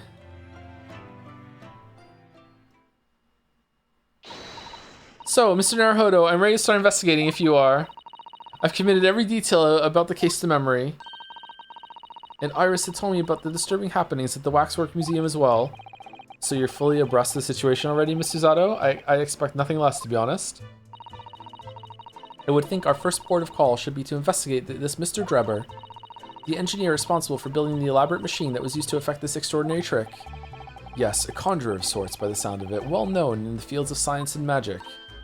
Then, we need to go and arrest him. Hi-ya! Well, yes, he must know the truth behind this case, so I agree, we really do need to find the man. It sounds like a case of tracking someone down. Which is the job for the police, or a great detective. Are we supposed to guess who she might be thinking of? We don't have much time, so we need to get started straight away, I think. Good idea. Well, best of luck then. Oh, you're not coming today? I'm going to Brixton Road shortly for the herb market. But let me know later how you got on, won't you? That was a little abrupt. The pull of the herb market must be strong. Huh. Sus. Sus. Sus. Do you know? I honestly thought I might never have the opportunity to return to Great Britain. And certainly, not so soon. It's funny, for the past 6 months I haven't been able to work in court. Meanwhile, you've been raising a storm in the Supreme Court of Judicature back in Japan. Fuck, that's hard for me to say. Please, Mr. Naruhodo, I may have been dressed as a man, but it was a very reserved performance. So, what your father said in his letter about a Ryotaro takedown is reserved? Well, anyway, I'm back here in this great capital now, and ready to assist you again, in any way I can. Thank you, Miss Susato. It's my pleasure, Mr. Naruhodo. Doot, doot, doot, doot, doot, doot, doot, doot, doot, doot, doot, doot, doot. Dude, a new location has been added. I want to go see Van Zeeks. What? I don't believe you have any business that would require a visit here just in the moment. But you sense the familiarness from the guy, and now you know Kazuma might put it fucking together. No, what the fuck? All right, let's go see Best Girl. Well, second Best Girl. 23rd October. Madame Soupel's. Oh my, no wonder it's called the House of Horrors. I'd like to turn on my heels and go straight home, via the confectionery. Being scared makes you crave sweets? I can understand that. I could go for some sweets. I get to eat some cake later, so that's good. Thank you, Mr. L1144, for the 6 months. Hi Joe, thanks for introducing me to Umineko. My sister and I have played all of the Ace Attorney games together, and after a few other games we started reading Umineko. We just started episode 4 and she's really enjoying it so far. Hope you're well. And after episode 4 it goes all the way downhill. Don't listen to the weebs. Questions arc is way better than answers arc. Just brace yourself for it to get really, really bad. I wish I hadn't even read it after that. Yep. Should have stopped at episode 4. Yep. Hope you continue to enjoy it, Mr. L. Thank you, T-Bird20 for the 9 months with a Joms. Thank you very much. So true, bestie. Thanks. I was looking forward to a reunion after 6 months away, but there's no sign of Mr. Sholmes anywhere. Fight Club was way better. You know what? Umineko does have way more in common with Fight Club than Pathologic 2 does. Like, legit, for real. If you know. If you know, you know. There's no sign of Mr. Sholmes anyway. That's strange. He should be here investigating the abduction of the waxwork. Oh well, I suppose we'll just have to come back again later. This is fucking... I'm in the fucking sewers in the future in Chrono Trigger music. Holy shit. Oh, he is really gone. Damn.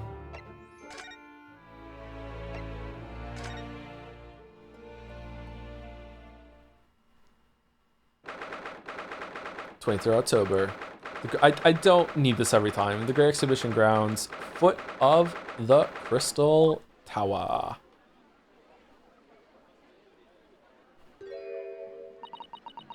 I had no idea there were so many people in the world. I know what you mean. It's really packed here today. It feels as though it's taken us 2 hours just to make our way through the crowds to this point.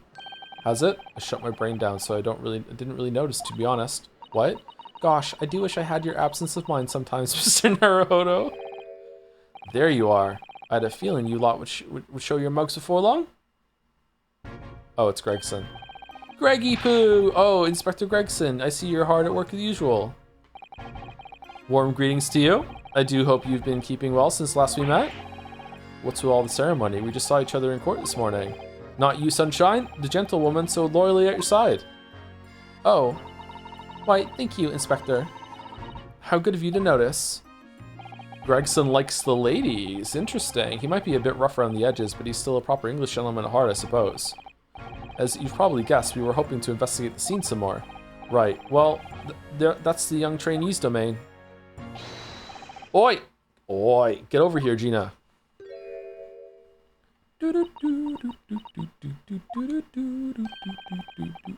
She's busy playing with the puppy, probably giving it traditional East End training. Okay, whatever business we have here is less important than her spending time with this dog, so we'll just come back later.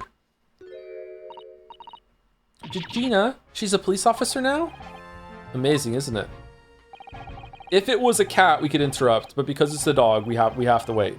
She's a good kid, actually. Heart's in the right place, anyway. She's got the detection bug, if you ask me. Yep, I think she'll follow in my footsteps nicely. What do you mean? Okay, that was like a death flag and a half. I'm being transferred. It's time to say toodle-oo to London. Oh, you're dead. Oh, holy shit. They're gonna kill Greg? What the fuck? Oh no, really? That's a bit sudden, isn't it? I had no idea.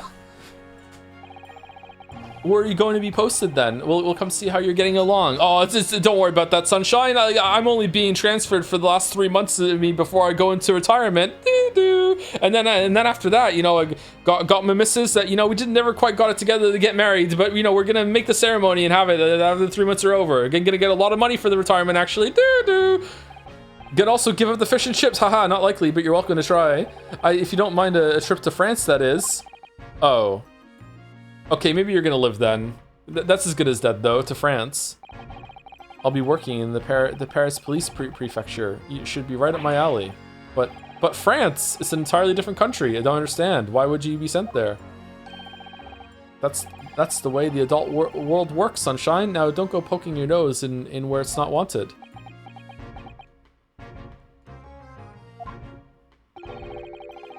I'm intending to take the kid with me when I go. What? You're taking Gina to Paris?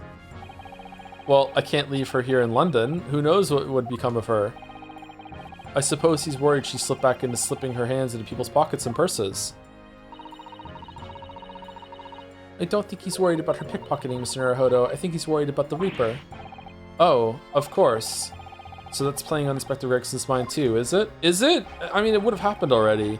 Anyway, I haven't mentioned any of this to Gina, so don't go blabbing. You hear me? No, of course not.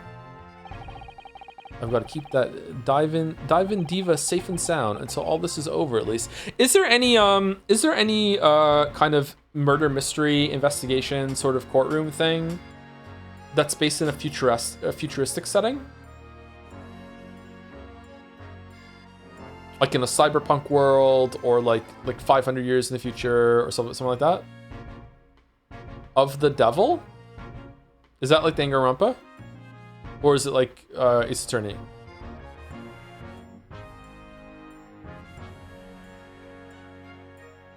No, it's like this. Is it really? Oh, is that done yet? Or are we still waiting for it to be done before we get to it? I thought that was like half locked in. It's not done yet? Okay. Maybe we'll do it after it's done. Or maybe we'll forget Asaurus. Thank you very much for the 13 months. What were we talking about? Thank you very much. I've got to keep this Dive and Diva safe and sound until it's all over, at least. Oi. You just call me a bloomin' Dive and Diva again.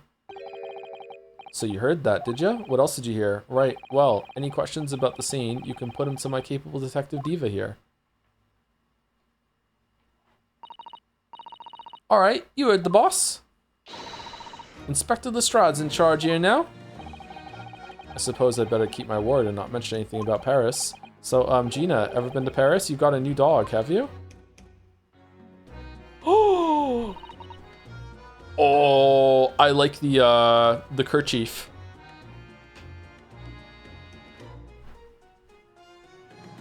What's a kerchief and why did they feed it to her? Isn't he great? Toby's his name.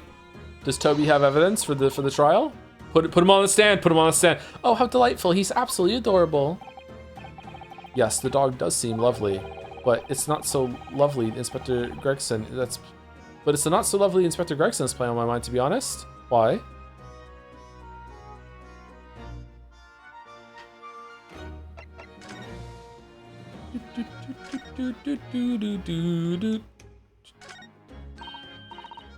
Oh look, a flying balloon. I've never seen one in the flesh before. I can't understand how they can fly, and so high up as well. Oh, but think of the view, Mr. Naruhodo. You must be capable of sea for miles and miles. 18 meters up, by the way. I do think of it, and it terrifies me. I mean, it'd be certain death if you fell out. I'm sure they're perfectly safe. After all, they've been invented by some of the brightest minds in the world. Let's not forget that we know at least one has exploded. Oh dear. I'm sure there are other ways to fly.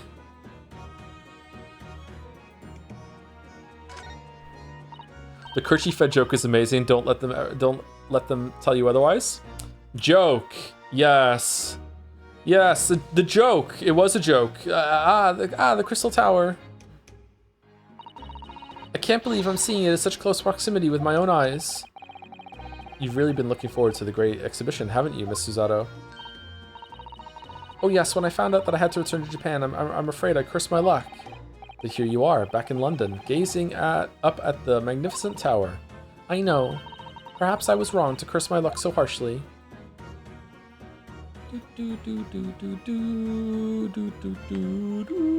I really like Susie. Susie's nice. What a shame that the symbolic landmark of the Great Exhibition has been damaged like that. Can we go up there and investigate or no? Yes, unfortunately the birdcage crashed in the most prominent position possible. Like, we have to go see where the body was found, surely.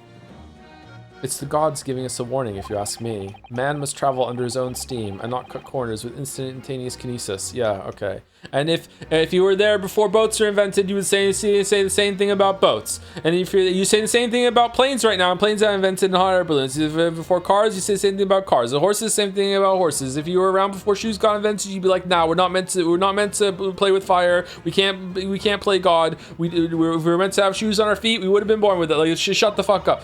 But imagine what might have happened if the birdcage had landed in a slightly different location. But I gotta say, I do agree with him. Teleportation seems natural and we shouldn't do it. We're meddling with things we don't understand. We should definitely back the fuck off. Yeah, he's right. Just so happens that this time he's right. The death toll could have been far worse. So I think perhaps it was a blessing in disguise. Well, the gods are benevolent, obviously. I did say it was just a warning. Man must travel under his own steam, or next birdcage will rain down on all of you. Your faith is much stronger than I realized. Well, how do you think I passed the entrance exam for Yume University? It wasn't by studying alone. Yeah, we can tell.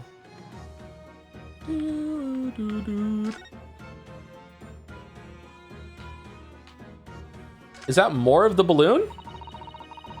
Here's the scorching on the ground that you mentioned. Yes, and here's what's left of the green balloon's envelope. That's it? All clear evidence of the balloon exploded on the day of the incident. Poor Professor Hairbrain. I do feel sorry for him that his dreams have been shattered like this. Someone's well and truly burst his bubble, as it were. Ha ha ha ha. Ouch. I'm a bad person. Nah, that's fine. I want to go see the body. Stage up there is where the experiment was set up. It's very high, isn't it? About 30 feet, I believe, or 9 meters if you prefer. She can just do that. Craning your neck to see up to it starts to hurt after a while, doesn't it? Yes, we need to get up there and look around properly. Although, if I'm honest, climbing all those stairs makes my chest hurt. Oh dear. I think perhaps you should exercise more, Mr. Naruhodo. Oi, that's off limits up there. Try to sneak past me again, and I'll stuff your gob full of the boss's fish and chips. Yes, please. I love fish and chips. I suppose we need special permission.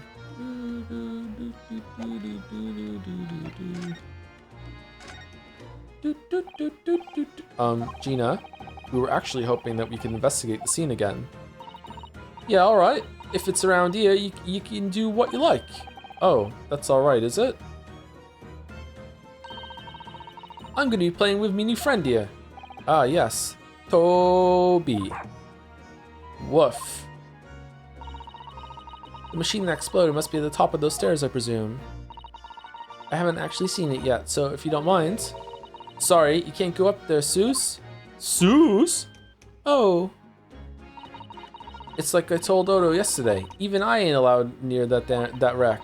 What's it called again? The reason we ain't supposed to touch it. The Special Dispensation for Scientific Equipment Act. It doesn't count anymore. Is that what you're thinking of? It's been revoked for this one.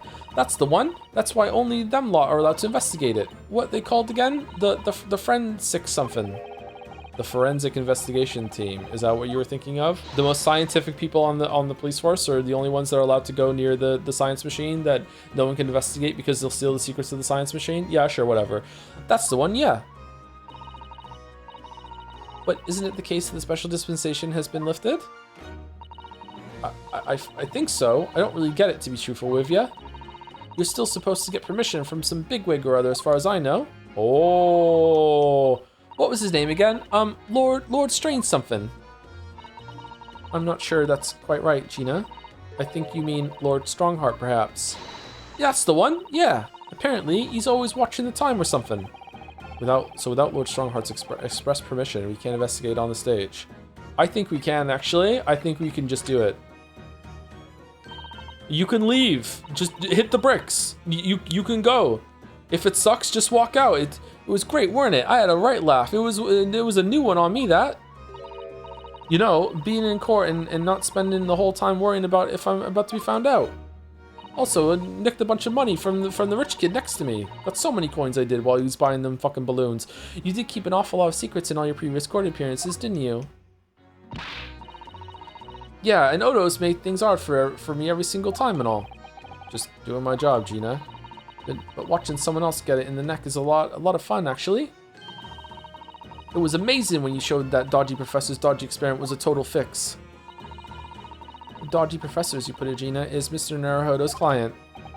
Yes, I'm starting to wish he wasn't, though. Uh-oh. It's the boss I feel sorry for, sent off to do the impossible.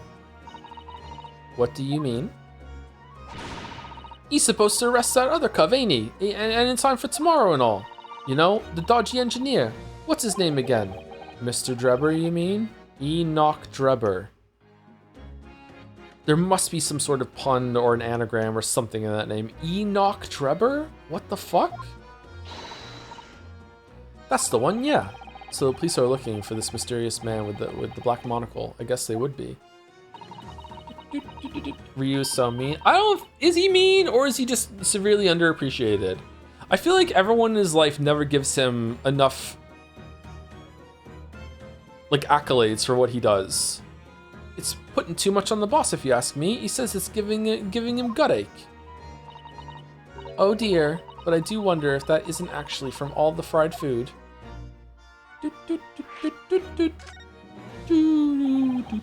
So Scotland Yard are trying to track down Mr. Enoch Drebber. I wonder if they've had any luck.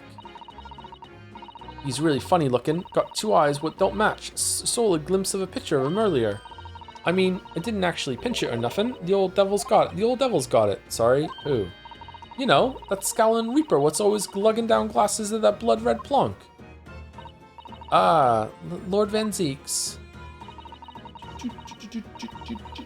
He's always at it in it for me, that cov. Don't know what he's always scowling about, mind. Probably would have been a pretty good boss as it goes. She'd rather be the Reaper's apprentice than the detective's trainee. The way I see it, if the choice is between a chip-guzzling detective and a chalice-glugging demigod, I'm choosing the chalice-glugging demigod every single fucking time. You're equally bad off with both. Interesting. I suppose you're right. I hadn't thought of it like that. Glad we put that one to bed. Anyway, the point is, everyone at the yard's dead set on finding the fishy engineer. But there don't seem to be no clues to go on, so they're stuck. There's nothing that can lead us to Drebber at all. Toby the dog. Alright, most important conversation of the day. Where'd you find that little mutt then, Gina? Oi, don't be so flaming rude, Odo. Slight overreaction, don't you think? You ain't no mutt, alright? Toby's... How did they put it? Mutts make the best dogs, though. Absolutely 100%. Oh yeah, a bona fide detective. Sorry. I've given him a proper title and everything. It's Chief Inspector Toby to you. More senior than Inspector Gregson, is he? Oh, so he's a police dog, is he? The police recruit dogs now? I've heard that they're already being used officially in Germany as part of their city policing. They're used for chasing criminals and such like. They have a wonderful sense of smell after all. Me too. I have a fairly good sense of smell myself. Yeah, I do too, actually, as it happens. I can tell undergarments that have been freshly laundered from undergarments that haven't. For fuck's sake, what are we doing? That's nothing compared to this little fella, Odo. Oh, really? According to what the boss said, once Toby here's got a good whiff of your drawers, he could chase that scent to the other side of the world. What? To the other side of the world? Alright, we have to find something that Drebber had, and the dog will lead us to him then. You mean, he can swim? Mr. Naruhodo, I think you may have missed the point. By rather a wide margin. I just can't believe this little dog has such an incredible skill. I'm telling you, Odo, there's gonna be more and more dogs doing their bit for the police in future. Yes, I agree. Right, one of these days there'll be barking orders at a slot, not the other way around.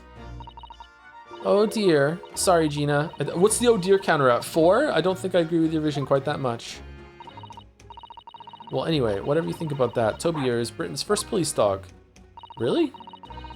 I found him down the East End the other day. Someone had just chucked him out on the street. There you go. I knew she lifted him from somewhere. Oh, Gina, you're such a kind-hearted soul, aren't you? To children and to animals, but not to lawyers. That's based, actually. That's based. I keep forgetting that Ryu is a lawyer. Yeah, we hate lawyers. Okay. I guess we're leaving?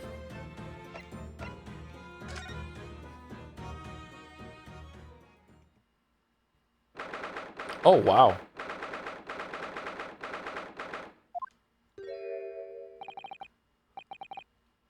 What's he doing? He's... Oh my, the whole wall of the cell is covered in mathematical equations. And he's still writing more now. Professor, sorry to interrupt. Oh. Do you know that Sir Thomas More is his patron saint of lawyers? Is he really? What did he do again? Oh, Mr. Naruhodo. And who is this young lady? She was in court yesterday, you didn't see? Or earlier today? Earlier today. My name is Susato Mikitoba. I'm Mr. Naruhodo's judicial assistant. It's a pleasure to meet you, Professor. Oh, if only I met a refined young woman like you sooner. None of this would have happened. No, that's not logical. That makes no sense at all. Oh dear. I'm sorry if my presence here upsets you. I owe you an apology too, Professor. I didn't manage to deliver what I promised you I would in the court this morning. Oh no. No. The whole thing, the whole miserable affair. It all happened because I've been such a complete and utter clot. Professor Hairbrain? What the fuck are you talking about? Ooh, the zoom in. What have you been working on in your cell? Oh, haha, you mean that? Oh dear, how embarrassing. I was suddenly struck by an idea, you see, and I simply had to write it down. The wall was all I had to hand. Oh, is it some new hypothesis? Something that surpassed super high voltage instantaneous kinesis, maybe? No, it's all the math you have to do when you're trying to calculate tax on things that you're buying when you're so used to just being included in Britain when you go over to the States and Canada. It's fucked up. I don't understand. Why? Just have it included in the fucking no, actually, this is my autobiography. Your autobiography? How I was diddled and fiddled by Albert Hairbrain. What? What are we doing? I found I can represent my odd fortunes with only odd numbers in an ambitious set of simultaneous equations. Really? I'm going to have to pay back all the loans I took for the kinesis machine, you see? So it's going to be a new serial publication from next month. Part 1, an odd birth, an odd upbringing. You can't beat the man's optimism, that's for sure. I see. Well, for now, would you mind if we talked a little more about the case? Oh, yes, of course. I've been working through the numbers. I was diddled. I was fiddled by the pair of them. By Assman and the aloof engineer, Drebber. We're not going to have to sit through an explanation of all these equations, are we?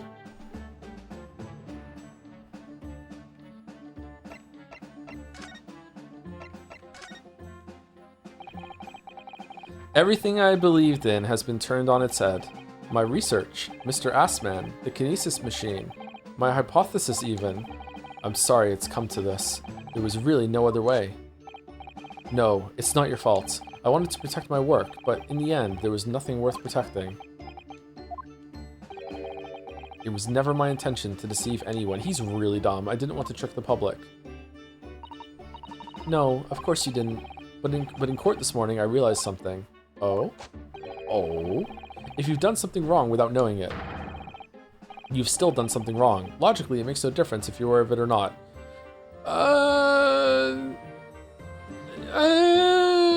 Okay, like in some circumstances, yes, in others, ignorance is a poor excuse. The blame still is with me. Oh, Professor. He believed in me this morning, you know. Barak did. He believed in my hypothesis. Well, I think that was just a necessary factor in the prosecution establishing its case. No, Barak wouldn't do something like that. I'm sure he genuinely believed it. Did he? I think I understand now why it was that he decided to take on the prosecution in my trial, I mean.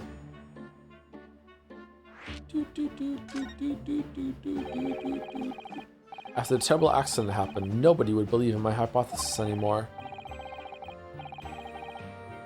If you cause harm, the intention or lack thereof doesn't matter, IMO?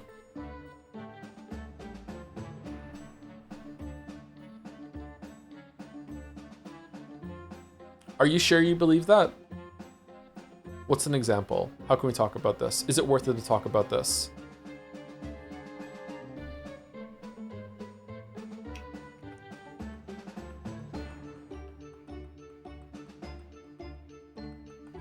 If you're in a baseball field and you're practicing your swing with someone throwing a ball at you, and you hit the ball as hard as you can, and it flies across the field, and it just so happens that at that time someone was walking in that field, even though you reserved the field, blah blah blah blah, and it hits them in the face, and it hurts them. Like, you did absolutely nothing wrong. Like, what are you talking about? It's the person that was like in the baseball field that's reserved for practice area that's at fault, right? Or if you're at a driver range with golf balls or whatever, or you're at a shooting range and you're doing target practice, and someone like walks into the line of fire that they shouldn't be there, like jumps all the fences, and you have no idea where they're there, and you hit them, like, you did nothing wrong.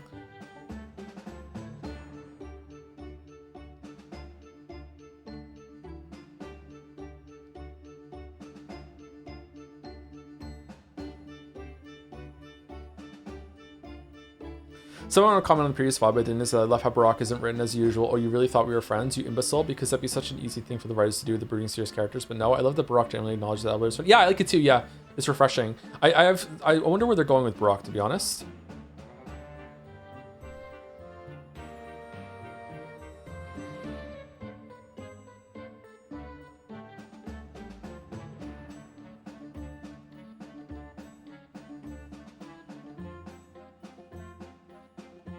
Will you be happy if I said not in all cases on my own? Was everyone jumping down my throat? I think it's because the way you said it was pretty extreme. I think you said it sounded like it was in all cases to you, like it doesn't matter.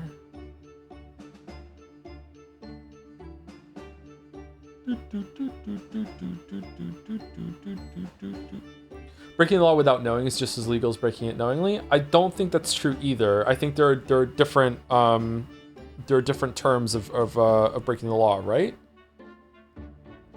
In some cases, it might not even come down as a crime if you can prove that there was an intent or it was a complete accident. No, I think it's because you read aloud. If you don't want the streamer to read your chat messages aloud, you probably shouldn't chat, chatters. Sorry, not the police, not the prosecution service, not any lawyers either. I feel like I dealt some kind of finishing blow there. If any other prosecutor had taken the case, if it was anyone other than Barack, I'm sure the prosecution would have declared my hypothesis a complete and utter nonsense. In that case, you would have to be declared a fraud yourself, Professor.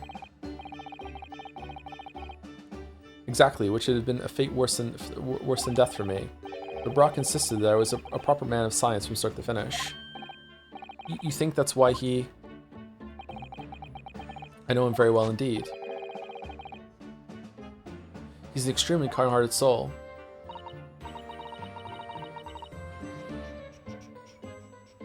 You misunderstand. If the intent of action A is there and you claim you didn't know the law says action A is illegal, that's a useless defense? I don't think it's that I misunderstand. I think there's different versions of what we're talking about right now. Like, obviously, if you think that, if you don't know that, like, driving through a red light is legal, that doesn't mean you're just allowed to do it and you can't get convicted. There's a whole Homer Simpson bit about that, right? Obviously. But if you don't know to the extent that, like, if I fire this gun right now at the shooting range, that I didn't know that there was someone fucking hiding behind the target because they're there illegally and I'm going to do damage to them, like, that's a different scenario. That's a different way of breaking the law without intent that you didn't know you're doing something wrong, right? And I think most courts would say that you didn't even do anything wrong in that situation. It's the person that was hiding that was there that was the problem, or maybe it was the facility was at fault because they didn't have enough like guards in place, or not exactly like guard people, but like guard rails or precautions in place, that sort of thing. Yeah, specifically not knowing what the law is, that's a valid defense. Yeah, but that's not what we're talking about. We're talking about intent. Intent is a whole other thing.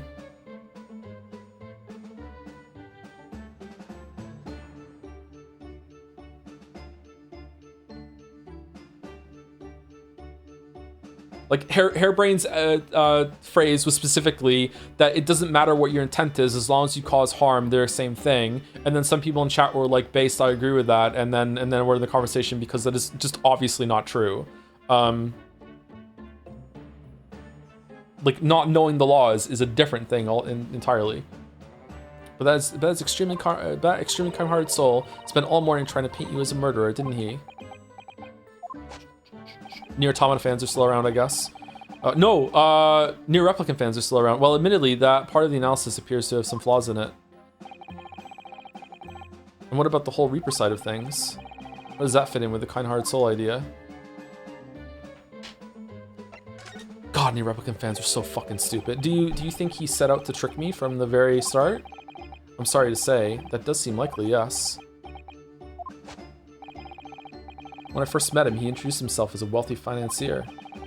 He looked over the paper I had written and said my work would benefit all humanity and must be pursued.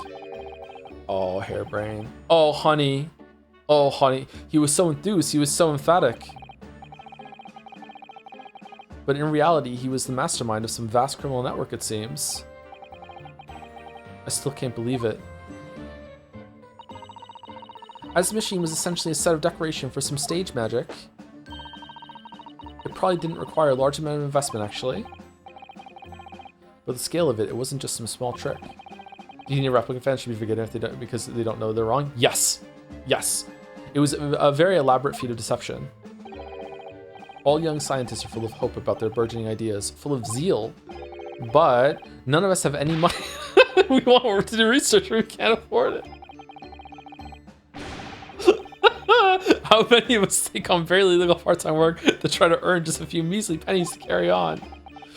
To go through all of that only to be taken for a complete fool. It's too rotten to believe. It is, I agree.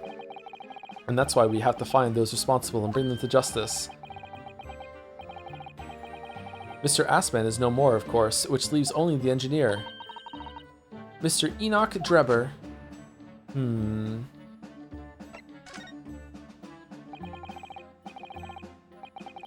Is he an engineer or a magician or a swindler?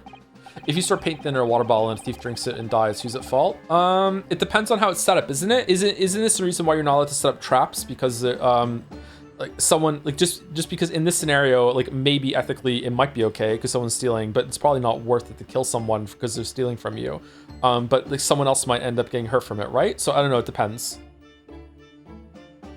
That'd be interesting actually. If you're just like, if you're just holding, if you're just storing some paint thinner in a bottle because that's the only vessel that you had, and you didn't clearly mark it, and then someone breaks into your house and they have a drink while they're there. That's kind of a weird thing to do. That's almost an impossible scenario to happen, but like, I don't know.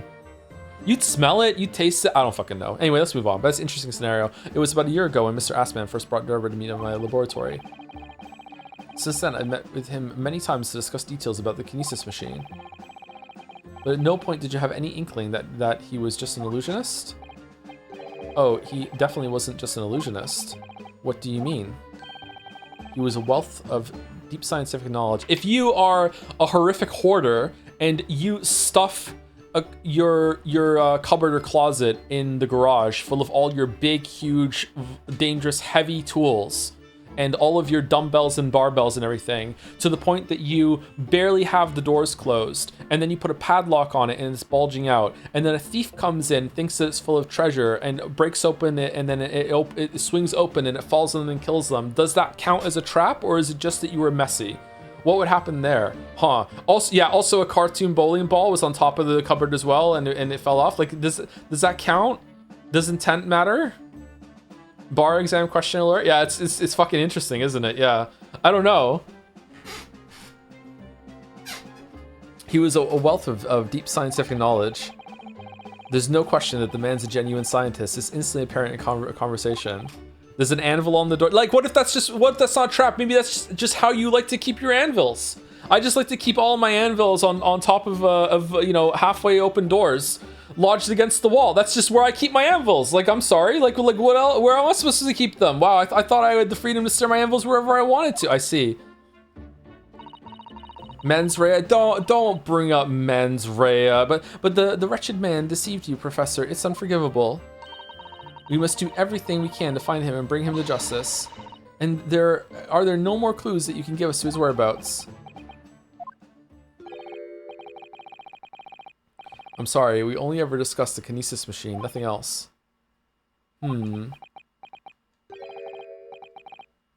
Although, just once. I did visit his workshop. What workshop? What? Drebber's enormous fabrication laboratory where he constructed my great machine. Oh. Where is it? Why didn't you mention this before? Enoch Drebber's workshop. There's every chance we might find the man there. Toby the dog. Oh, okay. So you've been to Drebber's place of work then? Yes, just once, you understand.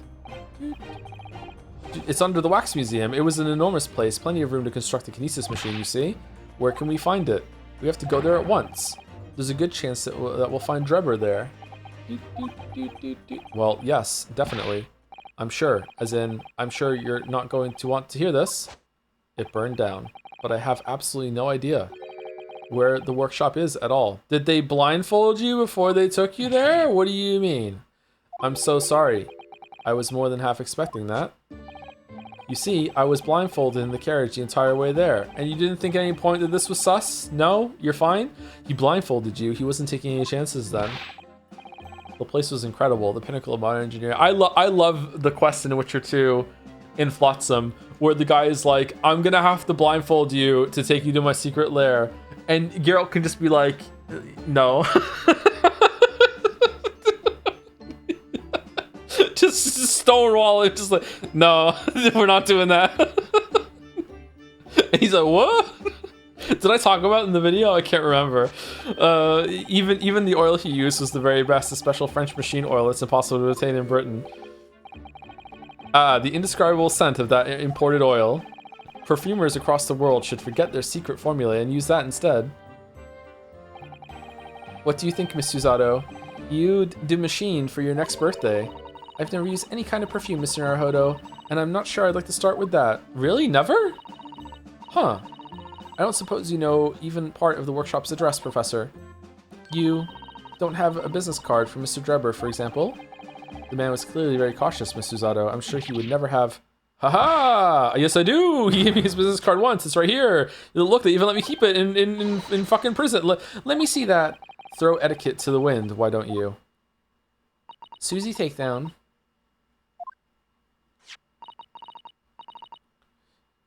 E. Drebber, engineer. I'm afraid that's all it says. There's no address. No. Oh well, I can't say I'm surprised. Okay, so the smell is going to be, that we just described, is going to be we give to the dog, and the dog is going to lead us there. Okay, alright. Still, this could be useful. Mr. Enoch Drebber's business card, though only knows the man's name, there is no address.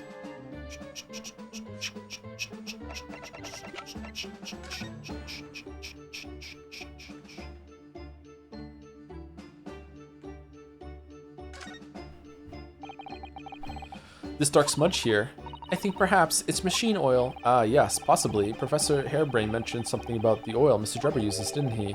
He said it was specially imported, very high quality oil that's impossible to obtain in Britain.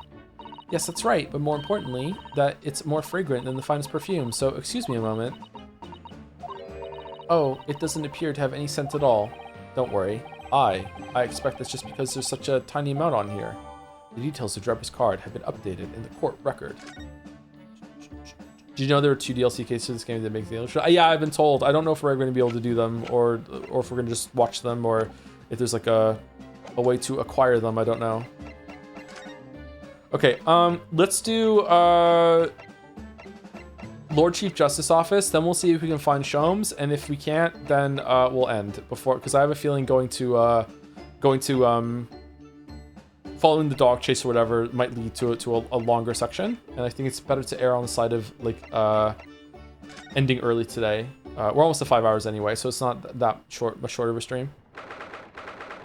23rd October, British Supreme Court, Lord Chief Justice's office.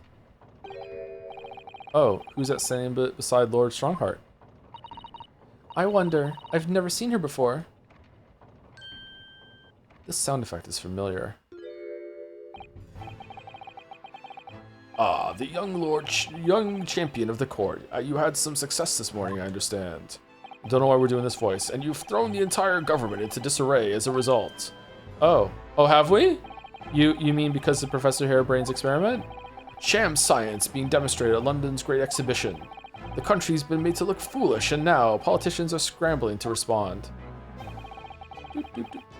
Lord Van Zeeks is in Whitehall as we speak, giving an emergency briefing. Oh dear, I didn't mean to cause any trouble. None of this is your responsibility. The government is entirely to blame for having been taken in.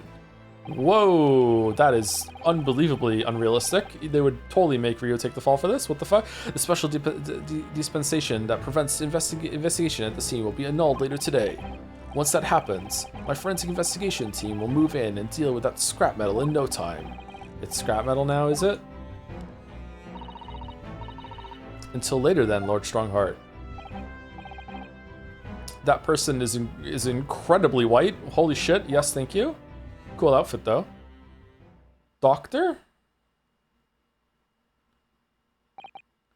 Who was that?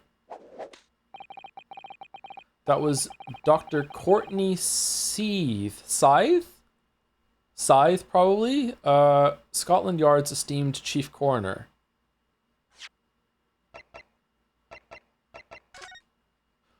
Oh! Okay. Court scythe? Like a scythe that's gonna cut the court down? Huh. She's leading the forensic investigation team's handling of this case. She was just delivering her report about the victim, in fact. Oh, I see. About Mr. Assman. Turns out he wasn't an Assman at all. Following the outcome of the trial earlier, I asked the coroner's office to reevaluate his findings. Updated autopsy report? I don't have time to tell you what she concluded. If you want to know, you'll have to ask her directly. You can find her in the forensics laboratory. Do we get it and Van Zieks won't have it? Oh, I would love it if they had like an updated autopsy report that we can pull on Van Zieks. That would be fucking amazing. All right. Now, what were you here to see me about? I can give you 7 minutes and 39 seconds of my time. So he's not running quite so spectacularly late anymore. Oh no, he is. Dude, those gloves look like they're awful to wear. So frilly.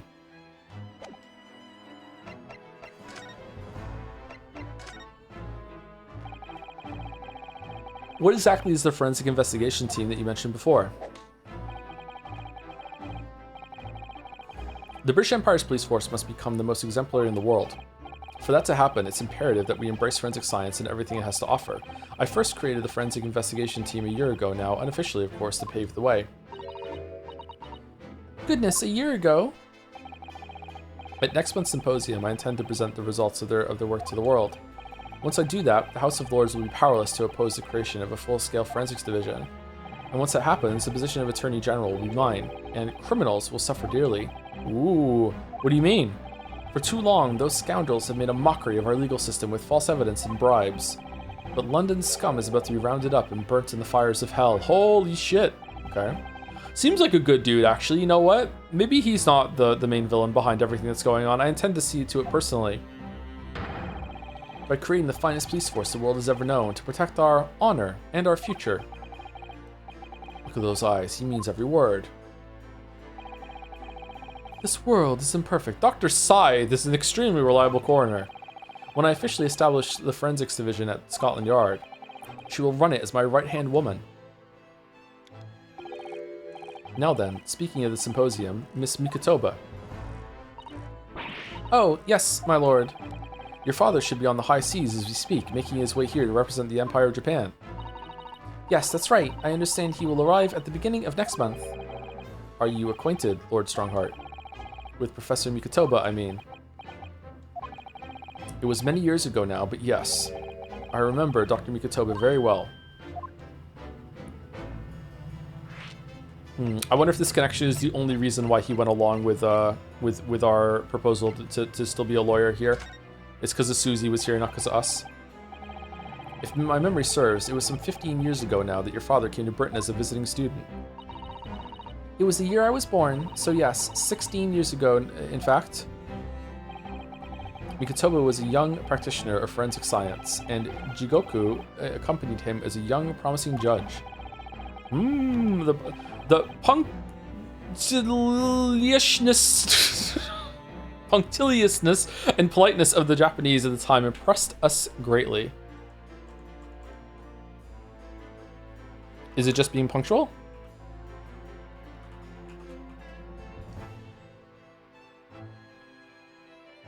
No, it's more than that. It's rules and formalities and stuff like that.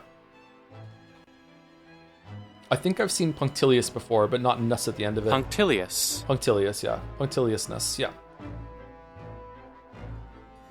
You try. Well, I intentionally fucked up the first pronunciation that time. Normally I don't, but that time it was for the bit, you know, just like rendezvous. Not that I wish to imply impoliteness or carelessness on your part in any way. I didn't think that you were. Dr. Mikotoba studied forensics at one of London's large hospitals. St. Sinners, if I'm not mistaken? Dr. Side, it's probably Signers, but Dr. Sinners, Dr. Side was also there as it happens. Then Dr. Side knows my father, does she? She was a young medical assistant at the time, so I doubt their paths crossed regularly. But I've no doubt they knew each other superficially. After all, Dr. Mikoto was here studying a subject for some 6 years in total. 6 years, that's a long time to be studying abroad, isn't it? I mean, we're close to a year already. I lived with my grandmother in those years. So he left his newly born daughter behind and went overseas for 6 whole years. That's fucked up, bro. It was a rather turbulent time at home. Oh. Perhaps father wanted a reason to get away. What do you mean? Why? Oh dear. Well, clearly something was going on at the time. It was not but 30 minutes ago that she said no more secrets. But you know what? This is not really a secret. This is personal. We don't need to know that. I wanted to ask you about Lord Van Zeeks, actually. I heard that his older brother was killed some years ago by a mass murderer known as the Professor, who targeted nobles and royalty. Is that right? You Japanese are a thorough lot. You've done your research well. Yes. And you could say it was that very incident that gave rise to the Reaper. What? Why? When his brother, Clint Van Zeeks, was murdered, it was just after young Barack had graduated from the University of London and become a prosecutor, when obvious criminals who managed to evade conviction in court started disappearing. Rumors quickly spread throughout the capital. Londoners started to say that wherever Barack Van Zeeks went, the ghost of his dead brother wasn't far behind. Oh my word! So, Lord Van Zeeks isn't the Reaper. It's the ghost of his brother? There are ghosts in this world, so yeah. Ever since that time, he became a very aloof figure in London's legal circles. Alright, so the brother's not dead? No one's dead. No, fucking Brett's still alive, apparently. No one actually dies in this world. When's McGilded coming back for fucking round 3? Oh yes, Lord Strongheart. Go ahead. It's about Professor Harebrain's experimental machine. We'd like your permission to examine the remains, if possible. Are you well versed in science, then? Not in the slightest. In fact, you could say I was barely aware of the subject at all until recently. Well, the special dispensation legally preventing investigation of the machine is currently being annulled. Within a few hours, Dr. Side's team of forensic experts will begin their own investigation, but I suppose, until then, there's no harm in you looking at the wreckage, as long as you touch nothing. Thank you. Being able to look at it is better than nothing. Yay! And I'll be able to see it too. Your time is up. You'll have to excuse me now, I'm afraid. My next engagement calls. My curfew approaches. We are extremely sorry to have troubled you when you are so busy, my lord. Shut up, Susie. Drink your orange juice. I have important matters to attend in preparation for the symposium, you understand?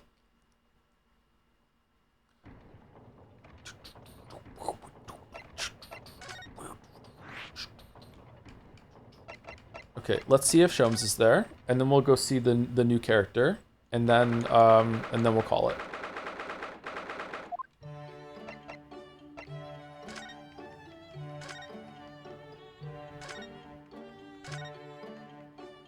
Nope, no Sholmes. Okay. He's not Shom.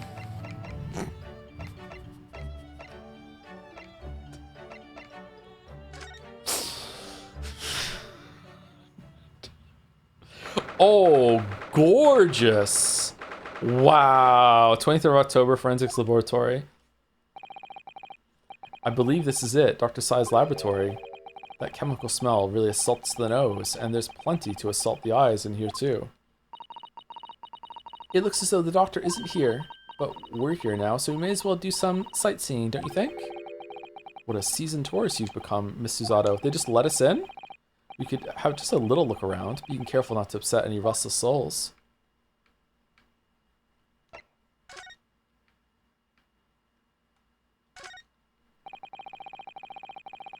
Look at all the bottles on the shelves in these cabinets. What an assortment of chemicals. These ones here are labeled highly toxic. Ugh, that's worrying, because there are also things that look like salt and pepper shakers in there. What if one of them's paint thinner, we drink it? Oh yes, they actually say salt and pepper on them.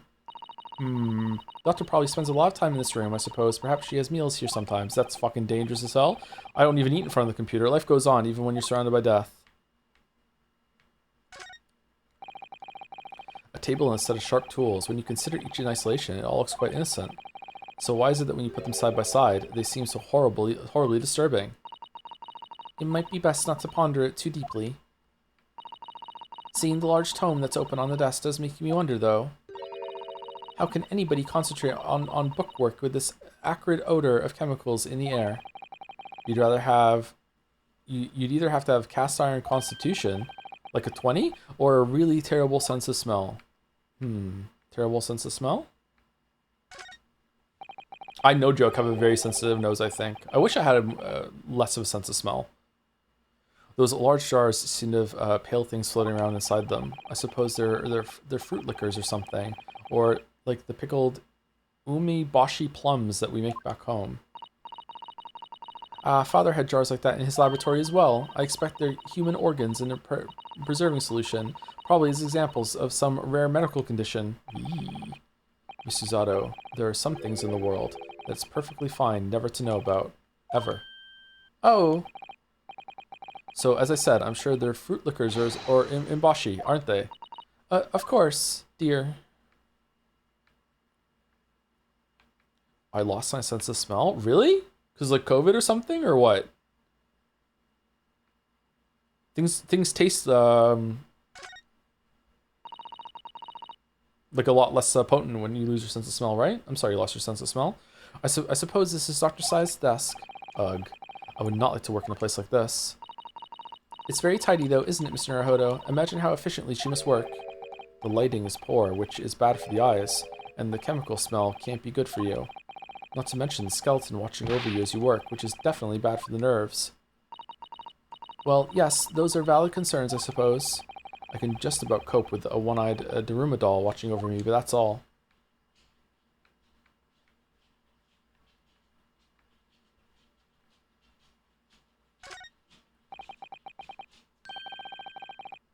Getting some big yeek vibes from the top of the skeleton case here. Well, look at this, what a magnificent display case. And cherry wood has been polished to a high sheen, and the intricate carving is a joy to behold. Western cabinet makers really are very skilled, aren't they? Do you have nothing to say about the skeleton inside, Mr. Naruhodo? What skeleton? Miss Susato, can't you tell that I'm trying very hard to avoid talking about the terrifying contents of the case? It's how I cope.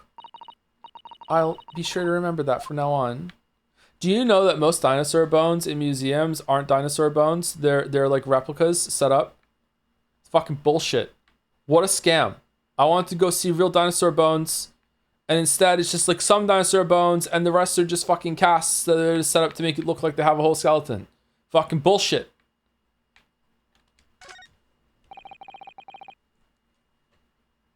Nothing particular. No. What do you mean? It was blue. Fucking reading Wikipedia, like that looks like an owl and a crow up there. I know, and they haven't even twitched since we came in here. How do you feel about the bird feather dinosaur meta? I like it. I think that dinosaurs having feathers is interesting. It wasn't like that when I was a kid. It's a new development, yeah. Well, no, they wouldn't have. They're taxidermy mounts, Mr. Naruhodo. I was afraid you were going to say that. I wonder when they remake Jurassic Park in like 50 years or whatever, if they're gonna have feathers now. That'd be fun. I've been trying very hard to tell myself they're just sleeping with their eyes open. Yes, I think perhaps you were wise to put something like your Daruma doll on display in the office instead.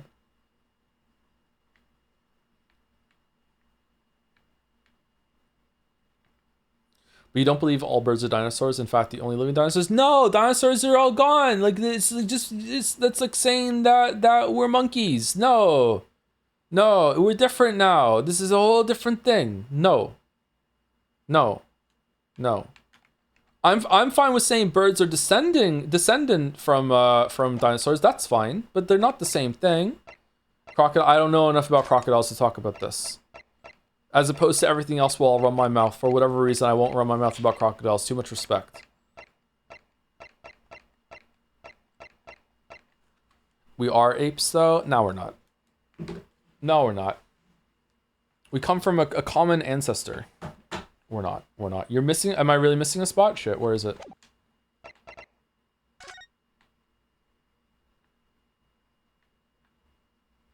You just derailed us for I don't know how long, chatter. Oh, you're right. It is the book. I thought the book was the same thing. Shit. Oh, was sharks the same sharks as millions of years ago, eh? Haven't sharks, like... Aren't they, like, notorious for having not changed in that time? Like, yeah, kinda. Obviously, they're different, but... Nature just, like, evolved sharks and was like, fuck it, that's probably as good as they're gonna get. Look at this big, thick book here. Ah, it appears to be an accounting ledger. It's a record of the forensic investigation team spending, I think. Oh. What is it? It's clear that the team purchases various equipment and supplies on a monthly basis, but, well, one entry seems rather strange. Why are we snooping? Really? In what way? They're buying 500 scalpels every month. Okay, so they're playing Pathologic too? Okay, 500. They must be working really hard on dissecting corpses. I don't know. Judicial autopsies are only carried out in certain special circumstances. And scalpel blades can be sharpened too. It does seem a bit strange. You're right. Okay. Well, it is London, and what is a scalpel except, like, the ultimate knife? So I think maybe that's what 500 scalpels a month. What could they possibly be using all of them for?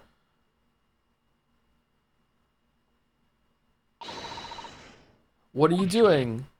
Uh-oh.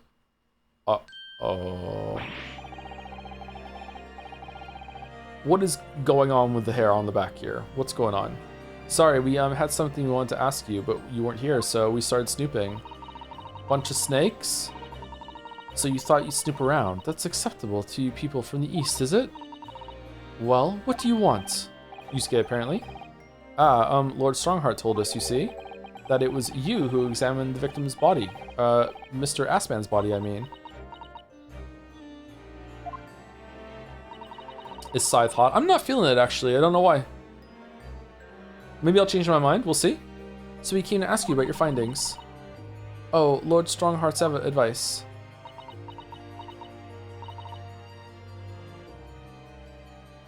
Very well. Very well. In the Lord Chief Justice, if the Lord Chief Justice is given his consent, I'll tell you what our investigation revealed.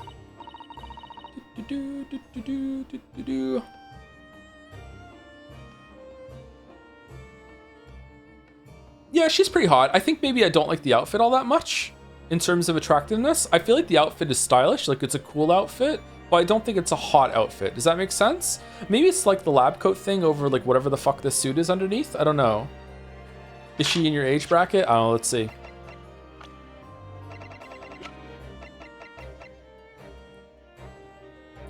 Exactly on. Damn, 39. Scotland Yard coroner, leader of the forensic investigation team, and one of Lord Strongheart's most trusted allies. But when we're done, you must leave immediately.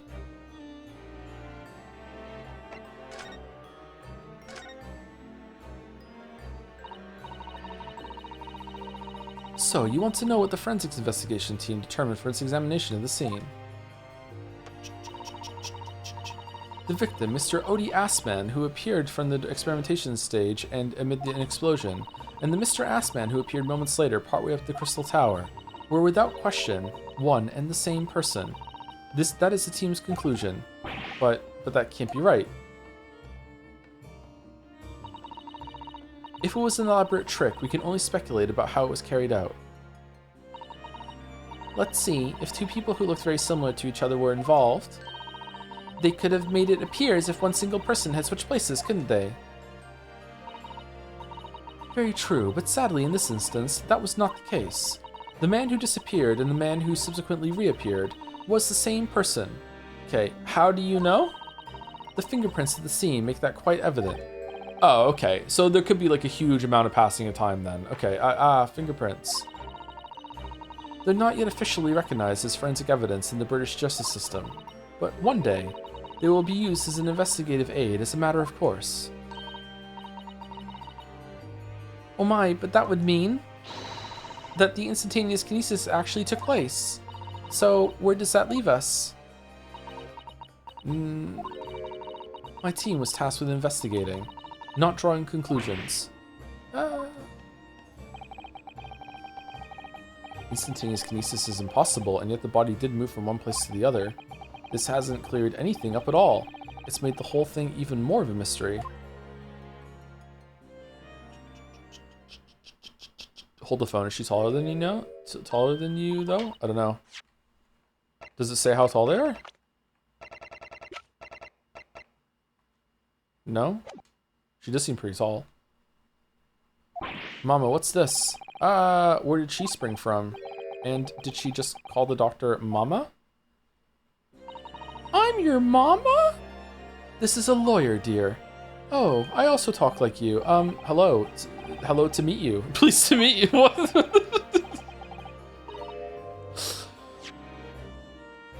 Are you from Brazil? Pleased to meet you. I'm a defense lawyer. Ryunosuke Naruho. Mama? Yes? Can I cut this one up? What? I've never seen inside an Eastern person before. I want to know what it looks like. Of course you can. It's a live specimen, as you can very well see. Huh, nothing sus going on here. It's fine. Humph. Boring. This is a Danganronpa character. I think. I just had a near-death experience. Oh dear, Mr. Naruhodo, you're as pale as a corpse. Uh-oh, gonna cut into you. Then let's leave before I'm mistaken for what. Yeah, there we go.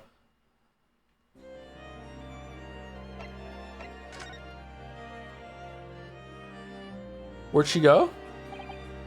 So, what are you doing at the moment, Doctor? Being interrupted by you. Keeping a close eye on things so no impertinent Easterners think they can look around my office. Are there such impertinent Easterners around? How terrible. Yes, you. Yeah, okay, so you're stupid. Okay, that's fine. She doesn't mince her words, Miss Susato. I think perhaps it's time we left.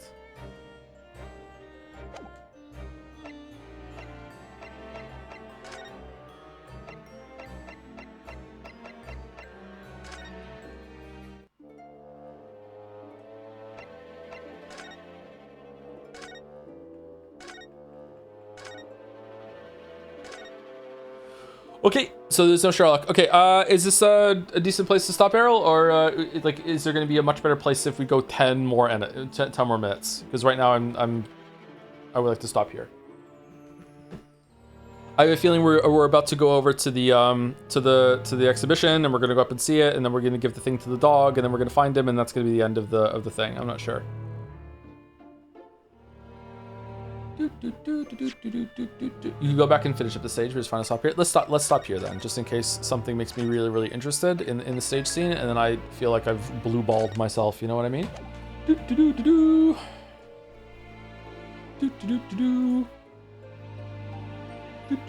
Before I go, thank you to Wing Edge for the 49 months with a Joms.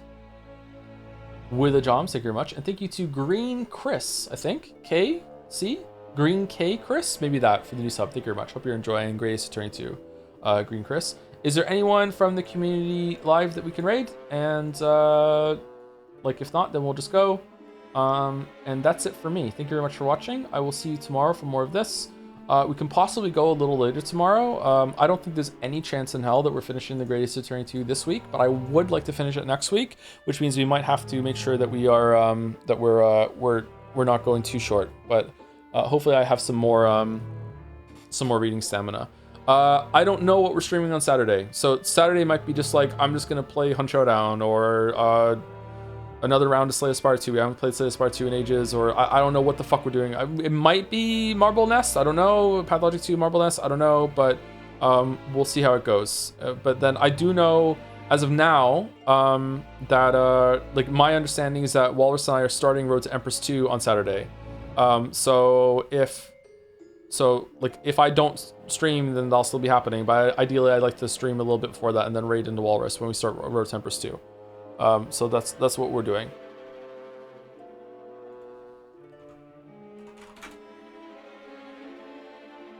Small Ant is live. All right, Small Ant. Is it just Small Ant? That's it? Small Ant? That's Small Ant? I like Small Ant. I haven't watched his content in a while. I liked a bunch of his Pokemon videos. They were fun. Maybe you could slot on Final Fantasy 7 for Saturday slot? Yeah. Meh. Meh. Maybe. Spence part of the community? No, I asked if anyone was a part of the community and they said no, but Small Ant was live. So sometimes we raid outside the community. But if there's anyone live in the community, we usually raid them as you know, if we know them. I don't think Small Ant knows who I am. I don't think Small Ant's ever watched the videos or streams or whatever. But I like Small Ant, so we'll raid. Anyway, raid's going through. See you all tomorrow. Hope you enjoyed the stream. I saved it, right?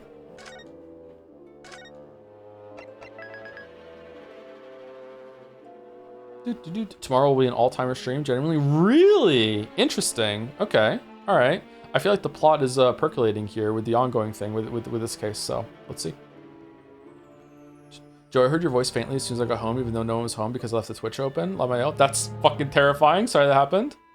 I should just start saying spooky things randomly on stream to see if I can scare anyone. Ooh.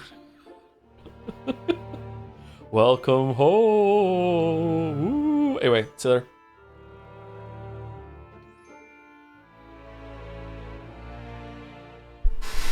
And see you later, anyone who's on the VOD or stuck around and didn't go to the raid. See you later.